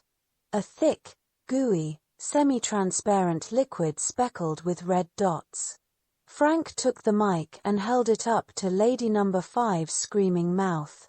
This amplified the scream many times over, of course, but also made it sound, strangely, like a song. He pointed at number 5's throat and looked at me. You could see her vocal cords vibrating as she screamed, signaling me with his eyes as if to say ready. Watch this. Frank sliced deeply into the vibrating flesh, and the scream dissolved in a loud shoosh, like escaping steam. Frank seemed to be moving in slow motion one moment and fast forward the next. At times it was as if he was barely moving, and at others, like when he pulled the knife from Yuko's back, things happened with bewildering speed. It's amazing how easily your senses and reflexes can become deranged when you're in shock. The woman sitting beside Mr. Children had just had her throat slit, and he'd watched it all as if it were a cup noodle commercial. He wore an expression that was beyond hopelessness. I once read how in extreme situations your body releases these hormones, adrenaline and whatnot, that speed up your pulse and make you tense and excited at the same time, ready to fight or flee. but a body and brain accustomed to normal, mild reactions just get confused and disjointed when this flood of hormones is released. I think that's what was happening to me and everyone else in the room. When I remembered the can of mace in my breast pocket, I agonized for a moment, wondering if I shouldn't take some sort of action to stop Frank, but the very idea was unbearable. Instead, I had the weirdest thought of just running into the restroom and throwing the little can away. Whatever it may have symbolized, that mace in my pocket was utterly powerless in the face of the reality Frank was causing to unfold. The instant I'd realized I was going to be murdered, the possibility of action had gone right down the drain, and watching the knife plunge into number 3's chest and seeing number 5's throat yawn open like the hood of a car, my body had completely seized up. It was as if every nerve in my system had frozen solid. I couldn't even imagine screaming for help, let alone trying to run, and you can't do something you can't visualize yourself doing. Normally we don't notice it, but we always have to picture ourselves doing something before we can match the image with an action. And that was what Frank had made impossible. He'd destroyed our ability to visualize a course of action. Not many people in this country have ever seen a human being's throat sliced open. There just isn't the wherewithal to think how cruel it is, or to feel sorry for the person, or to be horrified, or even to tell yourself, that's gotta hurt. The slashing of Lady Number 5's throat produced very little blood, oddly enough, but you could see this dark red slimy stuff inside the wound. Probably the severed vocal cords. You might spend your whole life without ever seeing such things in the raw, but when you do see them you instinctively recognize them as something you have inside yourself. And take it from me, once that happens you lose the power to visualize your next action. When blood finally began oozing out of the crevice in number 5's throat, it looked black, not red, exactly like the soy sauce you use with sashimi, I thought. I was still unable to move, paralyzed, and my neck and shoulders and the back of my head felt numb and cold. I probably wouldn't have been capable even of turning away if Frank had poked his knife in my face. There were no windows in the pub, but on one wall was an enormous video screen, and on it I could somehow visualize the street outside, a world where people still lived and talked and walked around, now hopelessly out of reach. I felt I was already knee-deep in the world of the dead. Outside, people were buying and selling sex. Women were standing on corners in miniskirts, legs covered with goosebumps from the cold, trying to rent out their bodies, and men were laughing and singing drunkenly as they shopped for a woman to relieve their loneliness. Under the twinkling neon lights, touts and barkers were calling out to the drunks walking by, "We promise you a good time." I saw this vision as if through an unfocused lens, and I tried to face the fact that all of that was gone forever now. Frank grabbed Mr. Children by the hair and turned his head so that he was facing Lady Number 5. Her head was tilted back, not only widening her wound but stretching the skin of her throat so that it was taut and smooth, like the tanned hide of some animal. Held by his hair and forced to absorb this sight, Mr. Children, astonishingly, screwed his face into a smile and laughed. Hair, hair, hair. It was like when you see victims of earthquakes or typhoons on TV, and they're smiling. "You think this is funny?" Frank asked him. The man couldn't have understood, but he nodded sheepishly several times and laughed again. Hair, hair. Then, with Frank still holding him by the hair, he decided to have a cigarette. He picked his pack of 7 stars off the table and extracted one. Frank watched closely as the man put the cigarette in his mouth and searched his trouser pockets for a lighter, as though he were just having a little smoke to calm his nerves. Frank reached for the lighter on the sofa next to Lady Number 5, fired it up, and raised his eyebrows as if to say this. Mr. Children nodded, smiling again, and Frank turned up the flame and held it to his eyes and forehead and hair. A smell of scorched tissue wafted over to me. The man struggled to get away from the flame, but Frank only gripped his hair more tightly. When he took the flame away for a moment, the man's lips trembled and he smiled again, nodding repeatedly as if in gratitude. Frank then held the flame to his nose and lips, and this time he struggled a little more violently. He flapped his arms about and tried to avert his face, and like an infant throwing a tantrum he pounded Frank's stomach and chests with his small fists. "Keep it up, go wild," Frank muttered as he roasted the man's face. Then, to my utter disbelief, he yawned. It was one of the biggest yawns I've ever seen, splitting his face open like an egg. At last Mr. Children began screaming. His scream faded in and out, like a poorly tuned radio. Frank moved slightly to one side to allow me a clear view, perhaps guessing that I'd never seen a burning human face before. The orange flame was licking the insides of the man's nostrils. The Amuro song had ended at some point, and now a tune by Takako Okamura was playing. Mr. Children looked like he was trying to dance, waving his arms and legs to the music. Frank glanced at me as if to say, "Hey Kenji, check it out." The flesh around the man's nose was melting like wax and dripping in a thick, brownish goop with occasional little flaming gobs of fat, while the sweat poured from his temples and forehead. His face was turning purple, the tip of his nose was beginning to char, and I could clearly make out a crackling sound, like a scratchy old LP. The entire area around his nostrils became so black you couldn't distinguish the holes from the charred flesh, and then his screams died out and his arms dropped to his sides.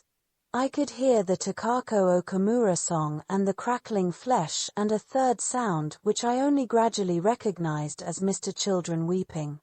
His jaw shuddered and shook with his gurgling sobs.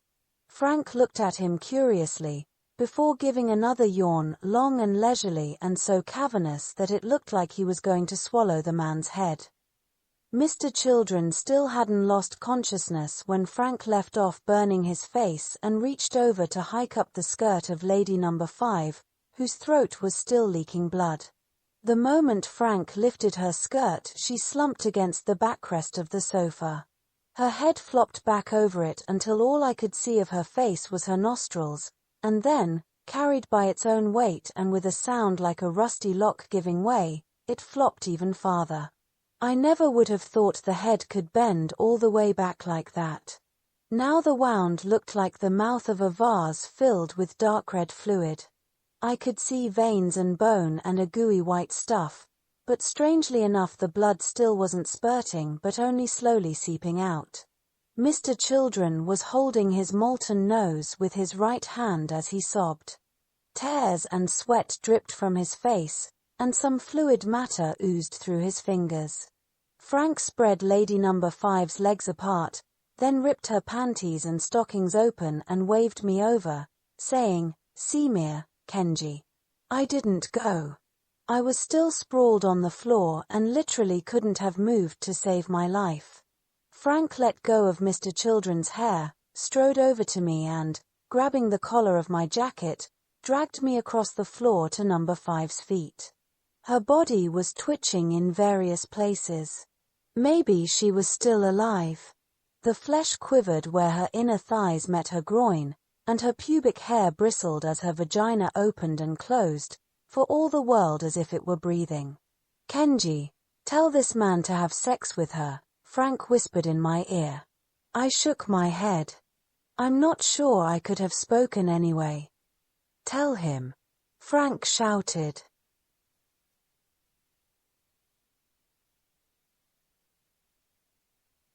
Along with the fear, I felt an overwhelming revulsion. Frank had the long, thin knife in his right hand and held it up before my eyes. The numbness in my temples intensified, and the nausea that had caught in my throat surged up to my back teeth. And when my eyes fell again on Number 5's vagina wriggling like a shellfish, I spewed a cappuccino-colored stream onto the floor. As I puked, I felt my anger rising. I don't think the anger was directed at Frank precisely. It was more of an abstract, absolute sort of anger. No, I tried to say, but only managed to spill dribbles of vomit from my mouth. I spat out some of the sour, sticky stuff adhering to my tongue and gums and inner cheeks. To do this, though, I had to arch my back and splutter for all I was worth. Frank was looking down at me with obvious amusement. "Better yet, Kenji, why don't you have sex with her?" he said. "Go ahead, fuck her." He pointed at number 5's vagina with his knife as he said this. I spat once more. It required the concentration of my entire being to get the nerves and muscles to connect and cooperate. But when I saw my spit hit the floor, I felt the welcome return of what seemed like long-lost circuitry. I don't know exactly what it was I'd recovered, my will, maybe, or maybe just the ability to release tension. But whatever it was, I knew it was something you couldn't do without if you wanted to be in control of your own body. Without it you were at the mercy of your environment, like some sort of plant. I could feel my voice gathering. No.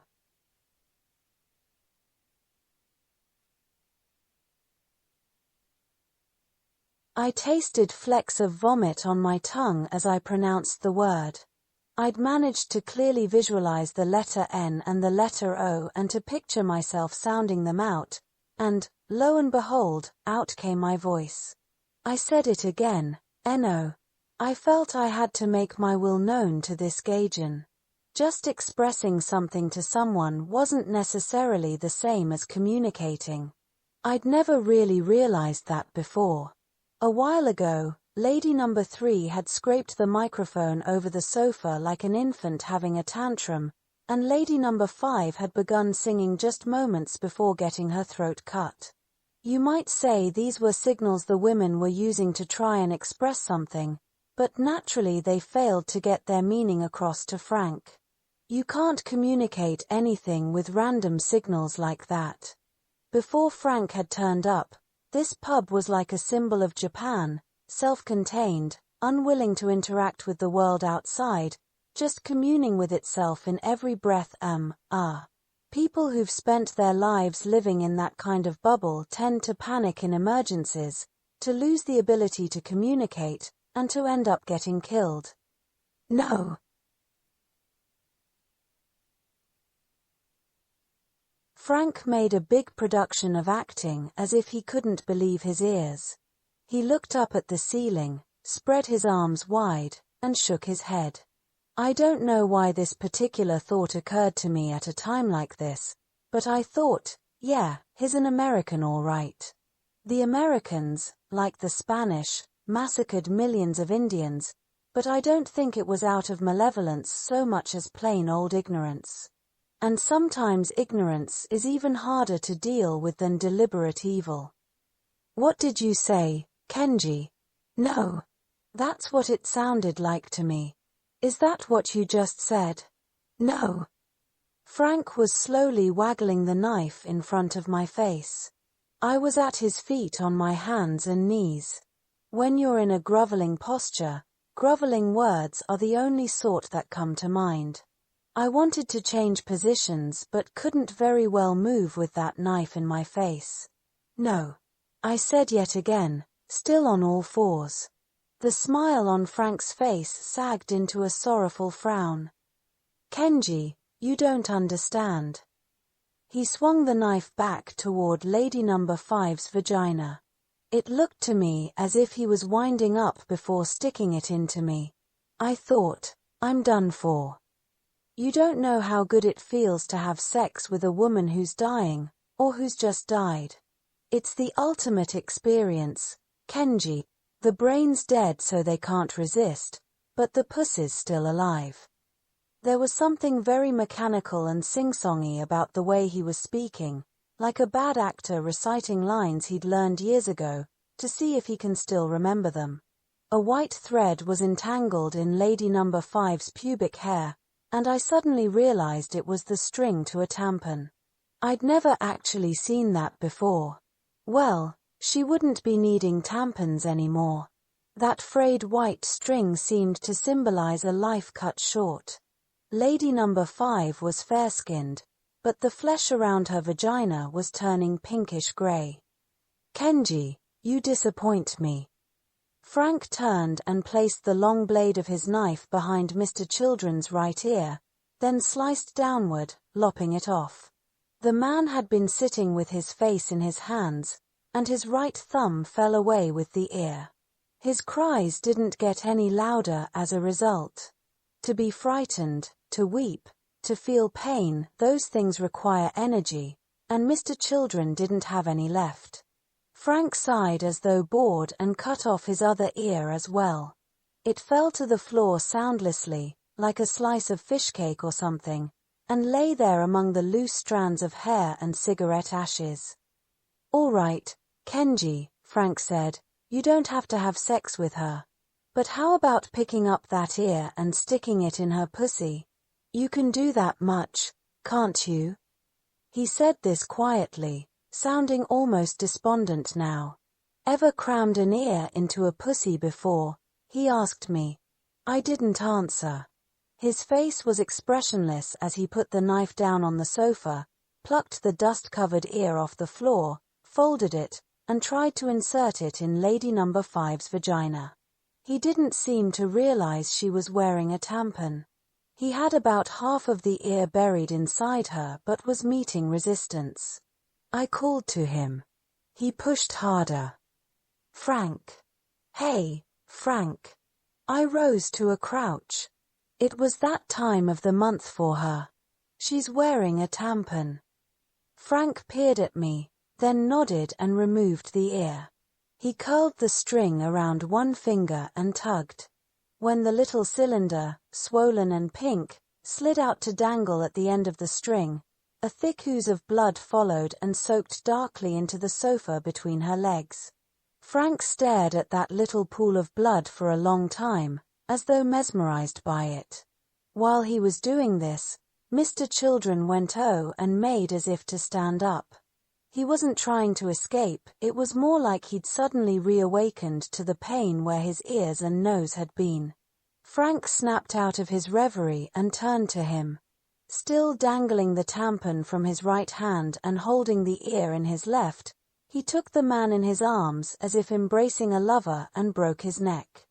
I heard a dry crack, like a dead branch breaking, and with his head twisted at the now familiar angle, Mr. Children plopped back down on the sofa. It was murder with all the drama of picking up a fallen hat and replacing it on a rack. Frank looked at me, dropped the tampon, and retrieved the knife. He wore a petulant expression as he stepped toward me, like a small child who's tired of playing. The pointed end of the knife was closing in on my throat when my mobile phone rang. I scrambled to push the blinking green button. Frank hesitated for a moment, then brought the knife closer to my throat. "Jun." "Yeah, it's Kenji. I'm in Kabukicho, with Frank." I rattled this off in English, in a loud voice, and Frank retracted the knife a centimeter or so. I kept talking, raising my voice even more. "Try me again in an hour, and if I don't answer, call the police." Before shutting off the phone, I heard Jun shout, "Kenji, wait a minute." I didn't have a minute, though the blade was nearly touching my throat. This was the first time I'd taken a good, close look at the knife that had just killed 4 women. The blade was only about 2 centimeters wide, but maybe 20 centimeters long. I remember thinking that it was longer than my penis when erect, but I can't tell you why I had such an idiotic thought at a moment like this. The base of the blade was engraved with the mark of some sort of fish. Maybe it was the type of knife fishermen used to clean their catch. The handle was cream-colored, like ivory, with wavy grooves on the bottom to fit your fingers. Incredibly, Frank's fingers and hands hadn't so much as a drop of blood on them, despite the used tampon and the severed ear and all the rest.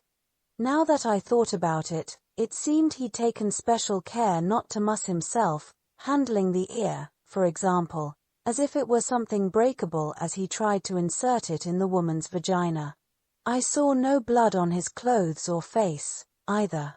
Obviously Frank had mastered a technique for cutting throats without spraying blood.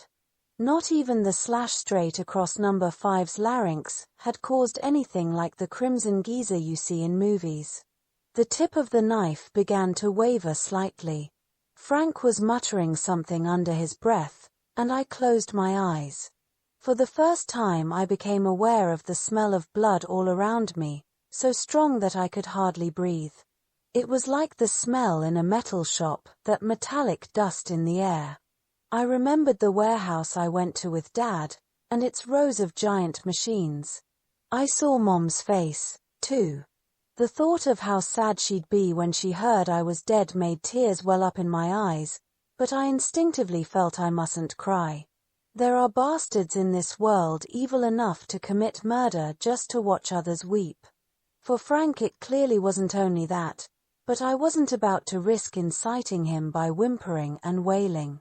I crouched there with my eyes closed, not daring to move a muscle. I felt a light tap on my shoulder. "All right, Kenji. Let's go."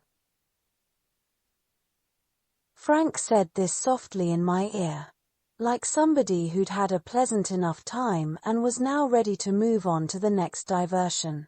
For a moment I thought that when I opened my eyes I'd find that nothing had really happened, that I'd imagined or dreamed it all.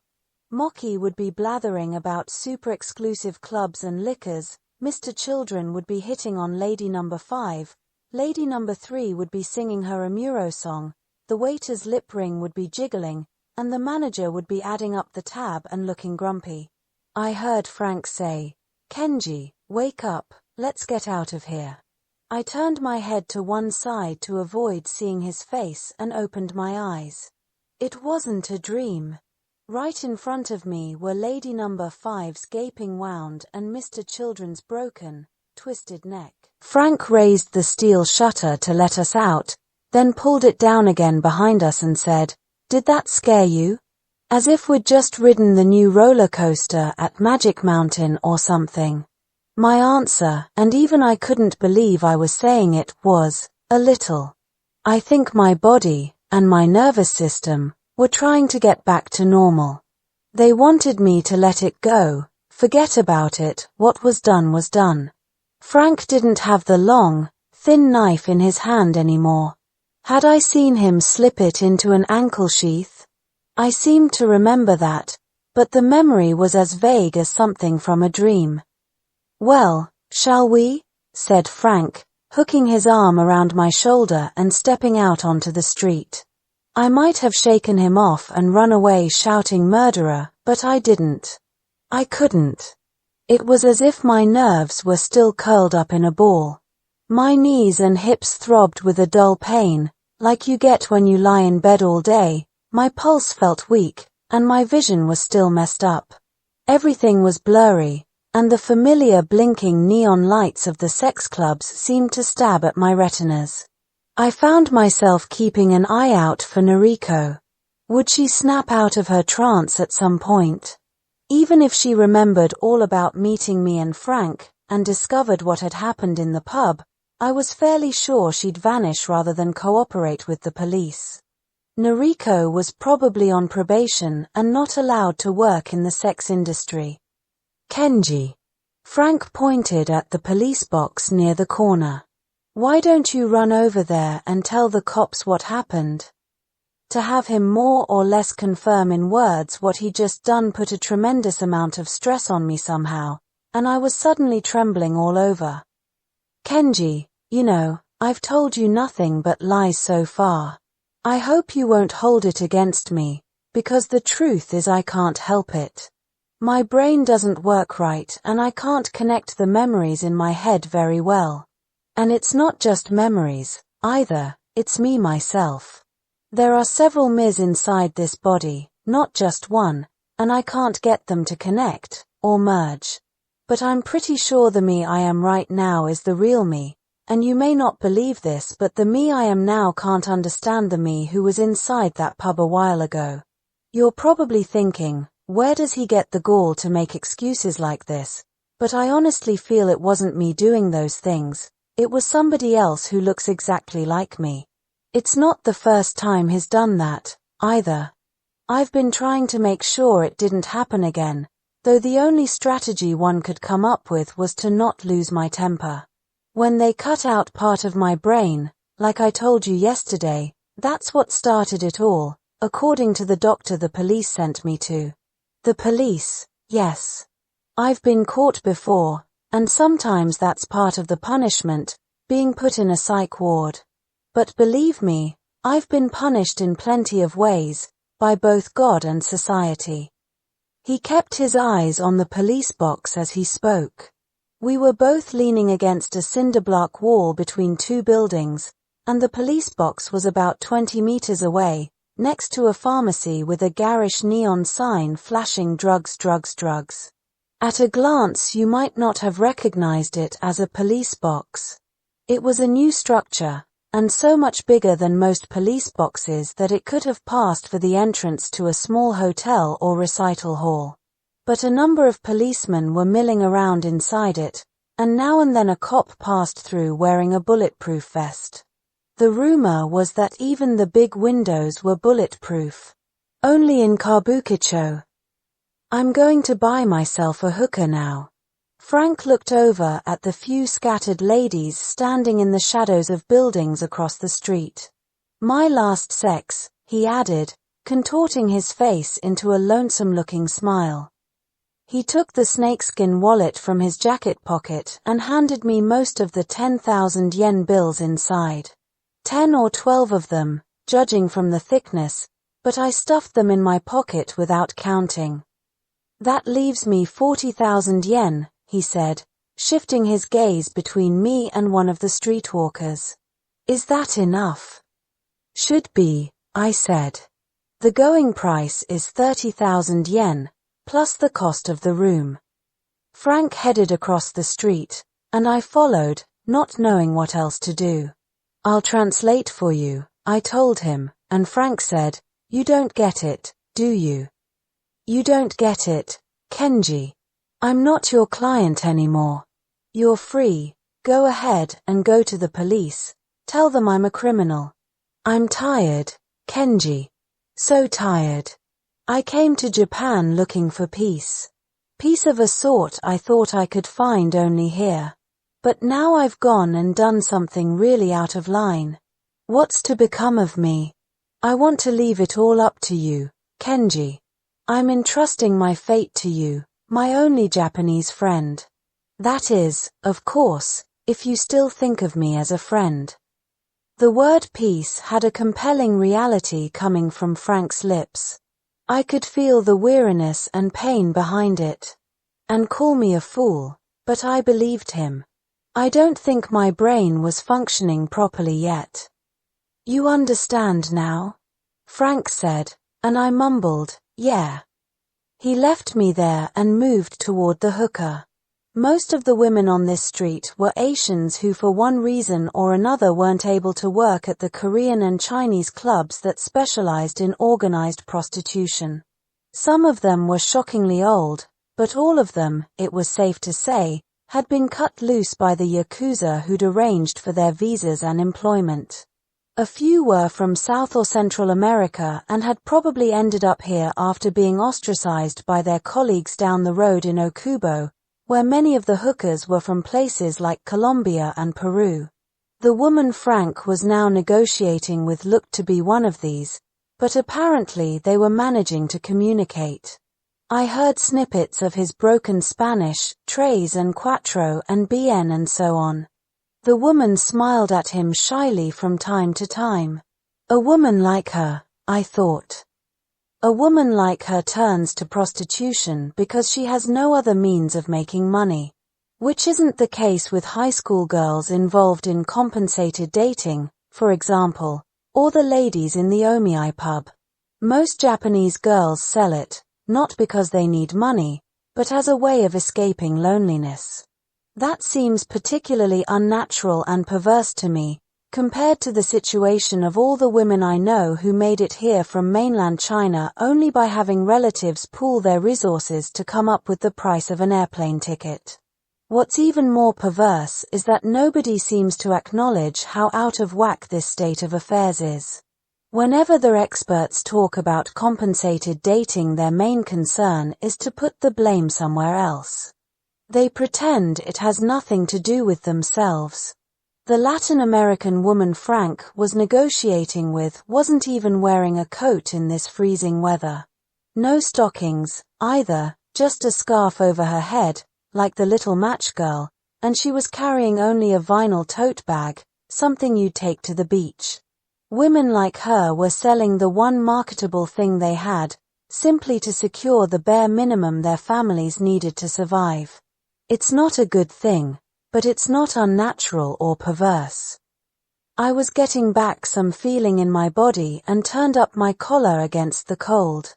I could feel the icy, late December air on my skin, and this sensation marked a border between me and the outside world that I was glad to have back. Not that I'd fully recovered, of course, but as I watched Frank and the woman talking, one of the many filmy layers covering Kabukicho fell away, and I seemed to regain the ability to focus my eyes. Frank had told me to go to the police. My memory still wasn't working very well, but I was sure that's what he'd said. Why would he say that, though? I was leaning against the cinderblock wall again, between a love hotel and a stray girly bar. Few people were on the streets tonight, what with the cold and the fact that tomorrow was New Year's Eve, and even the touts were relatively inactive. A noodle shop famous for its incredibly spicy ramen, which people actually queued up for in summertime, was closed, and a mangy, skinny dog lay huddled against the darkened glass door. In front of a sushi bar, with its metal shutter pulled halfway down, an apprentice chef was hosing vomit off the sidewalk. And the sputtering neon sign of a love hotel slashed pink and yellow wounds across the shiny body of a Mercedes, the only car in the parking lot. No sooner had I regained my ability to feel the cold than I noticed how incredibly thirsty I was. I crossed the street and bought a can of Java tea at a vending machine. From there I had a good view of the pharmacy and the police box. Frank and the woman were some distance down the street in the opposite direction, near the entrance to a love hotel. How come I wasn't running over to the cops and reporting what had happened? Somehow that course of action didn't seem to have any reality for me, and as I wondered why, I glanced back toward the hotel and saw that Frank and the Latin American woman were gone. It made me uneasy to lose sight of Frank. I even thought about going to look for him, then thought again, he was a fucking murderer. The police box was still no more than 30 meters away. I could be on the other side of that bulletproof glass in 20 seconds, much less if I sprinted. I heard my own voice say, "What are you waiting for? He's a murderer, a brutal, merciless mass murderer, an evil man." Evil? Well, wasn't he? What was I waiting for? I took 2 steps toward the police box. I'd once read an article about a little girl in England who'd grown so attached to her kidnapper that after she'd been rescued she claimed to like him more than her mummy and daddy, and a bank teller in Sweden who fell in love with the man who robbed the bank and took her hostage. The article said that in extreme situations like this, when a criminal literally controls whether you live or die, you can develop a feeling of intimacy with him that's very much like love. Frank hadn't hurt me. He'd grabbed me by the hair and collar and thrown me to the floor, but he didn't break my neck or cut off my ears. Still, that was no reason not to go to the police. Murder isn't something you can just turn a blind eye to. I took 3 more steps, and my feet stopped again. I hadn't decided to stop. My feet just took it upon themselves to do so. They didn't seem to want to go to the cops. I drained the rest of my Java tea. Do you have a problem with Frank being arrested? I asked myself. The answer came back loud and clear. Hell, No, a voice said. Wouldn't bother me at all. Whose voice is that? I muttered, and lifted the can of tea to my lips again, though it was empty. Not a drop was left, but I did this 2 or 3 more times before noticing. Maybe I should telephone someone. But who? Who? Said the voice. I took out my mobile, and a picture of Jun's face formed in my mind. Not Jun, not now. Yokoyama-san? What would I say to him? Yokoyama-san, the guy turned out to be a murderer after all, and now I'm thinking about going to the police. Do you think I should? I should, right? I looked up and down the street. Frank was nowhere to be seen. The cityscape around me didn't seem real. It couldn't have been a more familiar place, one of the streets off Kuyakusho Avenue in good old Kabukicho, but I felt as if I was adrift in a strange town in some foreign country. It was like losing my way in a dream. I reminded myself I was still in shock, still not completely in control of myself. A uniformed cop came out of the police box, climbed on a bicycle, and pedaled this way. I was sure he was staring at me as he approached. He was the only thing alive and moving in the universe. My legs had seized up again. It felt as if the circulation was cut off down there and the blood wasn't getting to them. As if they weren't even my legs. I was freezing from the waist down, but the cold wasn't the problem. I lifted the can of tea to my lips again but tasted only metal. I remembered the intense smell of blood in the Omiyai pub, and suddenly felt dizzy. The policeman reached the intersection, and without thinking about it I raised the mobile to my ear, pretending I was on the phone. Instead of turning right, toward me, the cop hung a left and pedaled off down Love Hotel Lane. I watched him go, still mashing my ear with the mobile. The bicycle seemed to take forever to make the left turn but then sailed past another girly bar at the corner and vanished. And once he'd disappeared from sight, I found I wasn't quite certain I'd actually seen the cop ride by in the first place. In a while my ear began to hurt and I realized I was crushing it with the phone. I had the phone in my right hand, the Java tea can in my left. The can was moist and clammy.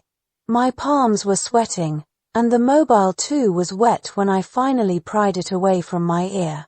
I hadn't realized I was sweating, and wondered if the tea had seeped straight out through my pores. That's when it dawned on me that I wasn't going to the police box. I don't have to report to the stinking cops. It was incredible what a relief this thought was. Explaining the situation to the cops would have been a pain in the ass of epic proportions. A pain in the ass, I muttered to myself, and heard myself chuckle. How many hours, no, days, would the police grill me? It wouldn't escape their notice that I was a tourist guide without a license. That would probably spell trouble for Yokoyama-san, too. And when the whole story came out it would destroy my mother.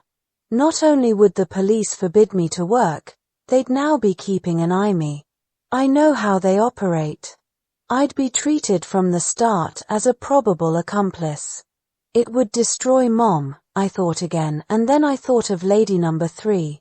Naturally she and Mr. Children and the others had families too. I remembered their corpses, and their final moments.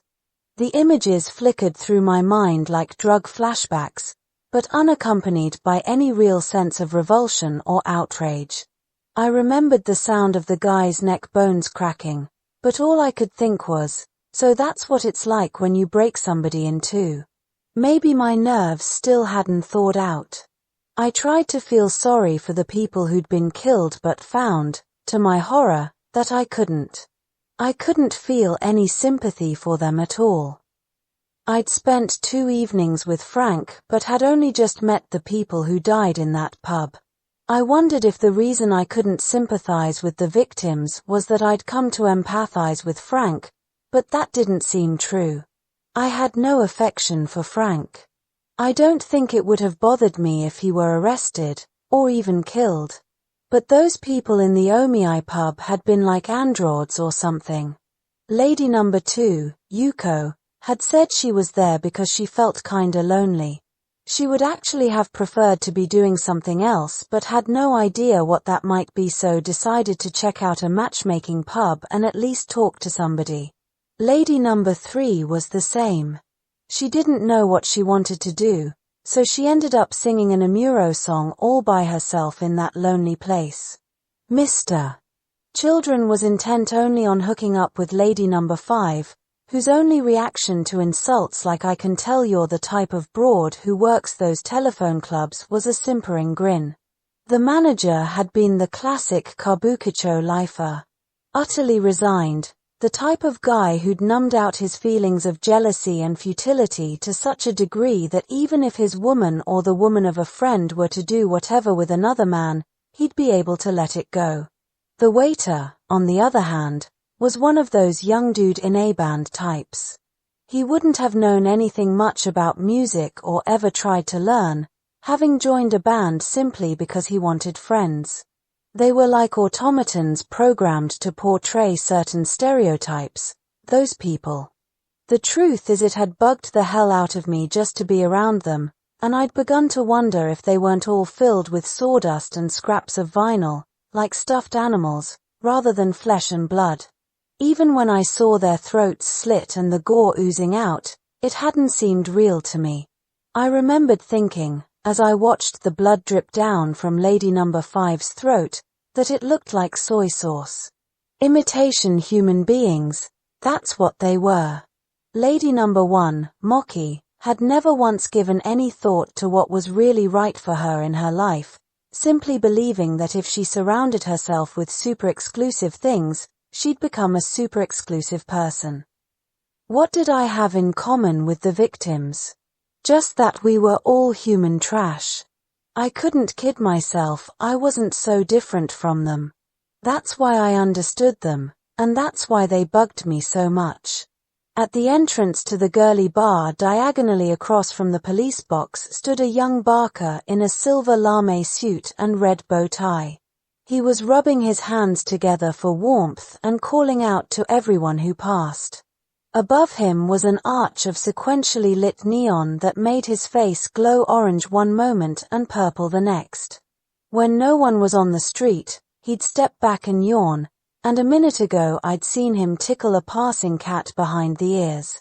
My job was guiding foreigners to bars and strip joints and date clubs and helping them hook up with women. Nothing to be proud of and nothing that distinguished me in any way from the guy in the silver suit. But after nearly 2 years of working with foreigners, I'd discovered one thing. What makes somebody nice or unpleasant to be around is the way they communicate. When people are fucked up, their communication is fucked up. The communication in that Omiai pub was all lies. It was a bar in Kabukicho, of course, which more or less precluded anyone telling the full truth or discussing serious issues. But that's not what I mean. Women in Chinese or Korean clubs, for example, will think nothing of lying to you if it means a better tip, but most of what they make they send back home, investing their capital in prolonging the lives of family members. It's the same for Latin American prostitutes in Japan. They sell their bodies to buy things for the folks back home. These women are serious and focused because they know exactly what they want. They don't dither or feel lost, and they don't feel kinda lonely. You wouldn't show your child a place like that Omiai pub.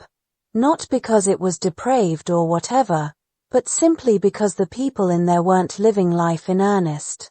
It wasn't as if the place had something any of them couldn't live without. They were just killing time there because they were kinda lonely, even the manager and waiter, really. All of them had been like that, not really living even when they were still alive. I had no interest whatsoever in going to the cops and putting myself through a big pain-in-the-ass ordeal for people like them, but at some point I found myself walking toward the police box again. Part of me had surrendered to the inevitable. I couldn't very well go searching for Frank in the Love Hotel. I couldn't go back to my apartment and tell Jun, Guess what? I saw some people murdered tonight. Going to the police was the only possible course of action. But I hadn't taken more than a few steps when a horrible feeling came over me. My body was sending me a signal. A danger signal. It seemed to be coming from my feet, or maybe one of my internal organs. Something wasn't right about this. I began to see that I was falling for something I never would have if shock hadn't scrambled my senses. That I was fooling myself, in other words. I had reached the cinderblock wall again, and as I leaned against it I decided to run through all that had happened, to try and get it straight in my mind. I didn't see much point in trying to understand what had triggered Frank to suddenly start slaughtering people. There was no way I'd ever understand that, no matter how long I puzzled over it. But why hadn't he murdered me? Call me in an hour, I'd told Jun in English so Frank would understand, and if I don't answer, go to the police. I had no idea how much time had passed since then, pathetic as that may sound. I looked at my watch. It was just past midnight. Tiny specks of blood clung to the crystal, some of them not quite dry. Had Frank spared me because of Jun? Was he afraid she'd call the police? As I was asking myself these questions, the fear came creeping back. I felt I was on the verge of uncovering something my conscious mind didn't want uncovered. My mind was refusing to remember the really scary stuff. The fear had crept up through the soles of my feet and shivered through all my sinews, and now it was surging against my temples. Sheer, unbridled terror makes it hard to think clearly, and my brain was refusing to do its job. Think, I commanded myself. But just remembering Frank's face and voice turned my stomach, and suddenly I was vomiting. The Java tea numbed my throat as it came back up and gushed from my mouth. I recalled that when Frank was in the midst of his killing and I was paralyzed with fright, unable to move or respond, I'd managed to get a small part of myself back by spitting forcefully. I hacked up a mixture of tea and saliva, and spat. It must be because of Jun that Frank didn't kill me, no other reason made sense. I didn't believe he felt any differently toward me than the others.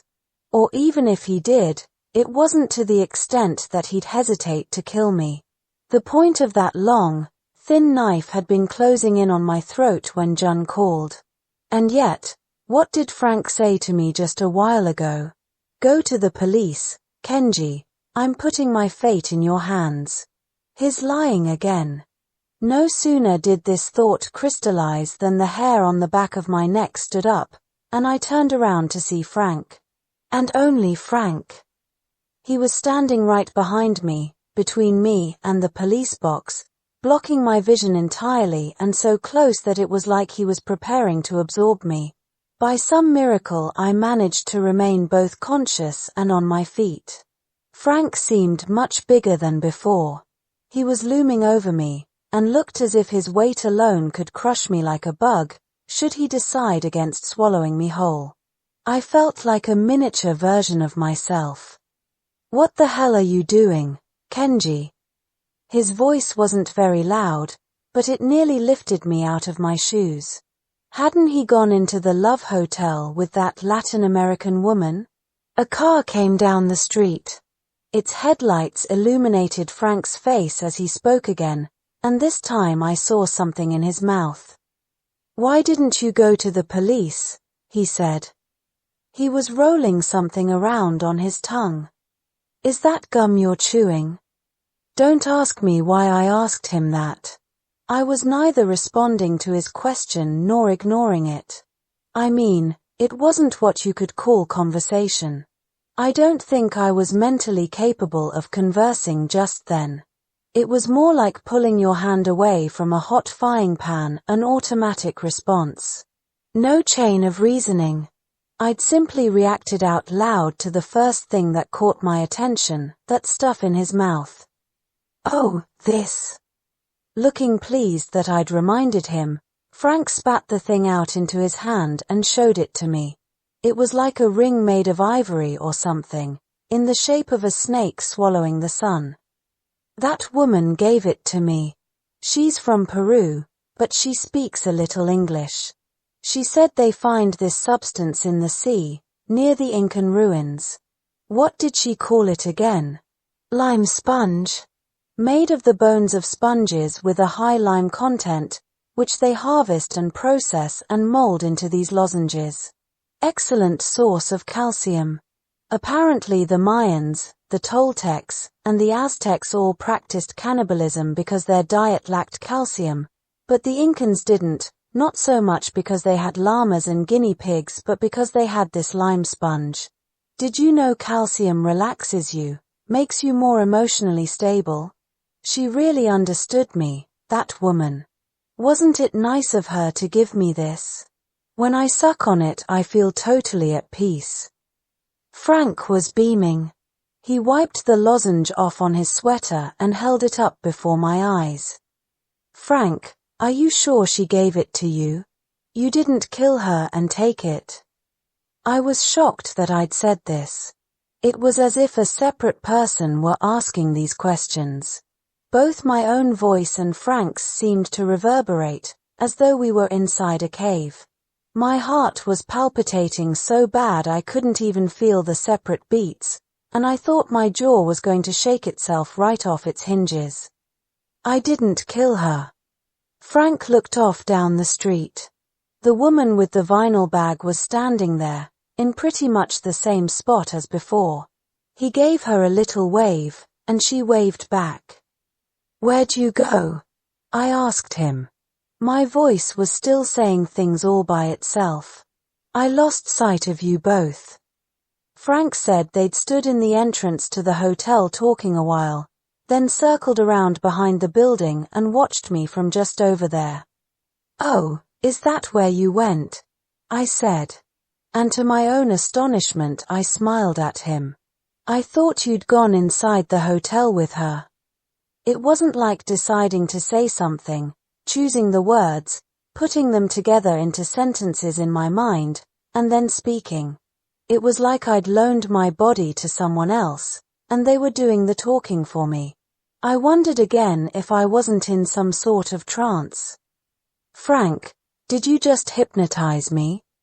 "No," he said, looking puzzled. I was honestly afraid I was losing my mind, blathering away without showing any other evidence of brain activity. I had no will or intention to speak, but the words kept popping out of my mouth. The trembling in my jaw was getting more severe, and trying to stop it just made it worse. My teeth began to chatter like castanets. "You all right, Kenji?" Frank said and peered at my face. "Your eyes look funny, and you're shivering. Are you sick?" "Kenji, it's me, Frank. Do you know who I am?" I laughed and said in a strangely high-pitched voice, "Frank, that sounds funny coming from you." The words echoed in my skull, and I couldn't stop laughing for a while. Now I know I'm going mad, I thought. My brain was in utter chaos, with different parts of it seeming to operate independently. One part was searching furiously for words. It didn't seem to matter what the words were as long as they kept turning up, and any random memory or thought that happened along was automatically verbalized. It was as if my speech function was the only thing that still worked, and it had seized the opportunity to take control. If a dog passed by right now, I'd probably say, "Oh, look, a dog." Then I'd probably remember my boyhood pooch and tell Frank, "I had a dog when I was small." "Are you going to kill me?" I asked him. Exactly like a little kid, blurting out the first thing that occurred to me. But to my amazement, I got some feeling back in my jaw when I said this. I was going to, he told me, but I decided against it. Tears welled up in my eyes. I bowed my head, not wanting Frank to see. As my teardrops fell to the dry pavement, I thought, it was only fear. It was fear that had befuddled my mind. At the sudden reappearance of Frank, I'd just lost it. All this turmoil was caused by fear.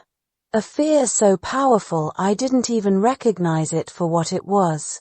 It had filled my entire body and brain, and instead of screaming I'd begun nattering away, randomly and involuntarily.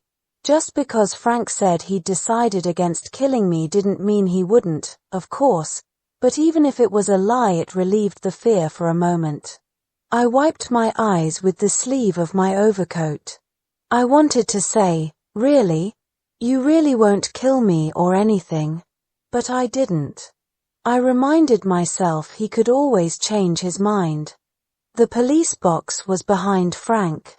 If I ran for it now, I knew he could grab me and snuff me out before I took 2 steps. Mr. Children had had his neck broken in a heartbeat. Besides, my kneecaps were still bouncing around. I couldn't have run if I tried. Frank threw an arm around my shoulders and off we went, with him all but carrying me. He looked back once at the Latin American prostitute, and she waved again. What a swell lady she was, Frank sighed, as if remembering an old friend. The next thing I knew we were strolling past the glass-walled police box, bathed in the pharmacy's gaudy lights. At the entrance were traditional New Year's decorations of pine sprigs and bamboo and woven straw and cloth, which looked to me like symbols of everything imbecilic in this world. Inside, 3 policemen drank steaming cups of tea and talked and laughed. Meanwhile, I thought, a mass murderer fresh from the kill is walking right past you. The cops didn't know anything. Not that they should or could have. The security shutter was closed at the Omei pub, and no one who happened by would think twice about that. Even if Noriko's hypnosis wore off and she went back to the place, she'd probably just assume they decided to close early for one reason or another. It's not as if anyone would suspect that the place was littered with corpses. It might be days before anybody discovered or reported anything. Frank turned his poker face toward the police box as we passed and asked me again why I didn't go to the cops. I told him I was just going to when he appeared. "Aha," said Frank, popping the lozenge back in his mouth. Everything was very strange.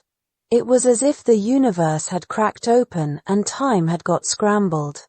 As if the Great Omei pub massacre had happened a decade ago and everyone but me had long since forgotten about it.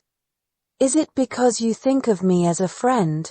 Frank asked solemnly after looking back a couple of times at the police box receding behind us. "Is that why you didn't report me?" "No," I said truthfully. "I don't really know why I didn't go. It's a citizen's duty to report any crime he witnesses. Did you think I'd kill you if you did?" "No. I thought you'd gone into the hotel. I didn't realize you were watching me." "Oh," Frank said, then muttered, "It's a good thing we didn't miss each other." "Miss each other?" I thought. "How can I miss you when you won't go away?" "I wanted to test you," he said. "Whether you really considered me a friend or not. That's why I left you alone by the police box and watched from nearby. I thought if I saw you going toward it all I had to do was kill you. You see, in my book nobody reports their own friends to the cops, and anybody who does deserves to die. But what do you think, Kenji? You think it's okay to rat on your friends?" "I don't really know," I was going to say, when my mobile rang. A truck was approaching, and it was noisy on the street, so I huddled against a wall, cradling the phone in both hands, and turned it on. It was Jun. "Kenji." "Yeah, it's me. Are you all right?" "Yeah, I'm fine. I meant to call earlier, but I was on my way home. Sorry." "That's all right. Don't worry about it." "Are you with Frank?" "That's right. Still in Kabukicho. It's good you decided to go back home." I was a little worried. I mean, when I called earlier. You said something in English about the police and then hung up before I could say anything. And before that, when you called me, Frank got on the line and... What was going on? Was he drunk? Drunk, yeah. You said something about going to the police if you didn't answer, but I didn't know what I was supposed to tell them. There's this Gaijin named Frank, and my boyfriend's with him, and he seems like a dangerous guy. I mean, it's hard to imagine they take me seriously. You're right, they wouldn't have. Kenji. What? Are you really okay? I'm fine. She didn't say anything for a few seconds. Then, Kenji, your voice is shaking.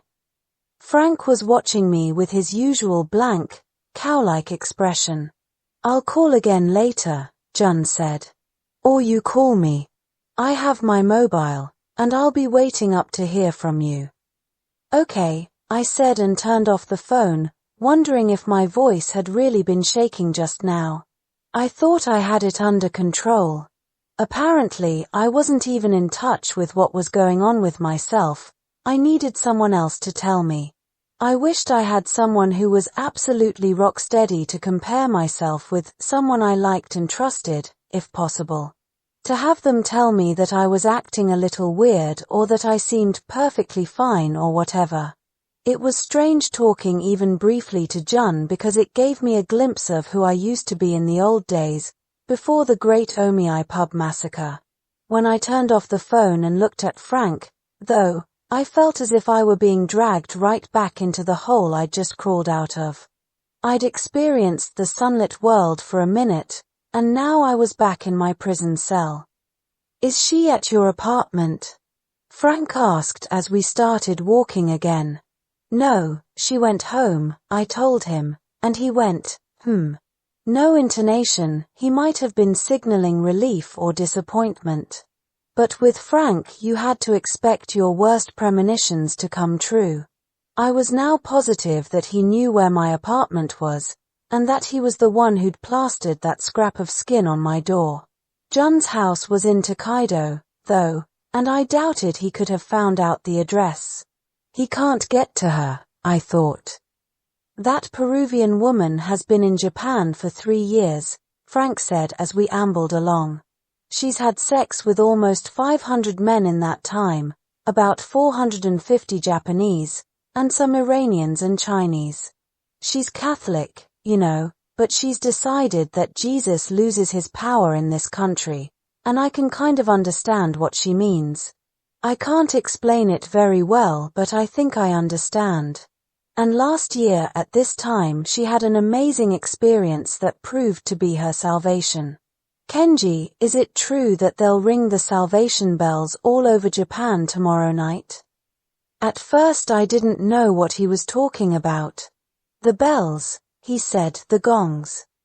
She had a lot of bad experiences. I don't mean she was beaten or assaulted or anything, but apparently for her the hardest part about living here was all the group pressure, and the fact that people don't understand about personal space.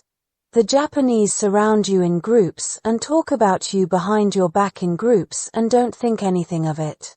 They don't think about the pressure they're putting on you, and it's no use complaining to them because they don't even know what you're talking about.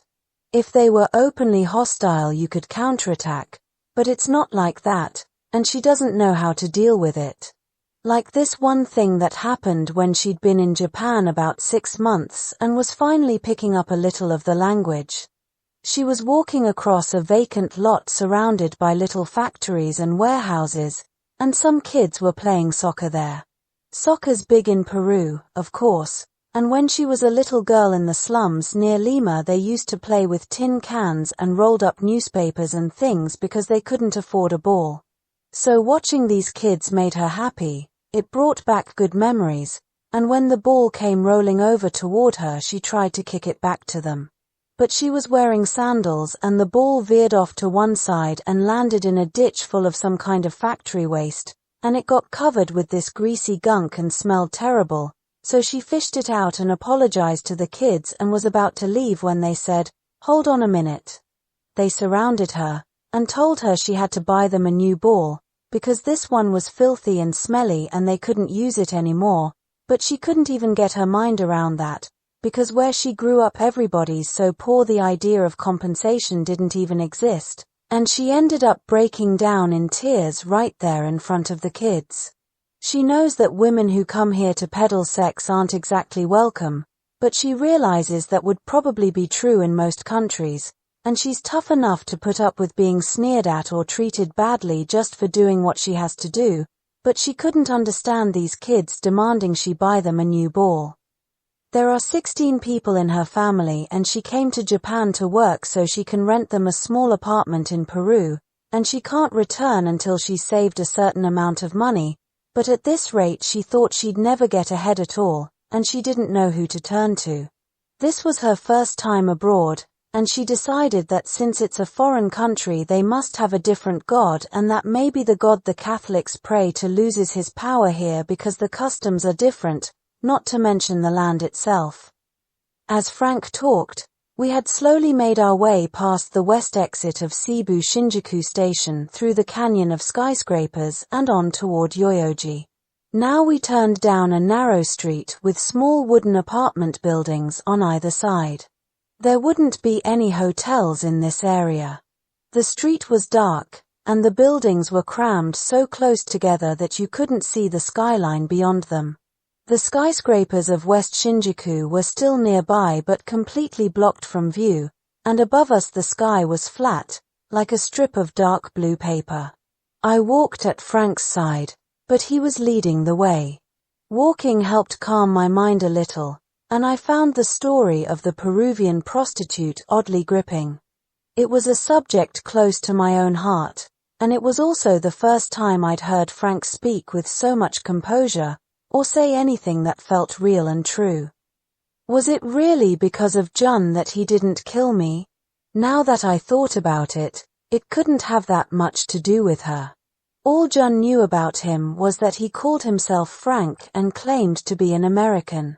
Frank surely wasn't his real name, and anyway there must be hundreds of foreigners named Frank in Tokyo alone. Just as Jun had said, the police couldn't really do anything even if she did go to them. They had no photos of him, and no one knew his passport number or even if he was really American. The only people who could testify that he was ever in the Omiyai pub were dead except for me and Noriko, and I was 100% sure Noriko wouldn't go to the cops. In other words, there was nothing to stop Frank from killing me tonight and taking a plane back home from Narita tomorrow. He could have killed me any time he wanted to, but he didn't. She thinks the Japanese need to do some deep thinking about their own gods, and she's right. Who would have guessed you'd find a neighborhood like this, full of old wooden apartment buildings, pretty much smack dab in the middle of Tokyo and only about a 15-minute walk from Kabukicho? Not me. Amid the tenements were a few ancient, one-story wooden houses, like the kind you see in samurai dramas, so small I almost wondered if they weren't scale models. They had little sliding doors you couldn't have used without stooping, and tiny pebble-covered gardens. Some of the gardens had pint-sized, zinc-lined ponds, their surfaces rippling not with goldfish or carp but schools of slimy little pink things. Over the roofs of these low-slung houses you could make out the high-rise buildings of the new city center in Shinjuku. Frank marched along at a steady pace, as if he knew exactly where he was going, and turned down a street that might or might not have been wide enough for a single compact car to pass. He kept going on about the Peruvian streetwalker. She wanted to find out about the gods of this country, but she couldn't find any books on the subject in Spanish, and she doesn't read English, so she asked a lot of her customers, but apparently none of the Japanese knew anything, which made her wonder if people here never came up against the kind of suffering where you can't do anything but turn to your God for help. The person who told her about the salvation bells was a Lebanese journalist who'd been here for over 30 years. He told her there was no figure like Christ or Mohammed in Japan, or any god like the kind Westerners imagine, but that certain big rocks and trees and things were decorated with straw ropes and worshipped as gods, and that people also worshipped the spirits of their ancestors. And he said she was absolutely right, that the Japanese had never experienced having their land taken over by another ethnic group or being slaughtered or driven out as refugees, because even in World War II the battlefields were mostly in China and Southeast Asia and the islands of the Pacific, and then Okinawa of course, but on the mainland there were only air raids and the big bombs, so the people at home never came face to face with an enemy who killed and raped their relatives and forced them all to speak a new language. A history of being invaded and assimilated is the one thing most countries in Europe and the New World have in common, so it's like a basis for international understanding.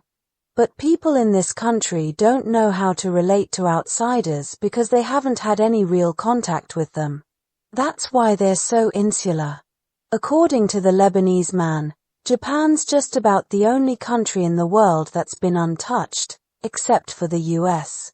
But he said of course there's a bright side to that too, and started telling her about the bells, saying that precisely because the Japanese have never experienced a real invasion, there's a certain gentleness here you can't find in other countries, and that they've come up with these incredible methods of healing.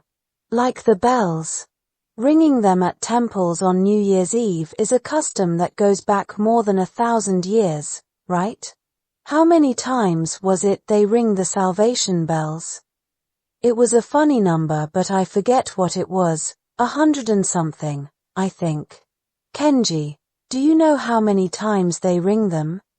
Frank was talking about Joy and O'Kane, the New Year's bells. 108, I said. That's it, yeah, 108. We'd reached the end of a cul-de-sac, and I followed Frank into a narrow gap between two buildings. No light from the houses or street lamps made it into this space, and it was so narrow we had to shuffle along sideways. The path ended at a ruined building that looked as if it had been in the process of being torn down by the land sharks when the real estate bubble burst. Mortar had fallen from its outer walls, which were draped with canvas dropcloths and sheets of vinyl. Frank parted the sheets, and we crouched down almost to our knees to pass through into the building. The rain-splattered vinyl smelled of dried mud and animal shit. Last year she went to listen to them, and she said it was a transcendent experience, like being in another world, and that the 108 bells washed away all her bad instincts. Once inside the building, Frank turned on the light, a bare fluorescent unit on the floor, and his face, lit from below, became a puppet show of creepy shadows. The building must have been a clinic. In one corner was a pile of discarded medical equipment and broken chairs. A bare mattress lay on the hardwood floor, and Frank sat down on it and gestured for me to sit beside him. Kenji, those bells, they wipe out all your bad instincts, right? Will you take me to a good place to hear them? Sure, I said, thinking, there it is, that's why he decided to let me live. Really? Thanks. So how do these bells purify you? She had a rough idea, but I want to hear it from a Japanese person. Frank, can I stay here tonight? I was pretty sure he wouldn't let me go home. There are beds on the second floor you can sleep on. I use this mattress here. I guess you must be tired, so much happened today. But I'd like to hear a little more about the bells, if it's all right with you. Sure, I said, looking around the room. I didn't see any stairs. How do I get up there? See that? Frank pointed at the far corner, where a big steel cabinet lay on its side.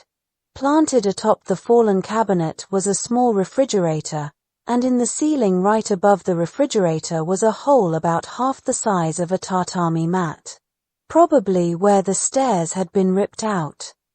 You can climb up to the second floor from the refrigerator, he said, smiling at me. Lots of beds up there. It's like a hotel. All he'd have to do was move the refrigerator after I climbed up, and there'd be no need to watch me all night. It would take guts to leap down from that hole in the ceiling.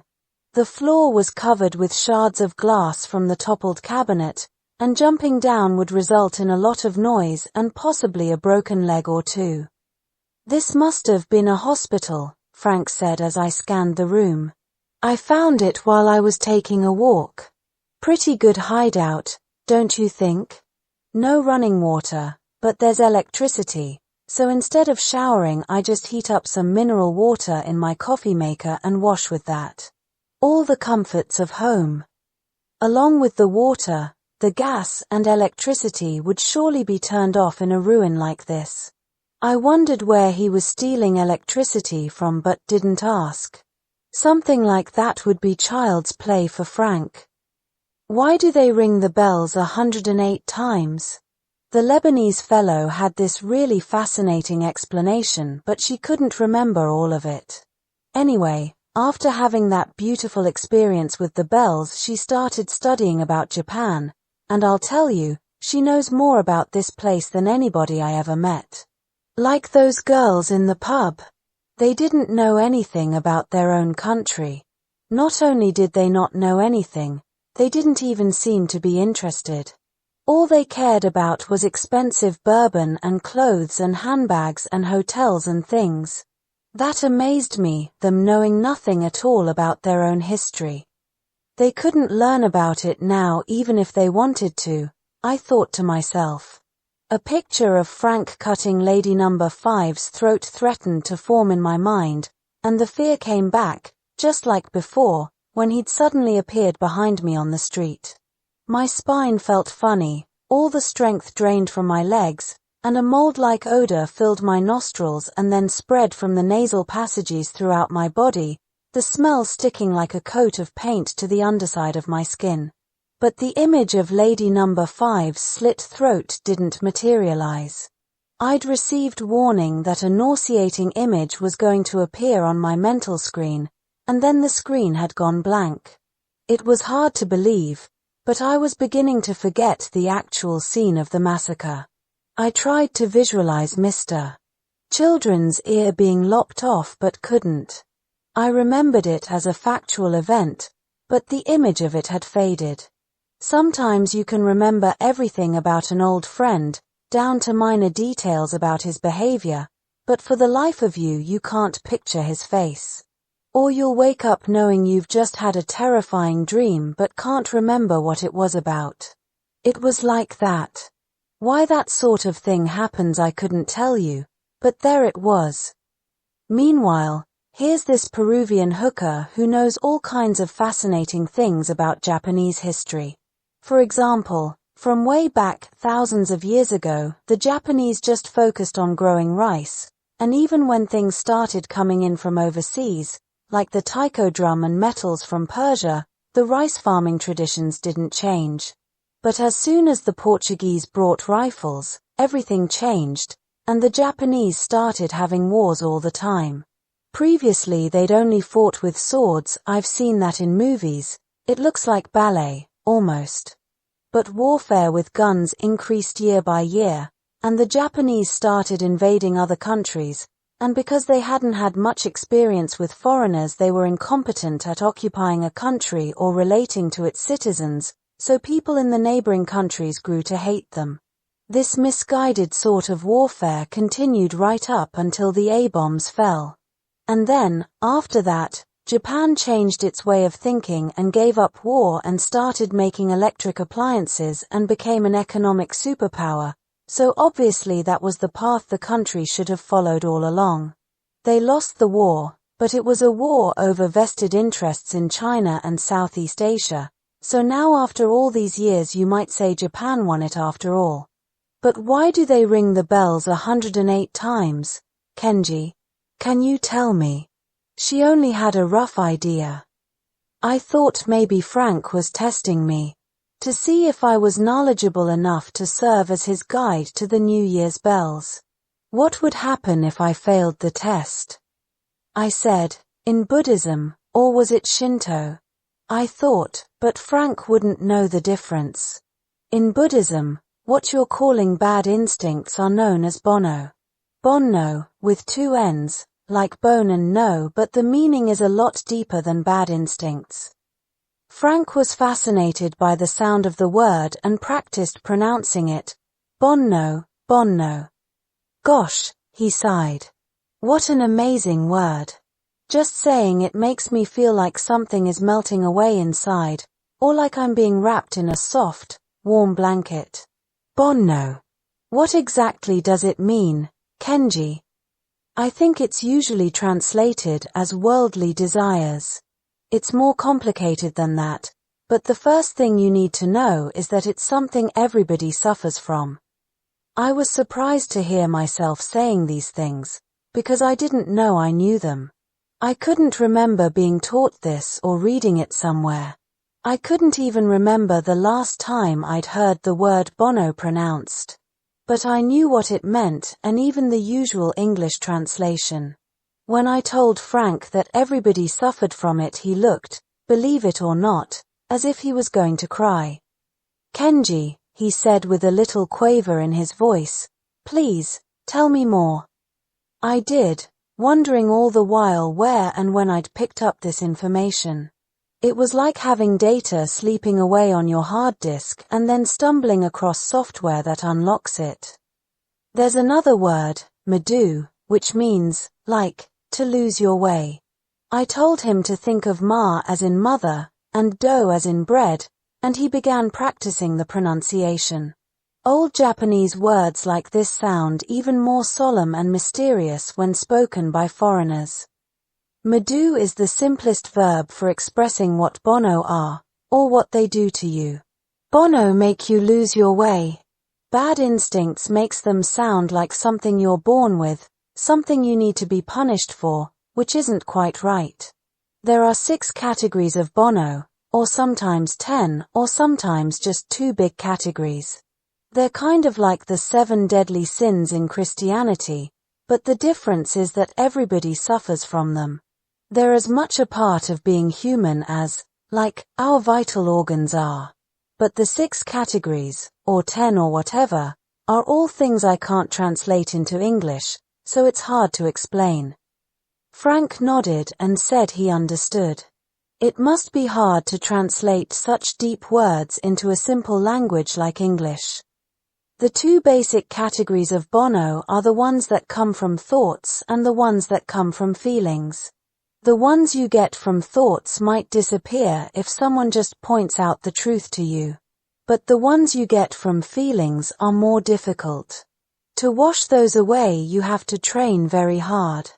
Have you ever heard how Buddhists go without eating, or swim naked in icy water, or stand under waterfalls in winter, or sit cross-legged in this unnatural position and get smacked from behind with sticks? Frank said yeah, he'd seen documentaries like that on TV. But Buddhism has a lot of very sweet, gentle things about it too, I told him. Like the New Year's bells.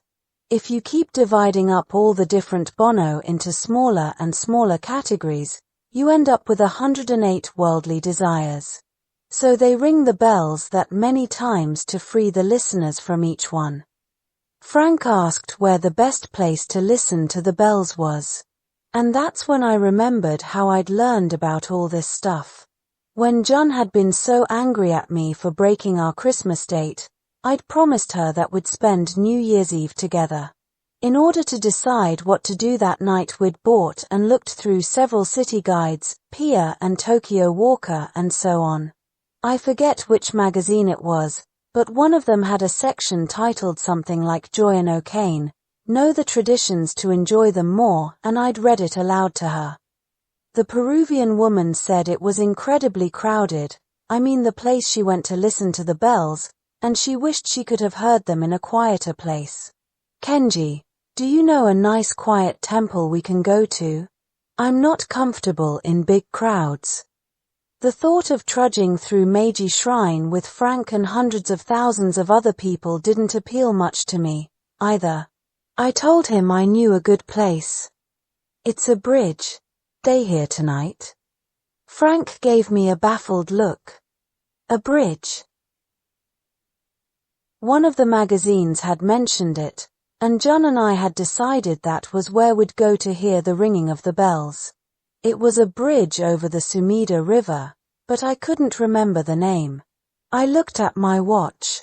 3 a.m., December 31st. I wondered if John was still up.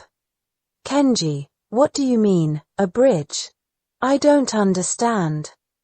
There weren't many temples in this area, around Shinjuku, I told him. The Shitamachi district, downtown, has far more of them.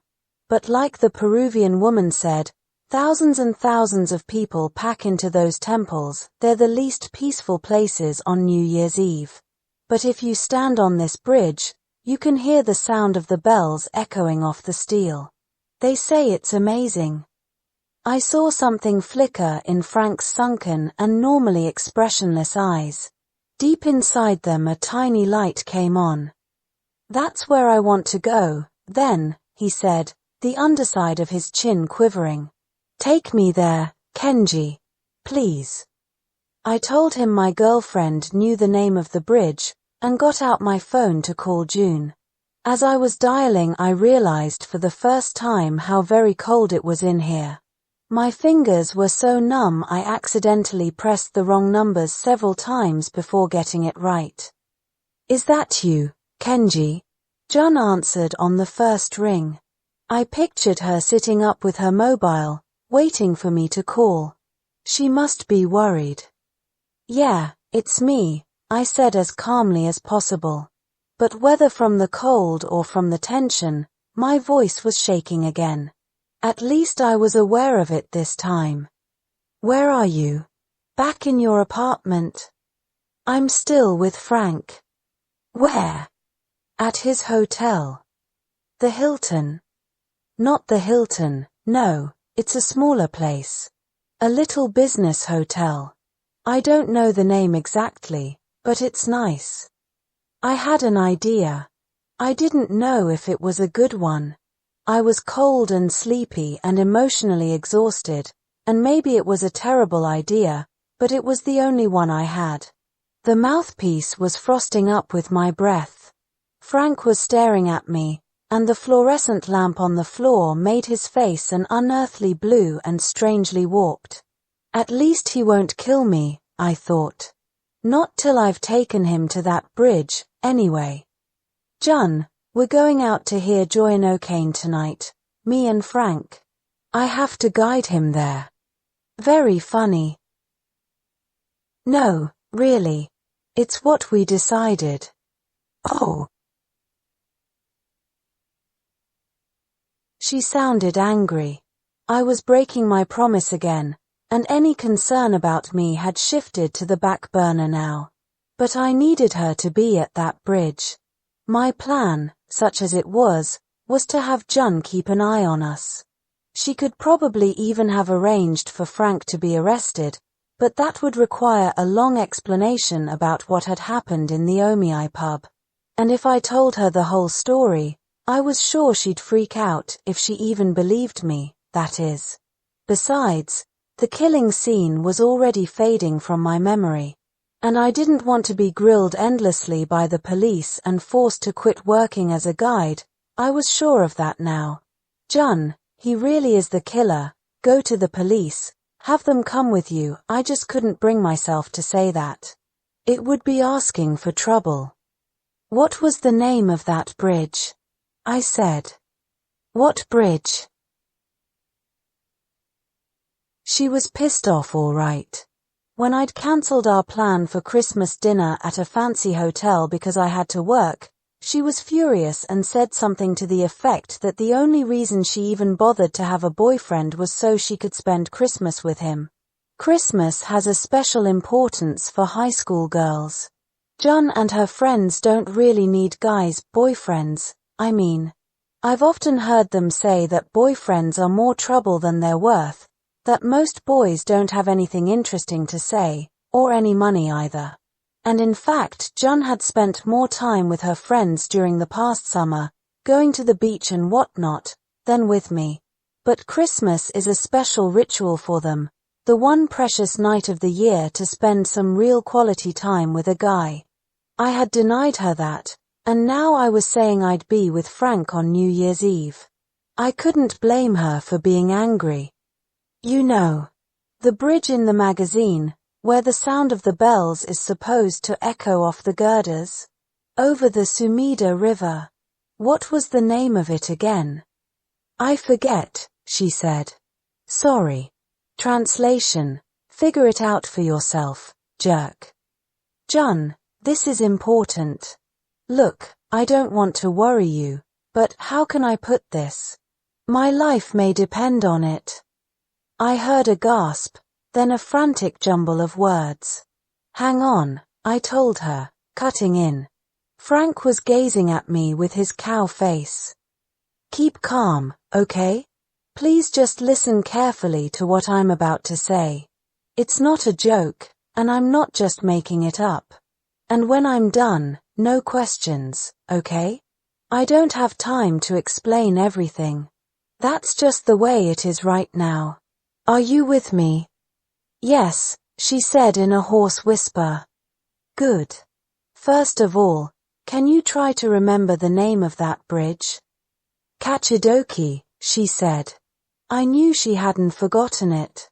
It's out by the fish market, near Tsukiji. I could hear the tension in her voice. The next one downriver from Tsukuda Bridge. Go there tonight, I told her. But don't come up to us. I just want you to keep an eye on Frank and me. Keep an eye on you. What do you mean? There was no way to make it all perfectly clear. I had to stick just to the essentials. Tonight, by 10 o'clock at the very latest, Frank and I will be at the foot of Kachidoki Bridge, on the fish market side. I'll make sure that's where we are, the foot of Kachidoki Bridge, 10 o'clock. Got it? Wait a minute, Kenji. What? Sorry. What do you mean the foot? Where the bridge, begins. Got it. Look for me and Frank, but don't show yourself. When you see us, just pretend you don't know who we are. Whatever you do, don't come up to us or talk to us. Understood? So I'm just supposed to watch you from a distance, right? Exactly. When the last bell has been struck, Frank and I will split up, and I'll go back home with you. If Frank tries to stop me, or if I seem to be struggling with him, if that happens, and only if that happens, find a policeman and get him to step in and help me. Okay. There are bound to be a lot of cops around to control the crowds. I intend to walk away from Frank after the last bell, no matter what. If I don't, it means Frank is pulling something, so do whatever you have to do, start screaming, or whatever, to get a cop to help me get away from him.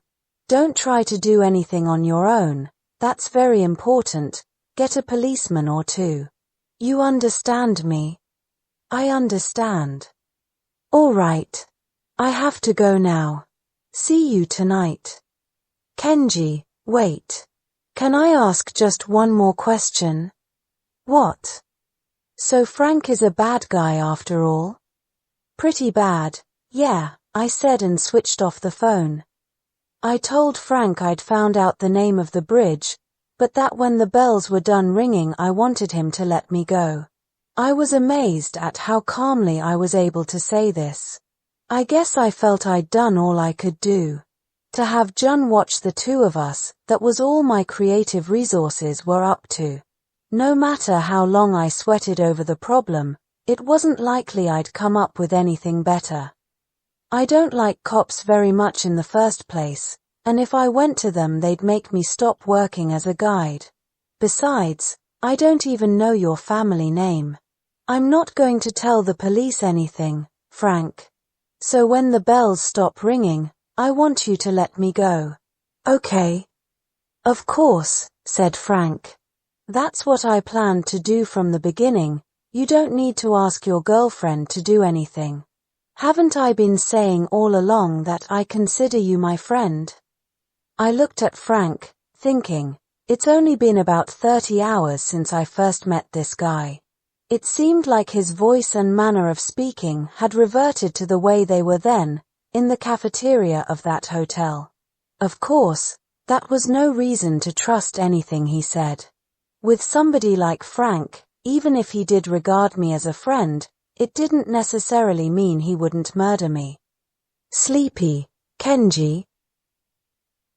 I shook my head.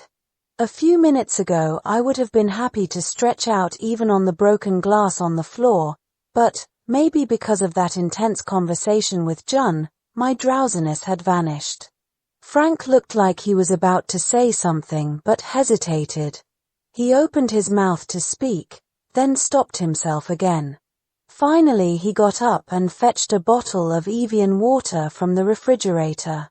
He took a sip and asked if I wanted anything, and I said I'd have a cola. The refrigerator was one of those small, squat, old-fashioned jobs, probably salvaged from someone's trash, but I could see it was well stocked with soft drinks and even beer. I want to tell you something, Kenji. It's a long story, and pretty strange, too, but I'd like for you to hear it, if you don't mind. Frank was speaking in what was, for him, a meek-sounding voice. I'm listening, I said.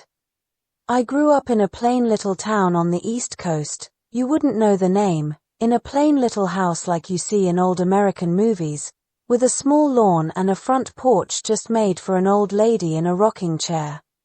Frank's voice and even the expression on his face had grown more relaxed and tranquil since we'd entered this ruined building. What kind of neighborhood was this, anyway? It was packed with small apartment buildings, and yet not a sound was to be heard from anywhere outside. The bare fluorescent unit on the floor emitted a faint electric buzz, and the refrigerator made a vague, high-pitched whine, like tinnitus. That was all I could hear, though. The broken windows and collapsed walls were covered with those vinyl sheets and canvas dropcloths, but we had no heat and it was freezing. My breath made little white clouds. Frank's didn't. We moved there when I was 7 years old, because in the town before that I had already killed 2 people.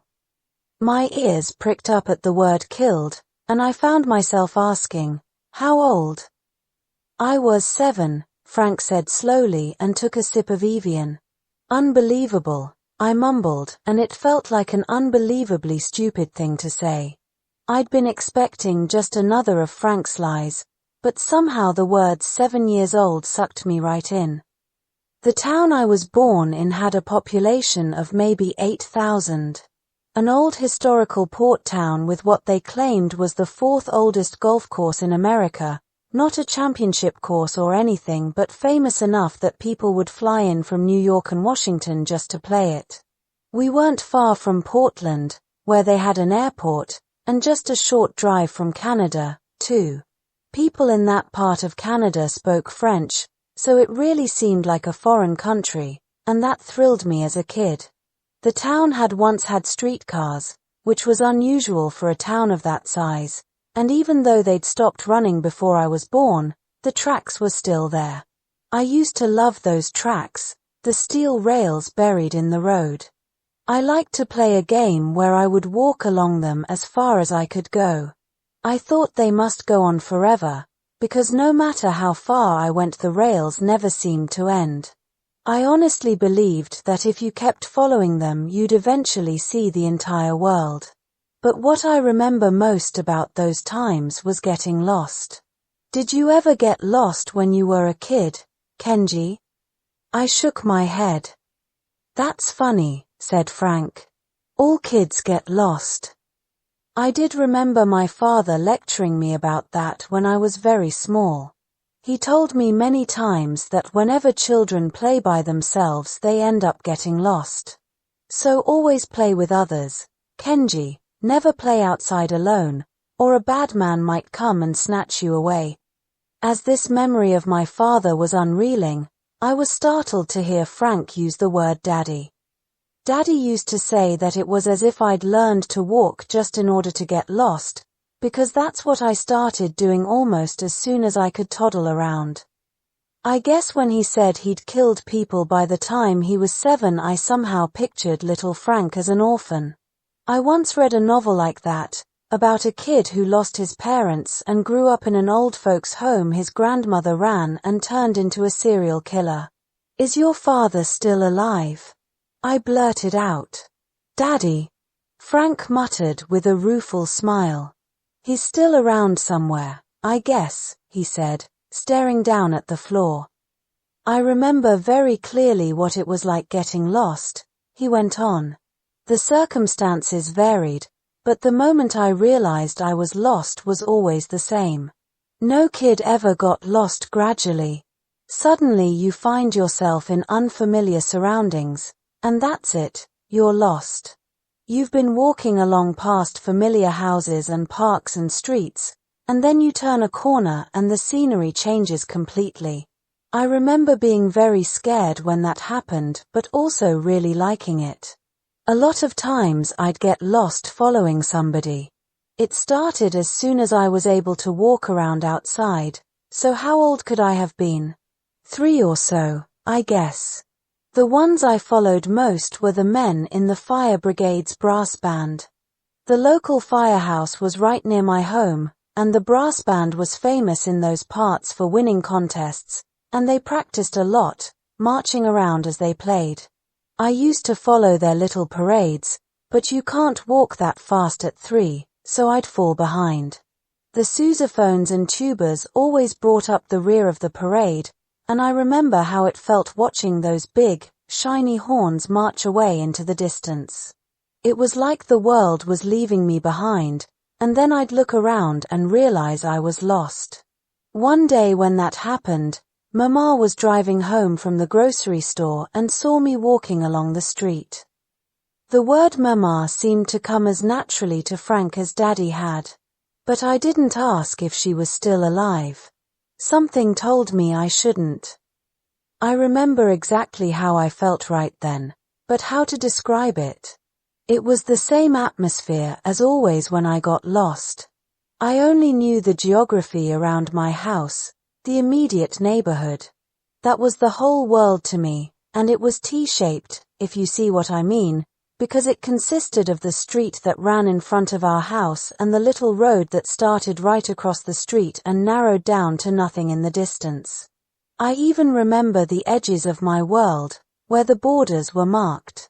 To the left was a neighbor's blue mailbox, to the right, at the corner of the street, was a flowering dogwood tree, and straight ahead, down that sloping little road, was a steel bench in a park with a brook running through it. Those were the edges of the world: a mailbox, a dogwood tree, and a park bench, and the moment I stepped beyond any of them I was outside my world and lost. Even though I did it over and over again and must have seen the scenery plenty of times before, I could never familiarize myself with the landscape out there beyond the borders, in the unknown, which is what it was for me, like the dark forests were for people in the Middle Ages. The day I ran into Mama was a cloudy day in late spring, early summer.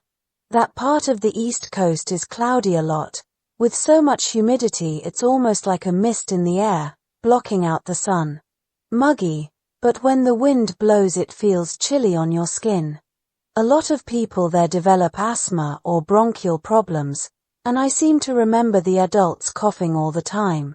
On this particular day I'd ventured into the unknown beyond the blue mailbox. When you're a kid, getting lost isn't just an event or a situation, it's like a career move. You get this thrill of anxiety and fear and a feeling that you've done something that can never be undone. My sense of myself, of my body, would become very shaky, and I'd feel like I was going to melt into the grey fog all around me. A lot of times I'd start screaming. But adults never pay any attention to a little kid alone on the street just screaming, crying, maybe, but not screaming. On this day I was mostly just afraid but still really excited. And then Mama appeared. All of a sudden she pulled up beside me in the car and said, "Goodness, it's my little boy." I started bawling. Not because I was happy or relieved to see her, but because I was scared. I felt like Mama had merged with the unknown and must therefore be a completely different person.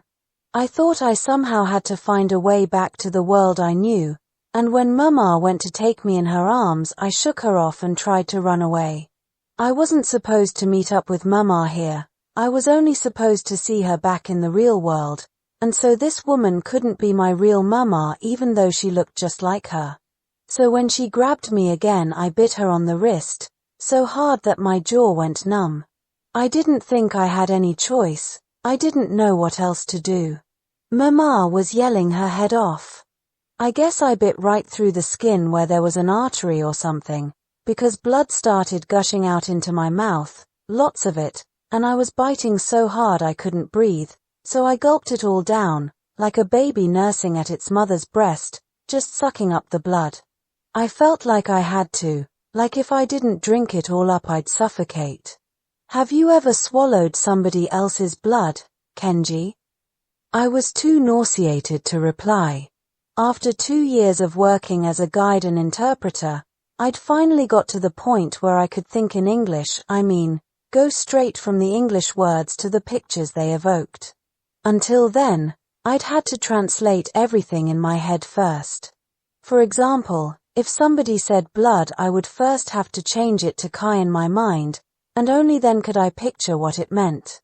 But the English verb swallow and the noun blood were all it took to form a picture in my brain, and now Frank was asking me, in a perfectly casual way, if I'd ever done the thing my poor brain was picturing. He wasn't talking in a spooky voice, like the narrator in a horror film or something. Are you ready for something really scary?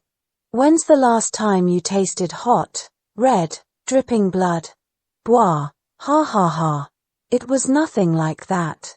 It was more like the tone of voice you might use to ask someone if they'd ever ridden a horse.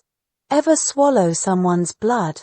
I looked down at the floor and slowly shook my head.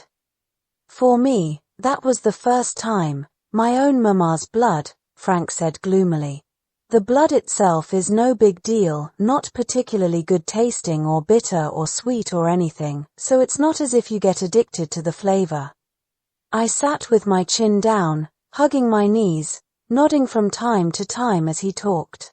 The fluorescent lamp cast its light upward in an inverted pyramid, leaving the floor and the mattress we were sitting on in darkness.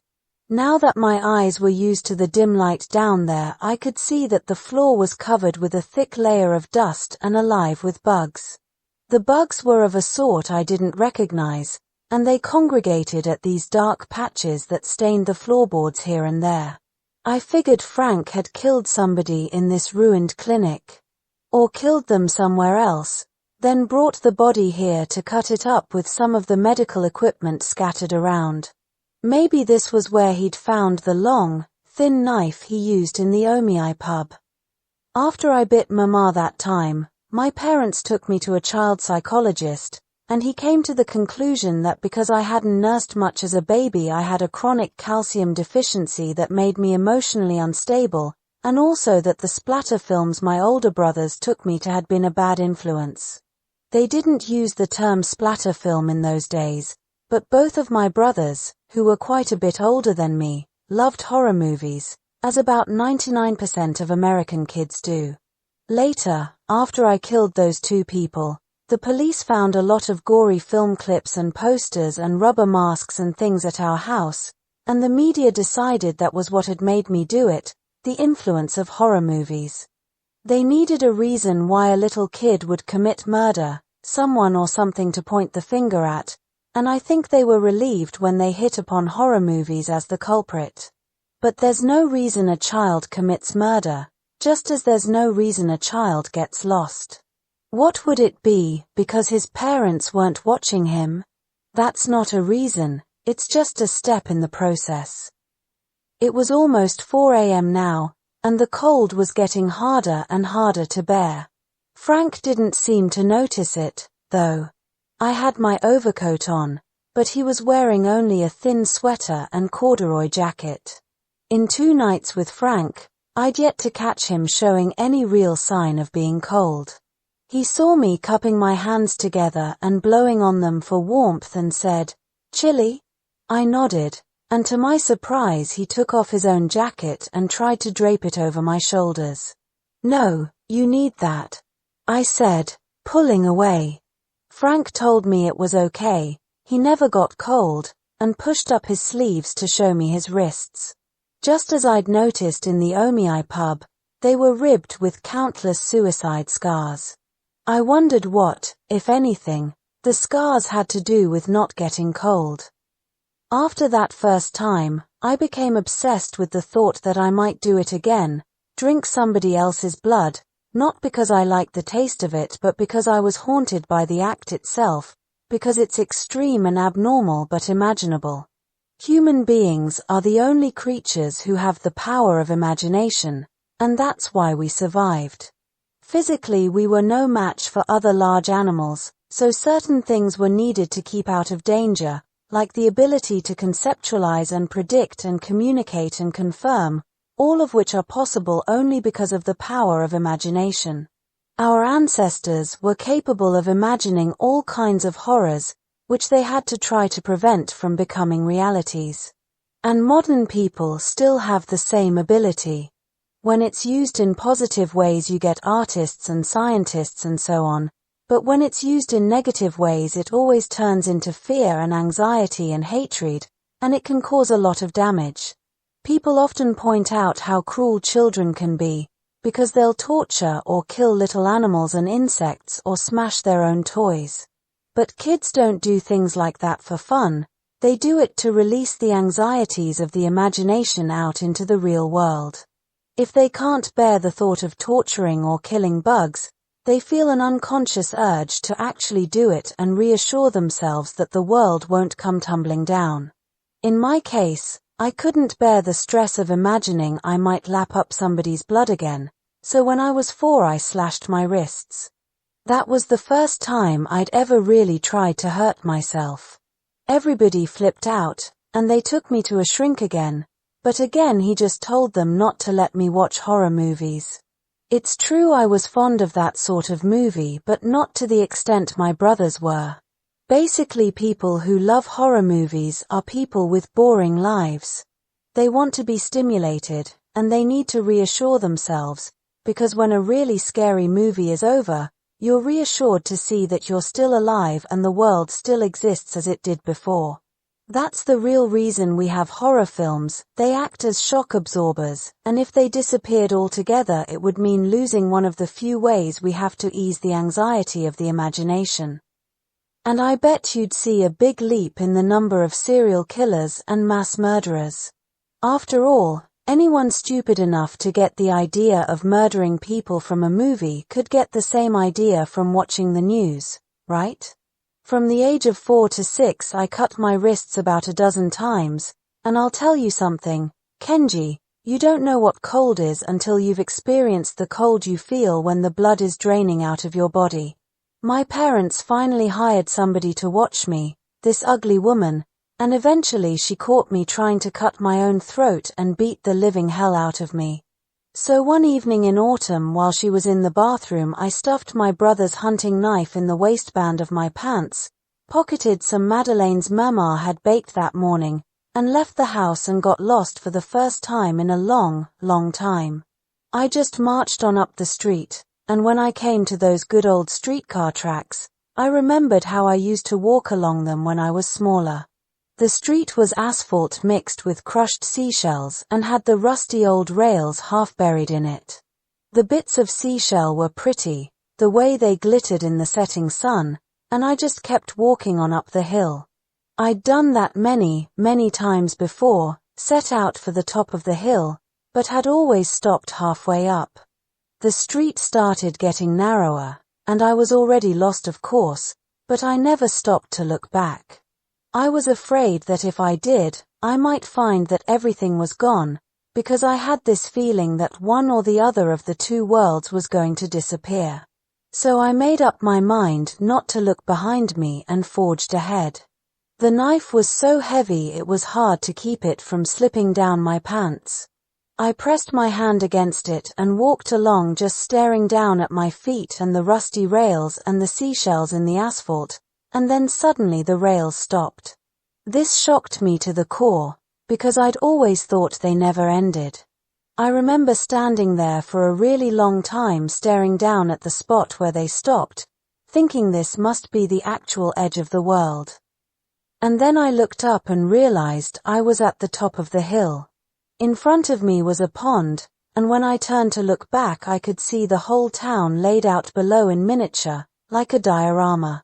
I'd never seen this view because I'd never made it to the top before, but there it was, the whole town, with clusters of houses and shops on the slopes of the valley, and in the center were bigger buildings and churches and parks, and from there to the harbor were the factories with their smokestacks and warehouses, and the giant crane at the shipyard, which I recognized from one time when my brother took me there, but which now looked like a toy.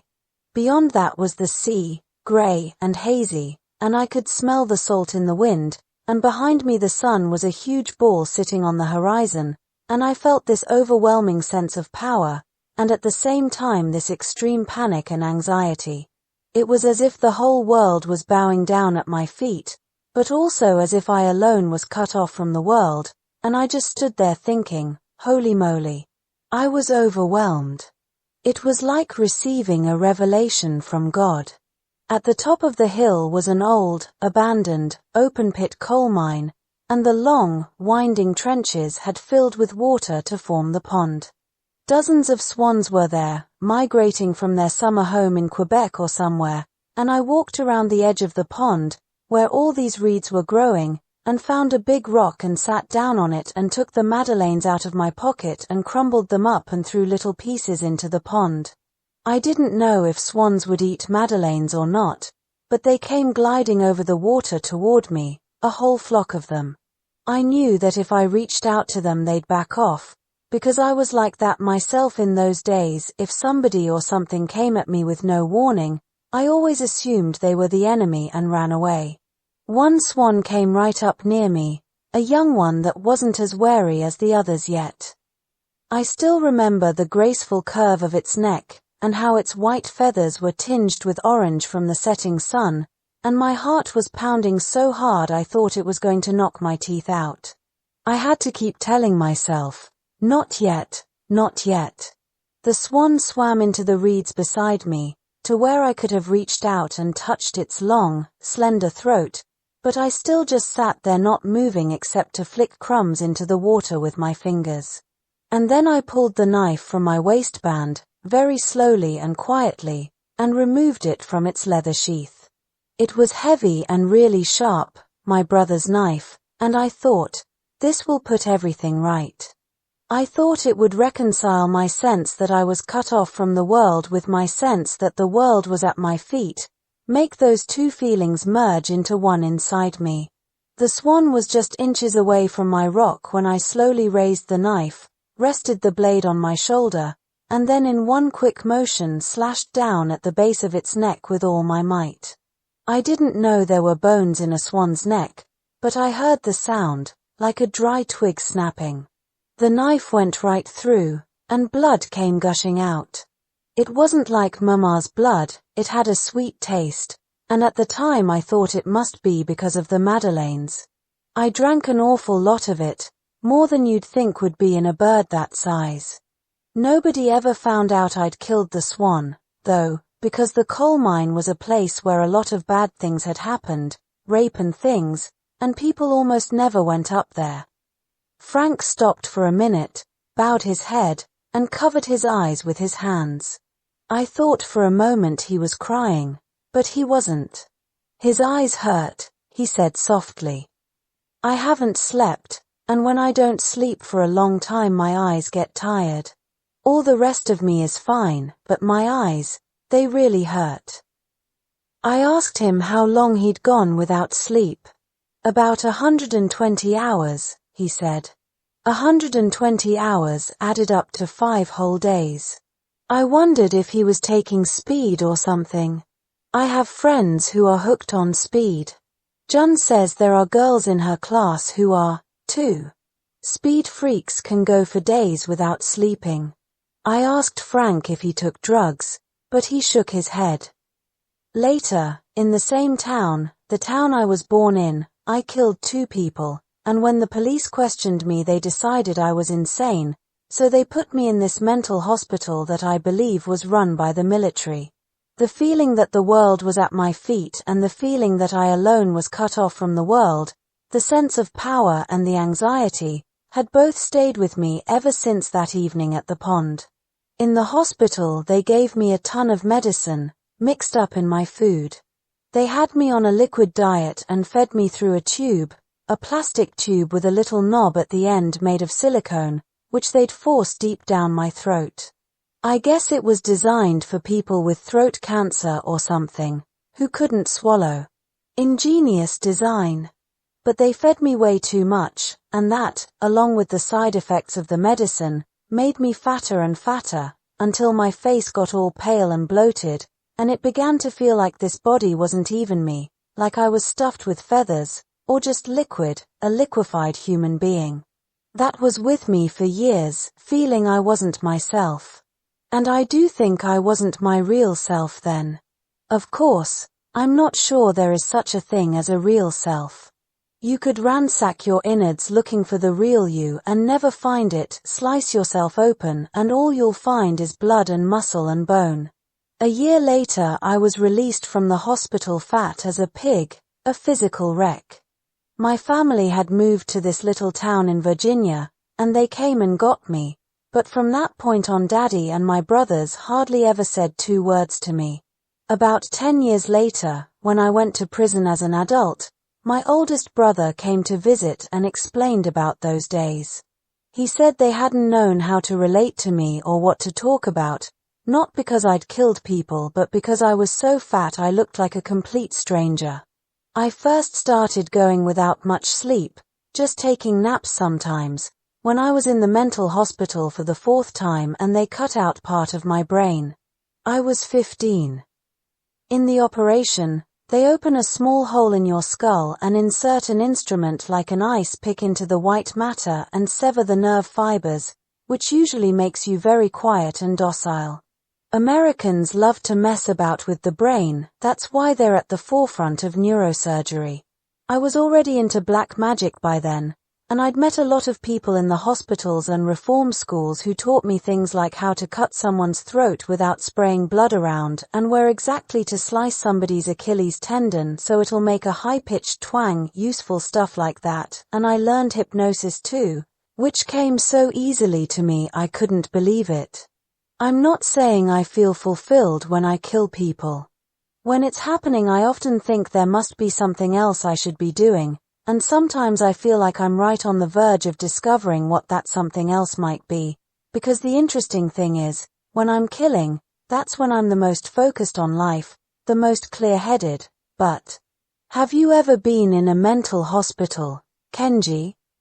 The things he was talking about were fundamentally creepy and disgusting, and a lot of what he said made no sense to me, but it was all sinking in. It was like listening to music, rhythmical and with a sort of melody that seemed to get inside me directly, through my pores rather than my ears. I'd surrendered to his storytelling, I guess, and when he asked if I'd ever been in a mental hospital it didn't even strike me as an outrageous question. I just said no, I hadn't.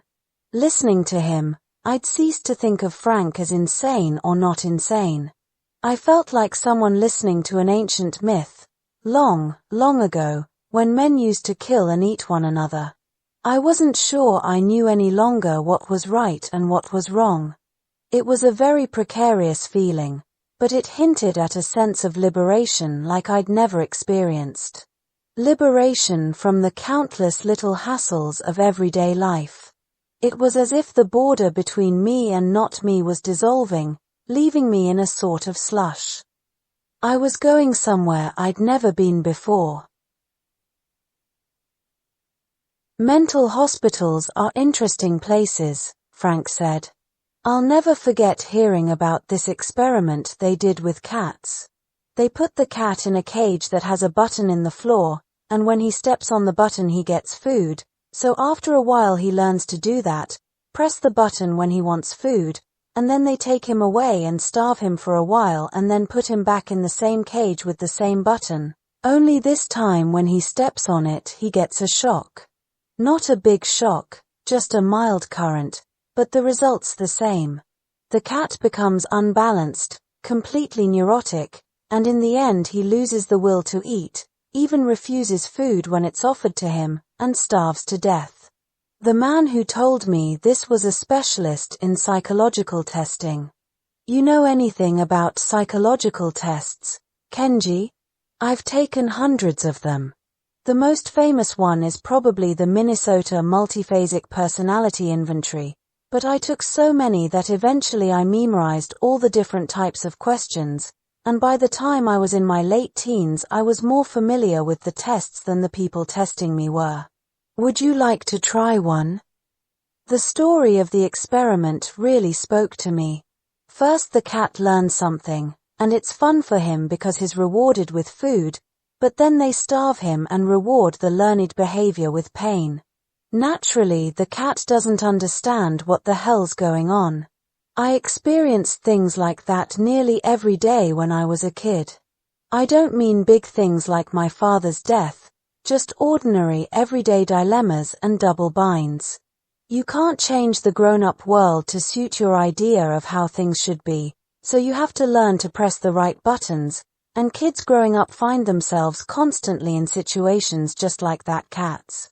There's no consistency to the way your parents and other adults respond to you when you're a kid. It's especially inconsistent in this country, because there aren't any solid, standard criteria for judging what's important. The grown-ups live only for money and things with established monetary value, like designer goods. The media, TV, newspapers, magazines, radio, whatever, are full of pronouncements by adults that make it clear that all they really want or care about is money and material goods. From politicians and bureaucrats to the lowliest office drudge drinking cheap sake at some outdoor stall, they all show by the way they live that money is the only thing they aspire to. They'll puff themselves up and say money isn't everything, but all you have to do is watch their behavior to see where their real priorities lie. The weeklies that cater to middle-aged men criticize compensated dating among high school girls, but in the same issue you'll find recommendations for reasonably priced erotic massage parlors and early morning show plans. They'll denounce the corruption amongst politicians and bureaucrats, but also feature can't-miss stock tips and bargain real estate deals. And they'll do entire photo spreads on success stories, showing us rich people's houses or some asshole standing there in designer clothes and accessories. Pretty much all day long, day in and day out, 365 days a year, children in this country go through what that food or electric shock cat went through. But try to point that out, and some old fucker will jump all over you. You kids are spoiled rotten. How dare you complain, when you've never lacked for anything in your life? Why, my generation lived on potatoes and worked our fingers to the bone to make this the wealthy country it is. It's always precisely the sort of smug old wanker you would never ever want to end up like. We don't live the way you tell us to because we're afraid that if we do we'll grow up to be like you, and the thought of that is unbearable. It's all right for you because you'll be dead soon anyway, but we've still got another 50 or 60 years to live in this stinking country. Kenji, what's wrong?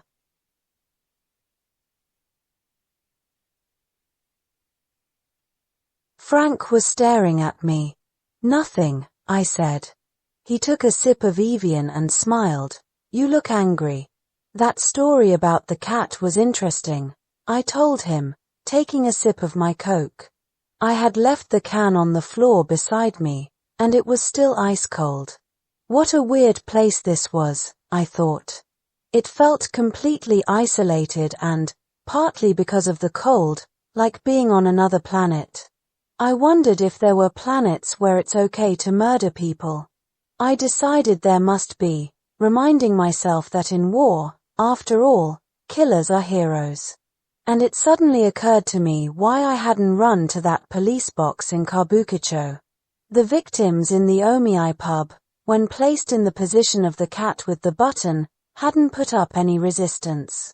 I looked over at Frank and thought, well, here's a guy who resisted. Maybe he was one of the very few who'd kicked against this cat's cage of a world, where first they feed you and then, although you've committed no crime, they give you a punishing jolt.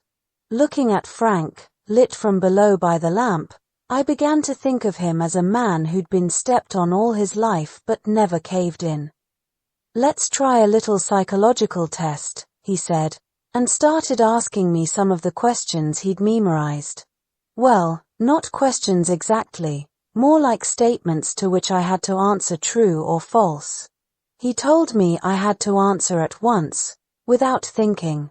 The statements were of all sorts, from I like poems about flowers to my genitals are oddly shaped and my greatest pleasure is to be hurt by someone I love. Over the course of half an hour or so, he must have rattled off over 200 of them. Interesting, isn't it? Frank smiled when we were done. I put them together myself. Like I say, I've taken hundreds of these tests.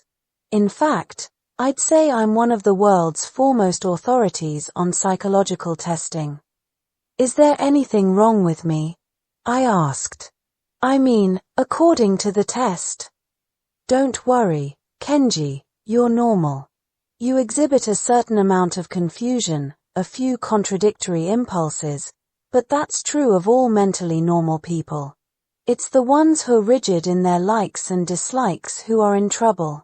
Everybody lives with a certain amount of confusion and indecision, never knowing which way the pendulum's going to swing. That's normal. What about him? I asked, and Frank said he was normal too. This didn't even strike me as peculiar. I thought he probably was. Starting with that piece of human skin plastered to my door, today had been just one unimaginable thing after another. But though I knew I was exhausted, I was too wired to be able to sleep. Besides, it was freezing cold, and I was sitting with a murderer in an abandoned building littered with medical junk. I think all of these things contributed to my mental state being slightly out of whack. It wasn't that Frank was exerting an evil influence on me, winning me over to the dark side or whatever. But I can't deny that my body and mind were being dragged into unfamiliar territory. I felt like I was listening to the tales of a guide in some unexplored country. You must be tired, Frank said. There are still plenty of things I haven't told you, but I guess we'd better call it a day. Tonight we have to go hear the bells and everything. I don't think I can sleep. Why not? You afraid I'll kill you? No. It's just that my nerves are kind of on edge. Maybe you should eat something. I wasn't hungry, I told him, but Frank said I'd sleep better if I had something in my stomach. He took a coffee maker from one of the cardboard boxes stacked against the wall, filled it with Evian, and plugged it in. Then he took 2 cups of King Ra instant ramen from the same box. I asked if he always ate instant foods. Sure, he said with a grin. I'm no gourmet. Is there some reason for that? I said, watching the steam begin to rise from the coffee maker. I mean, everybody likes good food, right? They shoved those tasteless liquids down my throat for so long in the mental hospital that the truth is I don't even remember what good means. But when I do eat something that everybody thinks is delicious, it's funny, I feel like something's draining out of me. Like something important is escaping from my body. And what would that be? The mission I've been entrusted with. My destiny. Killing people. When the noodles were ready, Frank handed me a plastic fork. I inhaled the fragrant steam, absorbing it like a sponge, then slurped up a mouthful before asking him if he was going to continue to kill people after hearing the 108 bells. He shrugged. I never seemed to have much choice in the matter, he said. Killing people has always been absolutely essential for me to go on living. Slashing my wrists and slicing through that swan's neck and drinking its blood and killing people were all basically expressions of the same thing, the thing that's driving me. If you don't keep your body and brain active, senility sets in, even if you're a little kid. The circulation in your brain gradually decreases. Like the cat in that experiment, by the time he lost interest in eating, the blood in his brain was just barely moving. It's the stress that does it. Human beings have thought up everything from hunting in groups to pop songs and car races so our brains wouldn't atrophy, but there aren't that many genuinely effective ways to guard against senility nowadays. Kids are especially vulnerable because their options are so limited. And now with all this social surveillance and manipulation going on, I think you'll see an increase in people like me. Frank had speared some noodles with his fork and raised them to just below his chin, but then seemed to forget about them as he rambled on. Condensation from his cup dripped onto the dusty floor. Eventually the steam ceased to rise from it, but he continued talking. He'd forgotten he was eating. Concentration wasn't the word for this, it was something much more intense, as if he were possessed. As if his life would end if he stopped talking. He hadn't taken a single bite of his ramen, and the stuff on the end of his fork had begun to change color. Listening to him talk on and on with one eye on the darkening noodles, I'd watched them transform into some unidentifiable, pendulous, stringy substance. When he paused in his monologue for a moment, I raised my eyebrows at his fork and lifted my chin to suggest he eat. Glancing with some surprise at the noodles, he shoveled them in his mouth and chewed with a melancholy air that seemed to say, "Why do we have to go through the dreary process of ingesting food?" When I was 12, I killed 3 in a row, all old people sleeping on porches in their rocking chairs or gliders, and I made a tape taking credit for the murders and sent it to the local radio station. They had a DJ I liked, and I wanted him to know I was the serial killer everyone was talking about. I did a lot of things to disguise my voice, packed cotton balls in my mouth, held a pencil between my teeth, scotch-taped my lips together, and so forth, and I used an old tape recorder of my father's. It took me over 20 hours to do it, but I can't tell you how much fun it was. In the end, the FBI managed to analyze the voice print, which proved my guilt beyond any reasonable doubt, so for a long time I regretted making and sending that tape. But then years later I remembered what fun it had been, how it made me feel like I was getting in touch with things outside myself, like I finally fit properly into my own body.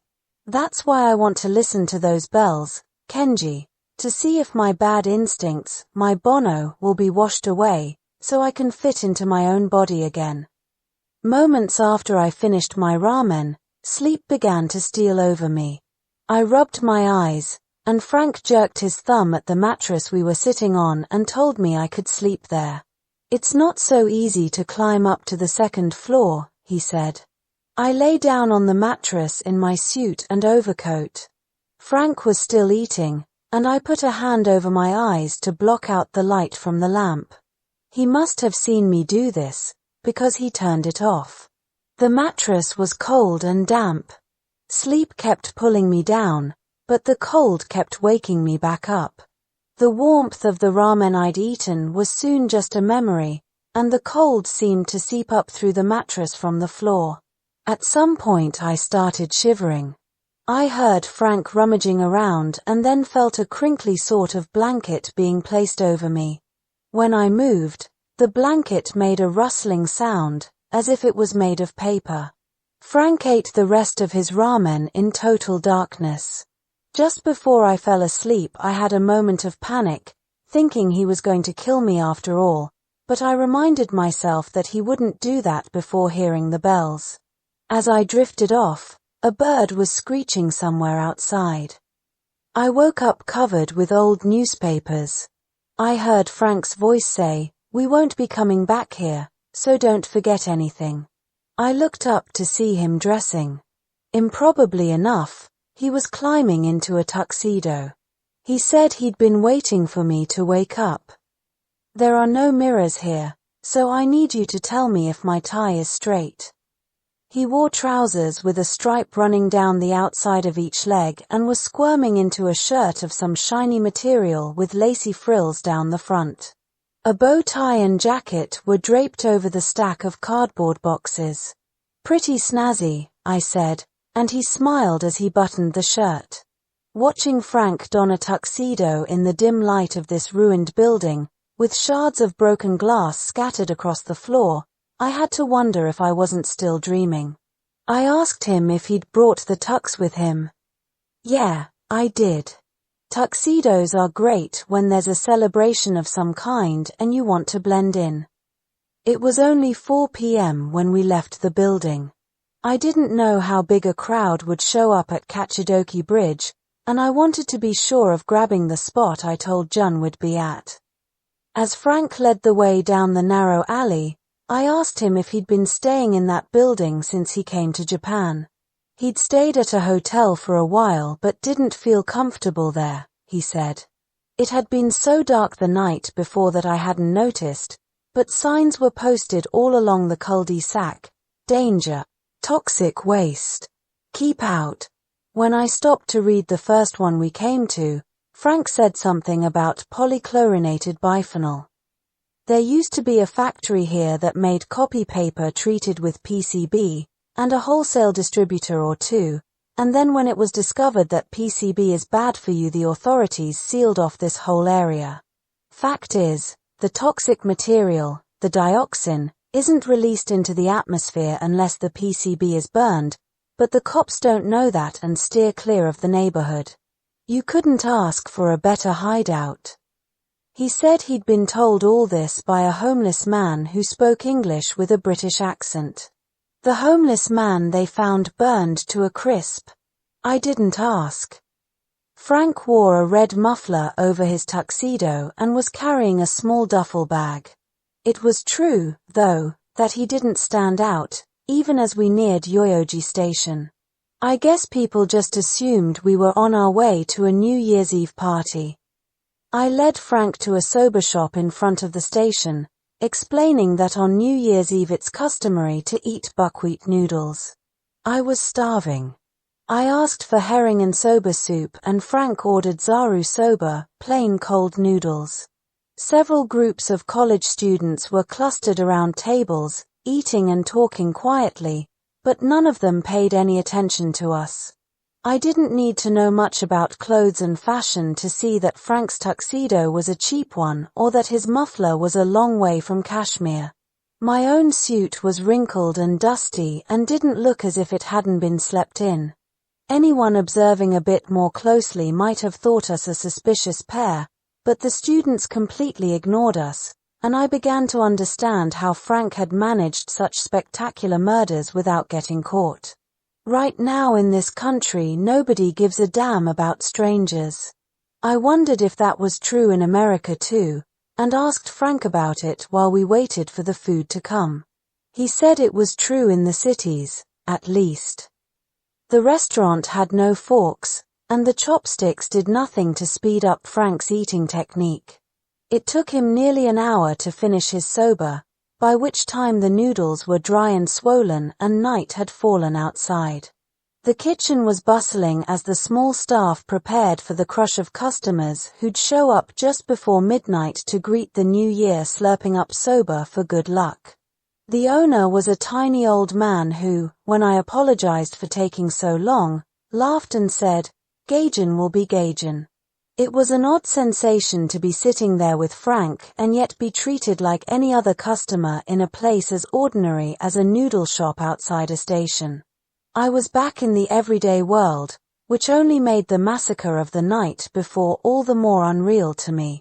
But part of me couldn't forget the very real horror of ears lopped off and throats slashed open. It was as though a thin membrane were covering only Frank and me, or as if we'd fallen deep inside some weird sort of fissure in the reality around us. While Frank ate his soba, I pored over every inch of an evening paper someone had left behind. There was no mention of the Omiai pub. I was relieved but not surprised. Anyone who found the shutter down would simply assume the place had closed for the holidays. And even if the manager, for example, had a family, they'd probably hesitate to contact the police just because he went missing for a night or two, given the nature of his work. The bodies might not be discovered for days. How long does it take for a corpse to begin decomposing? Would the cold December temperatures slow the process?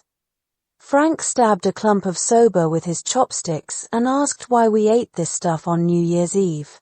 I explained how the long buckwheat noodles symbolized hope for a long life.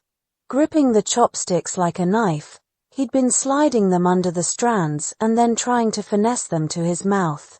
At first, when the noodles were still fresh and slippery, they tended to slip off as soon as he tried to lift them, but as they grew soft and swollen they clung to the sticks and made it easier, if less appetizing.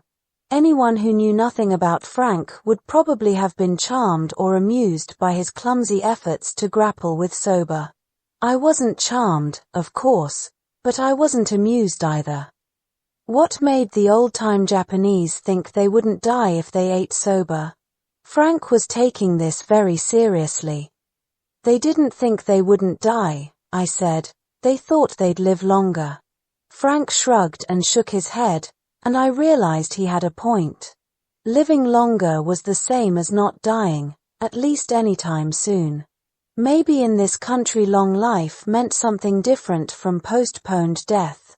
In any case, few Japanese would ever have considered the possibility of an outsider like Frank suddenly coming along and rubbing them out.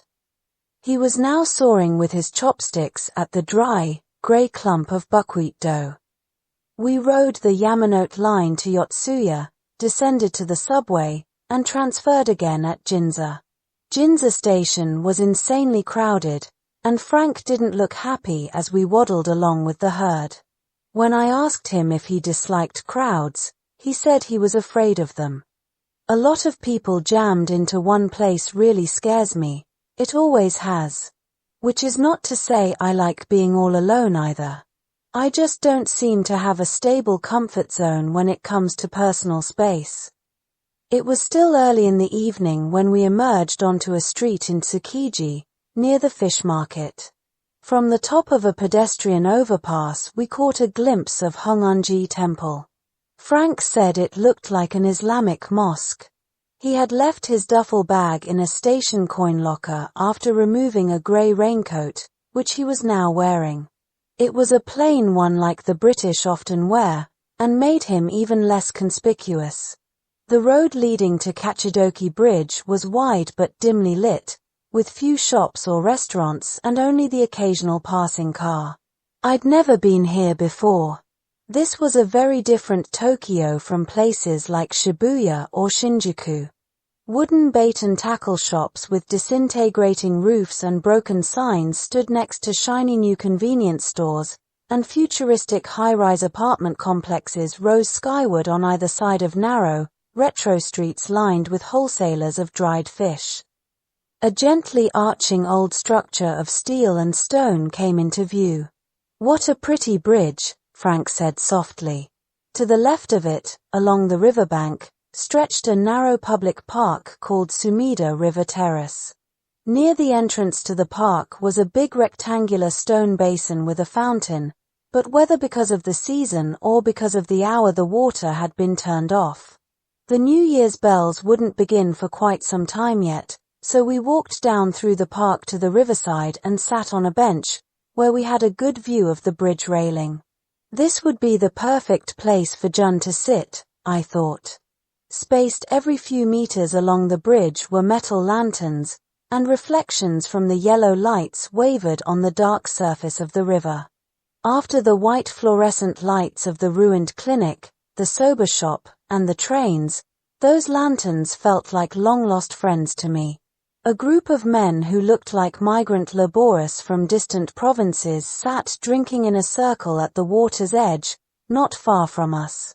At first they'd been roasting something over a small fire, but then two policemen strolled over and asked them to put it out. The men did so without protest. Though night had long since fallen, Flocks of pigeons whirled overhead from time to time. The white things I could see bobbing on the river were probably seagulls. I told Frank we still had a long wait before the bells began to sound. He adjusted his bow tie and said he was used to waiting. The night wore on, but barely a breeze blew over the river, and it was much warmer than the past 2 nights had been. Frank was observing the interaction between the policeman and the circle of half-drunk laborious. The cops had made them douse the fire but weren't throwing their weight around. Once the fire was extinguished, they both sat down with the men and started chatting. Which part of the country are you from? Aren't you going home for New Year's? And so on. Apparently, the men were all from the same region up north. They said they'd been unable to book train tickets for today, so planned to spend the night here and head home tomorrow. A crowd was gradually gathering in the park and on the bridge. Mostly young people in couples and groups. Some of the couples were drinking thermos cups of coffee and sharing sandwiches, others stood shoulder to shoulder listening to music on the same Walkman. One group was waving to each boat that passed. I figured they'd all read about this place in the same magazine Jun and I had seen.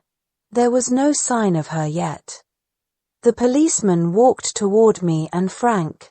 No one else knew about the bodies in the Omei pub, so I was sure we weren't in danger of being arrested, but it didn't do my nerves any good to see 2 uniformed officers approaching, each with a long hardwood riot stick. There was no change whatsoever in Frank's expression. Comban W.A., the older of the 2, said to us.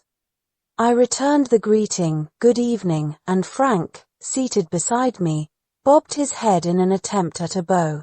It was an endearingly clumsy gesture that said, though an outsider here, I respect your culture and traditions. Gaijin-san desu ni joyanokain desu ka? Asked the policeman, and I said, so desu. Yes, he's a foreigner and we're here for the New Year's bells. The policeman said he didn't think there'd be a very big crowd tonight, but we should nonetheless be on guard against pickpockets and bag snatchers and what have you. I translated this for Frank, who bobbed his head again and said, Arigato gozaimasu. The 2 policemen walked away smiling. What friendly cops, Frank muttered as he watched them go.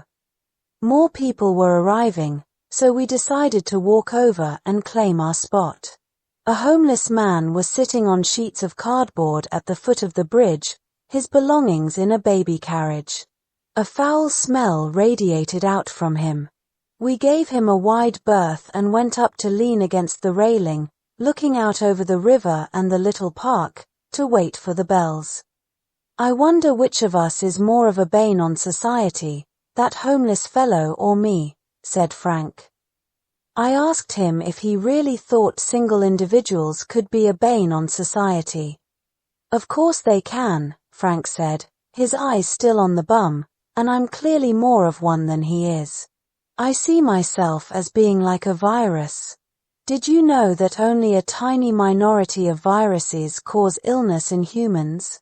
No one knows how many viruses there are, but their real role, when you get right down to it, is to aid in mutations, to create diversity among life forms.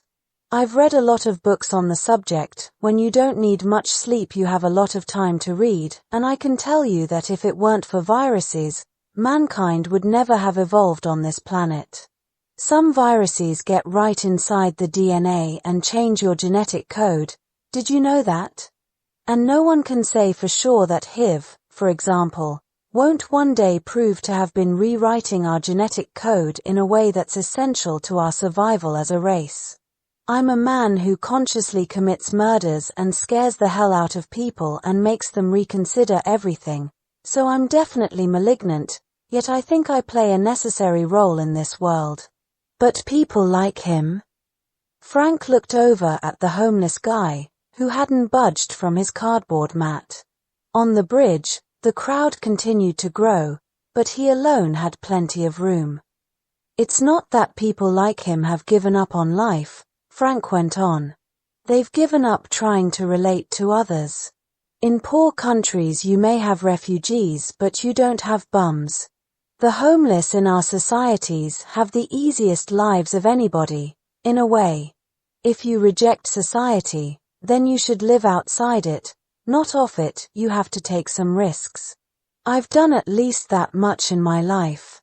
But people like him, they're not even capable of a life of crime.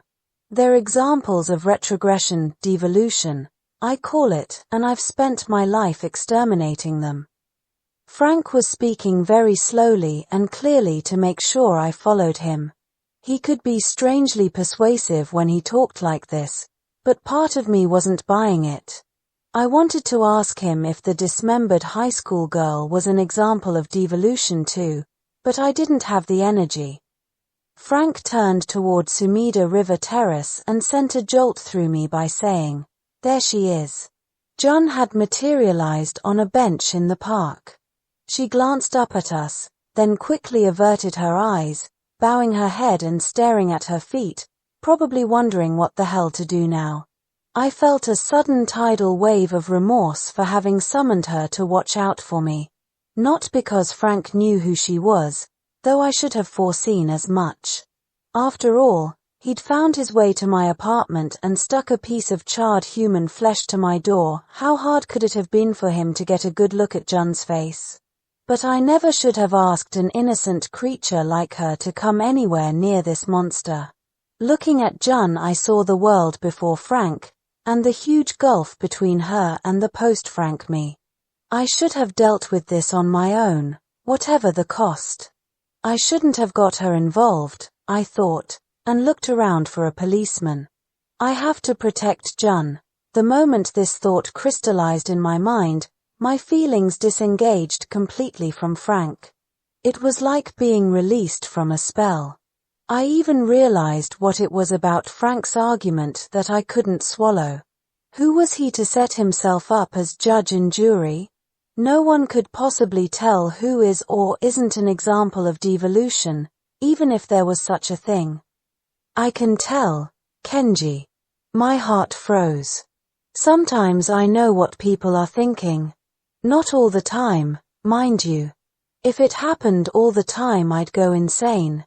But when you're killing, your senses have to be wide open and honed to razor sharpness. You have to be totally there. When I kill, I get so focused that I can pick up certain signals people send out, unconscious signals that emanate from the blood circulating in their brains. Sluggish brain circulation is one of the hallmarks of devolution, and it causes a signal that says, "Please kill me. Kenji, you're the only friend I've made in Japan. In fact, you may be the only real friend I've ever had. Go on now, go to your girlfriend. Thank you for bringing me here. I won't impose on you any longer. I'll go off someplace where I can listen to the bells on my own." Frank jerked his chin toward Jun, dismissing me. But when I turned in a daze to walk away, he clamped his hand on my shoulder. "I almost forgot to give you this," he said, and held out an envelope. "It's a present. Something very valuable to me, much more valuable than any amount of money, and I want you to have it." As I took the envelope, he added, "There's just one thing I was hoping we could do that we never got around to. I wanted to have some miso soup with you. But it's too late now. We won't be meeting again." Miso soup.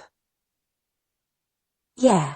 I'm really interested in miso soup. I ordered it at a little sushi bar in Colorado once long ago, and I thought it was a darned peculiar kind of soup, the smell it had and everything, so I didn't eat it, but it intrigued me. It had that funny brown color and smelled kind of like human sweat, but it also looked delicate and refined somehow. I came to this country hoping to find out what the people who eat that soup on a daily basis might be like. So I'm a little disappointed we didn't get to have some together. I asked him if he was going back to America right away. "No, not right away," he said, so I suggested we could still have miso soup together sometime. Even the smallest Japanese restaurant has it, I explained, and you can even buy it in convenience stores. That's all right, Frank said with a smile, that peculiar smile of his which looked as if his features weren't relaxing but collapsing. I don't need to eat the stuff now because now I'm here, right in the middle of it. The soup I ordered in Colorado had all these little slices of vegetables and things, which at the time just looked like kitchen scrapings to me. But now I'm in the miso soup myself, just like those bits of vegetable. I'm floating around in this giant bowl of it, and that's good enough for me. Frank and I shook hands, and I turned and walked toward John's park bench. My entire body was rigid with tension. John looked puzzled as she glanced from me to Frank and back again. The New Year's bells still hadn't begun to sound. I was deviating from the script, and she didn't know what to do. She pointed at the bridge. I looked back and Frank was gone. John shook her head to tell me she didn't know where. I opened the envelope beneath a street lamp. It was sealed with 7 of the little print club photo stickers of Frank and me. Me before I knew anything, standing there looking disgruntled, and Frank beside me with his poker face. Inside the envelope was a grey, soiled feather. "What's that?" John asked, pressing against me. "The feather of a swan," I said. "A note on the author." Renaissance man for the postmodern age, Ryu Murakami has played drums for a rock group, made movies, and hosted a TV talk show. His first novel, Almost Transparent Blue, written while he was still a student, was awarded Japan's most coveted literary prize and went on to sell over 1 million copies.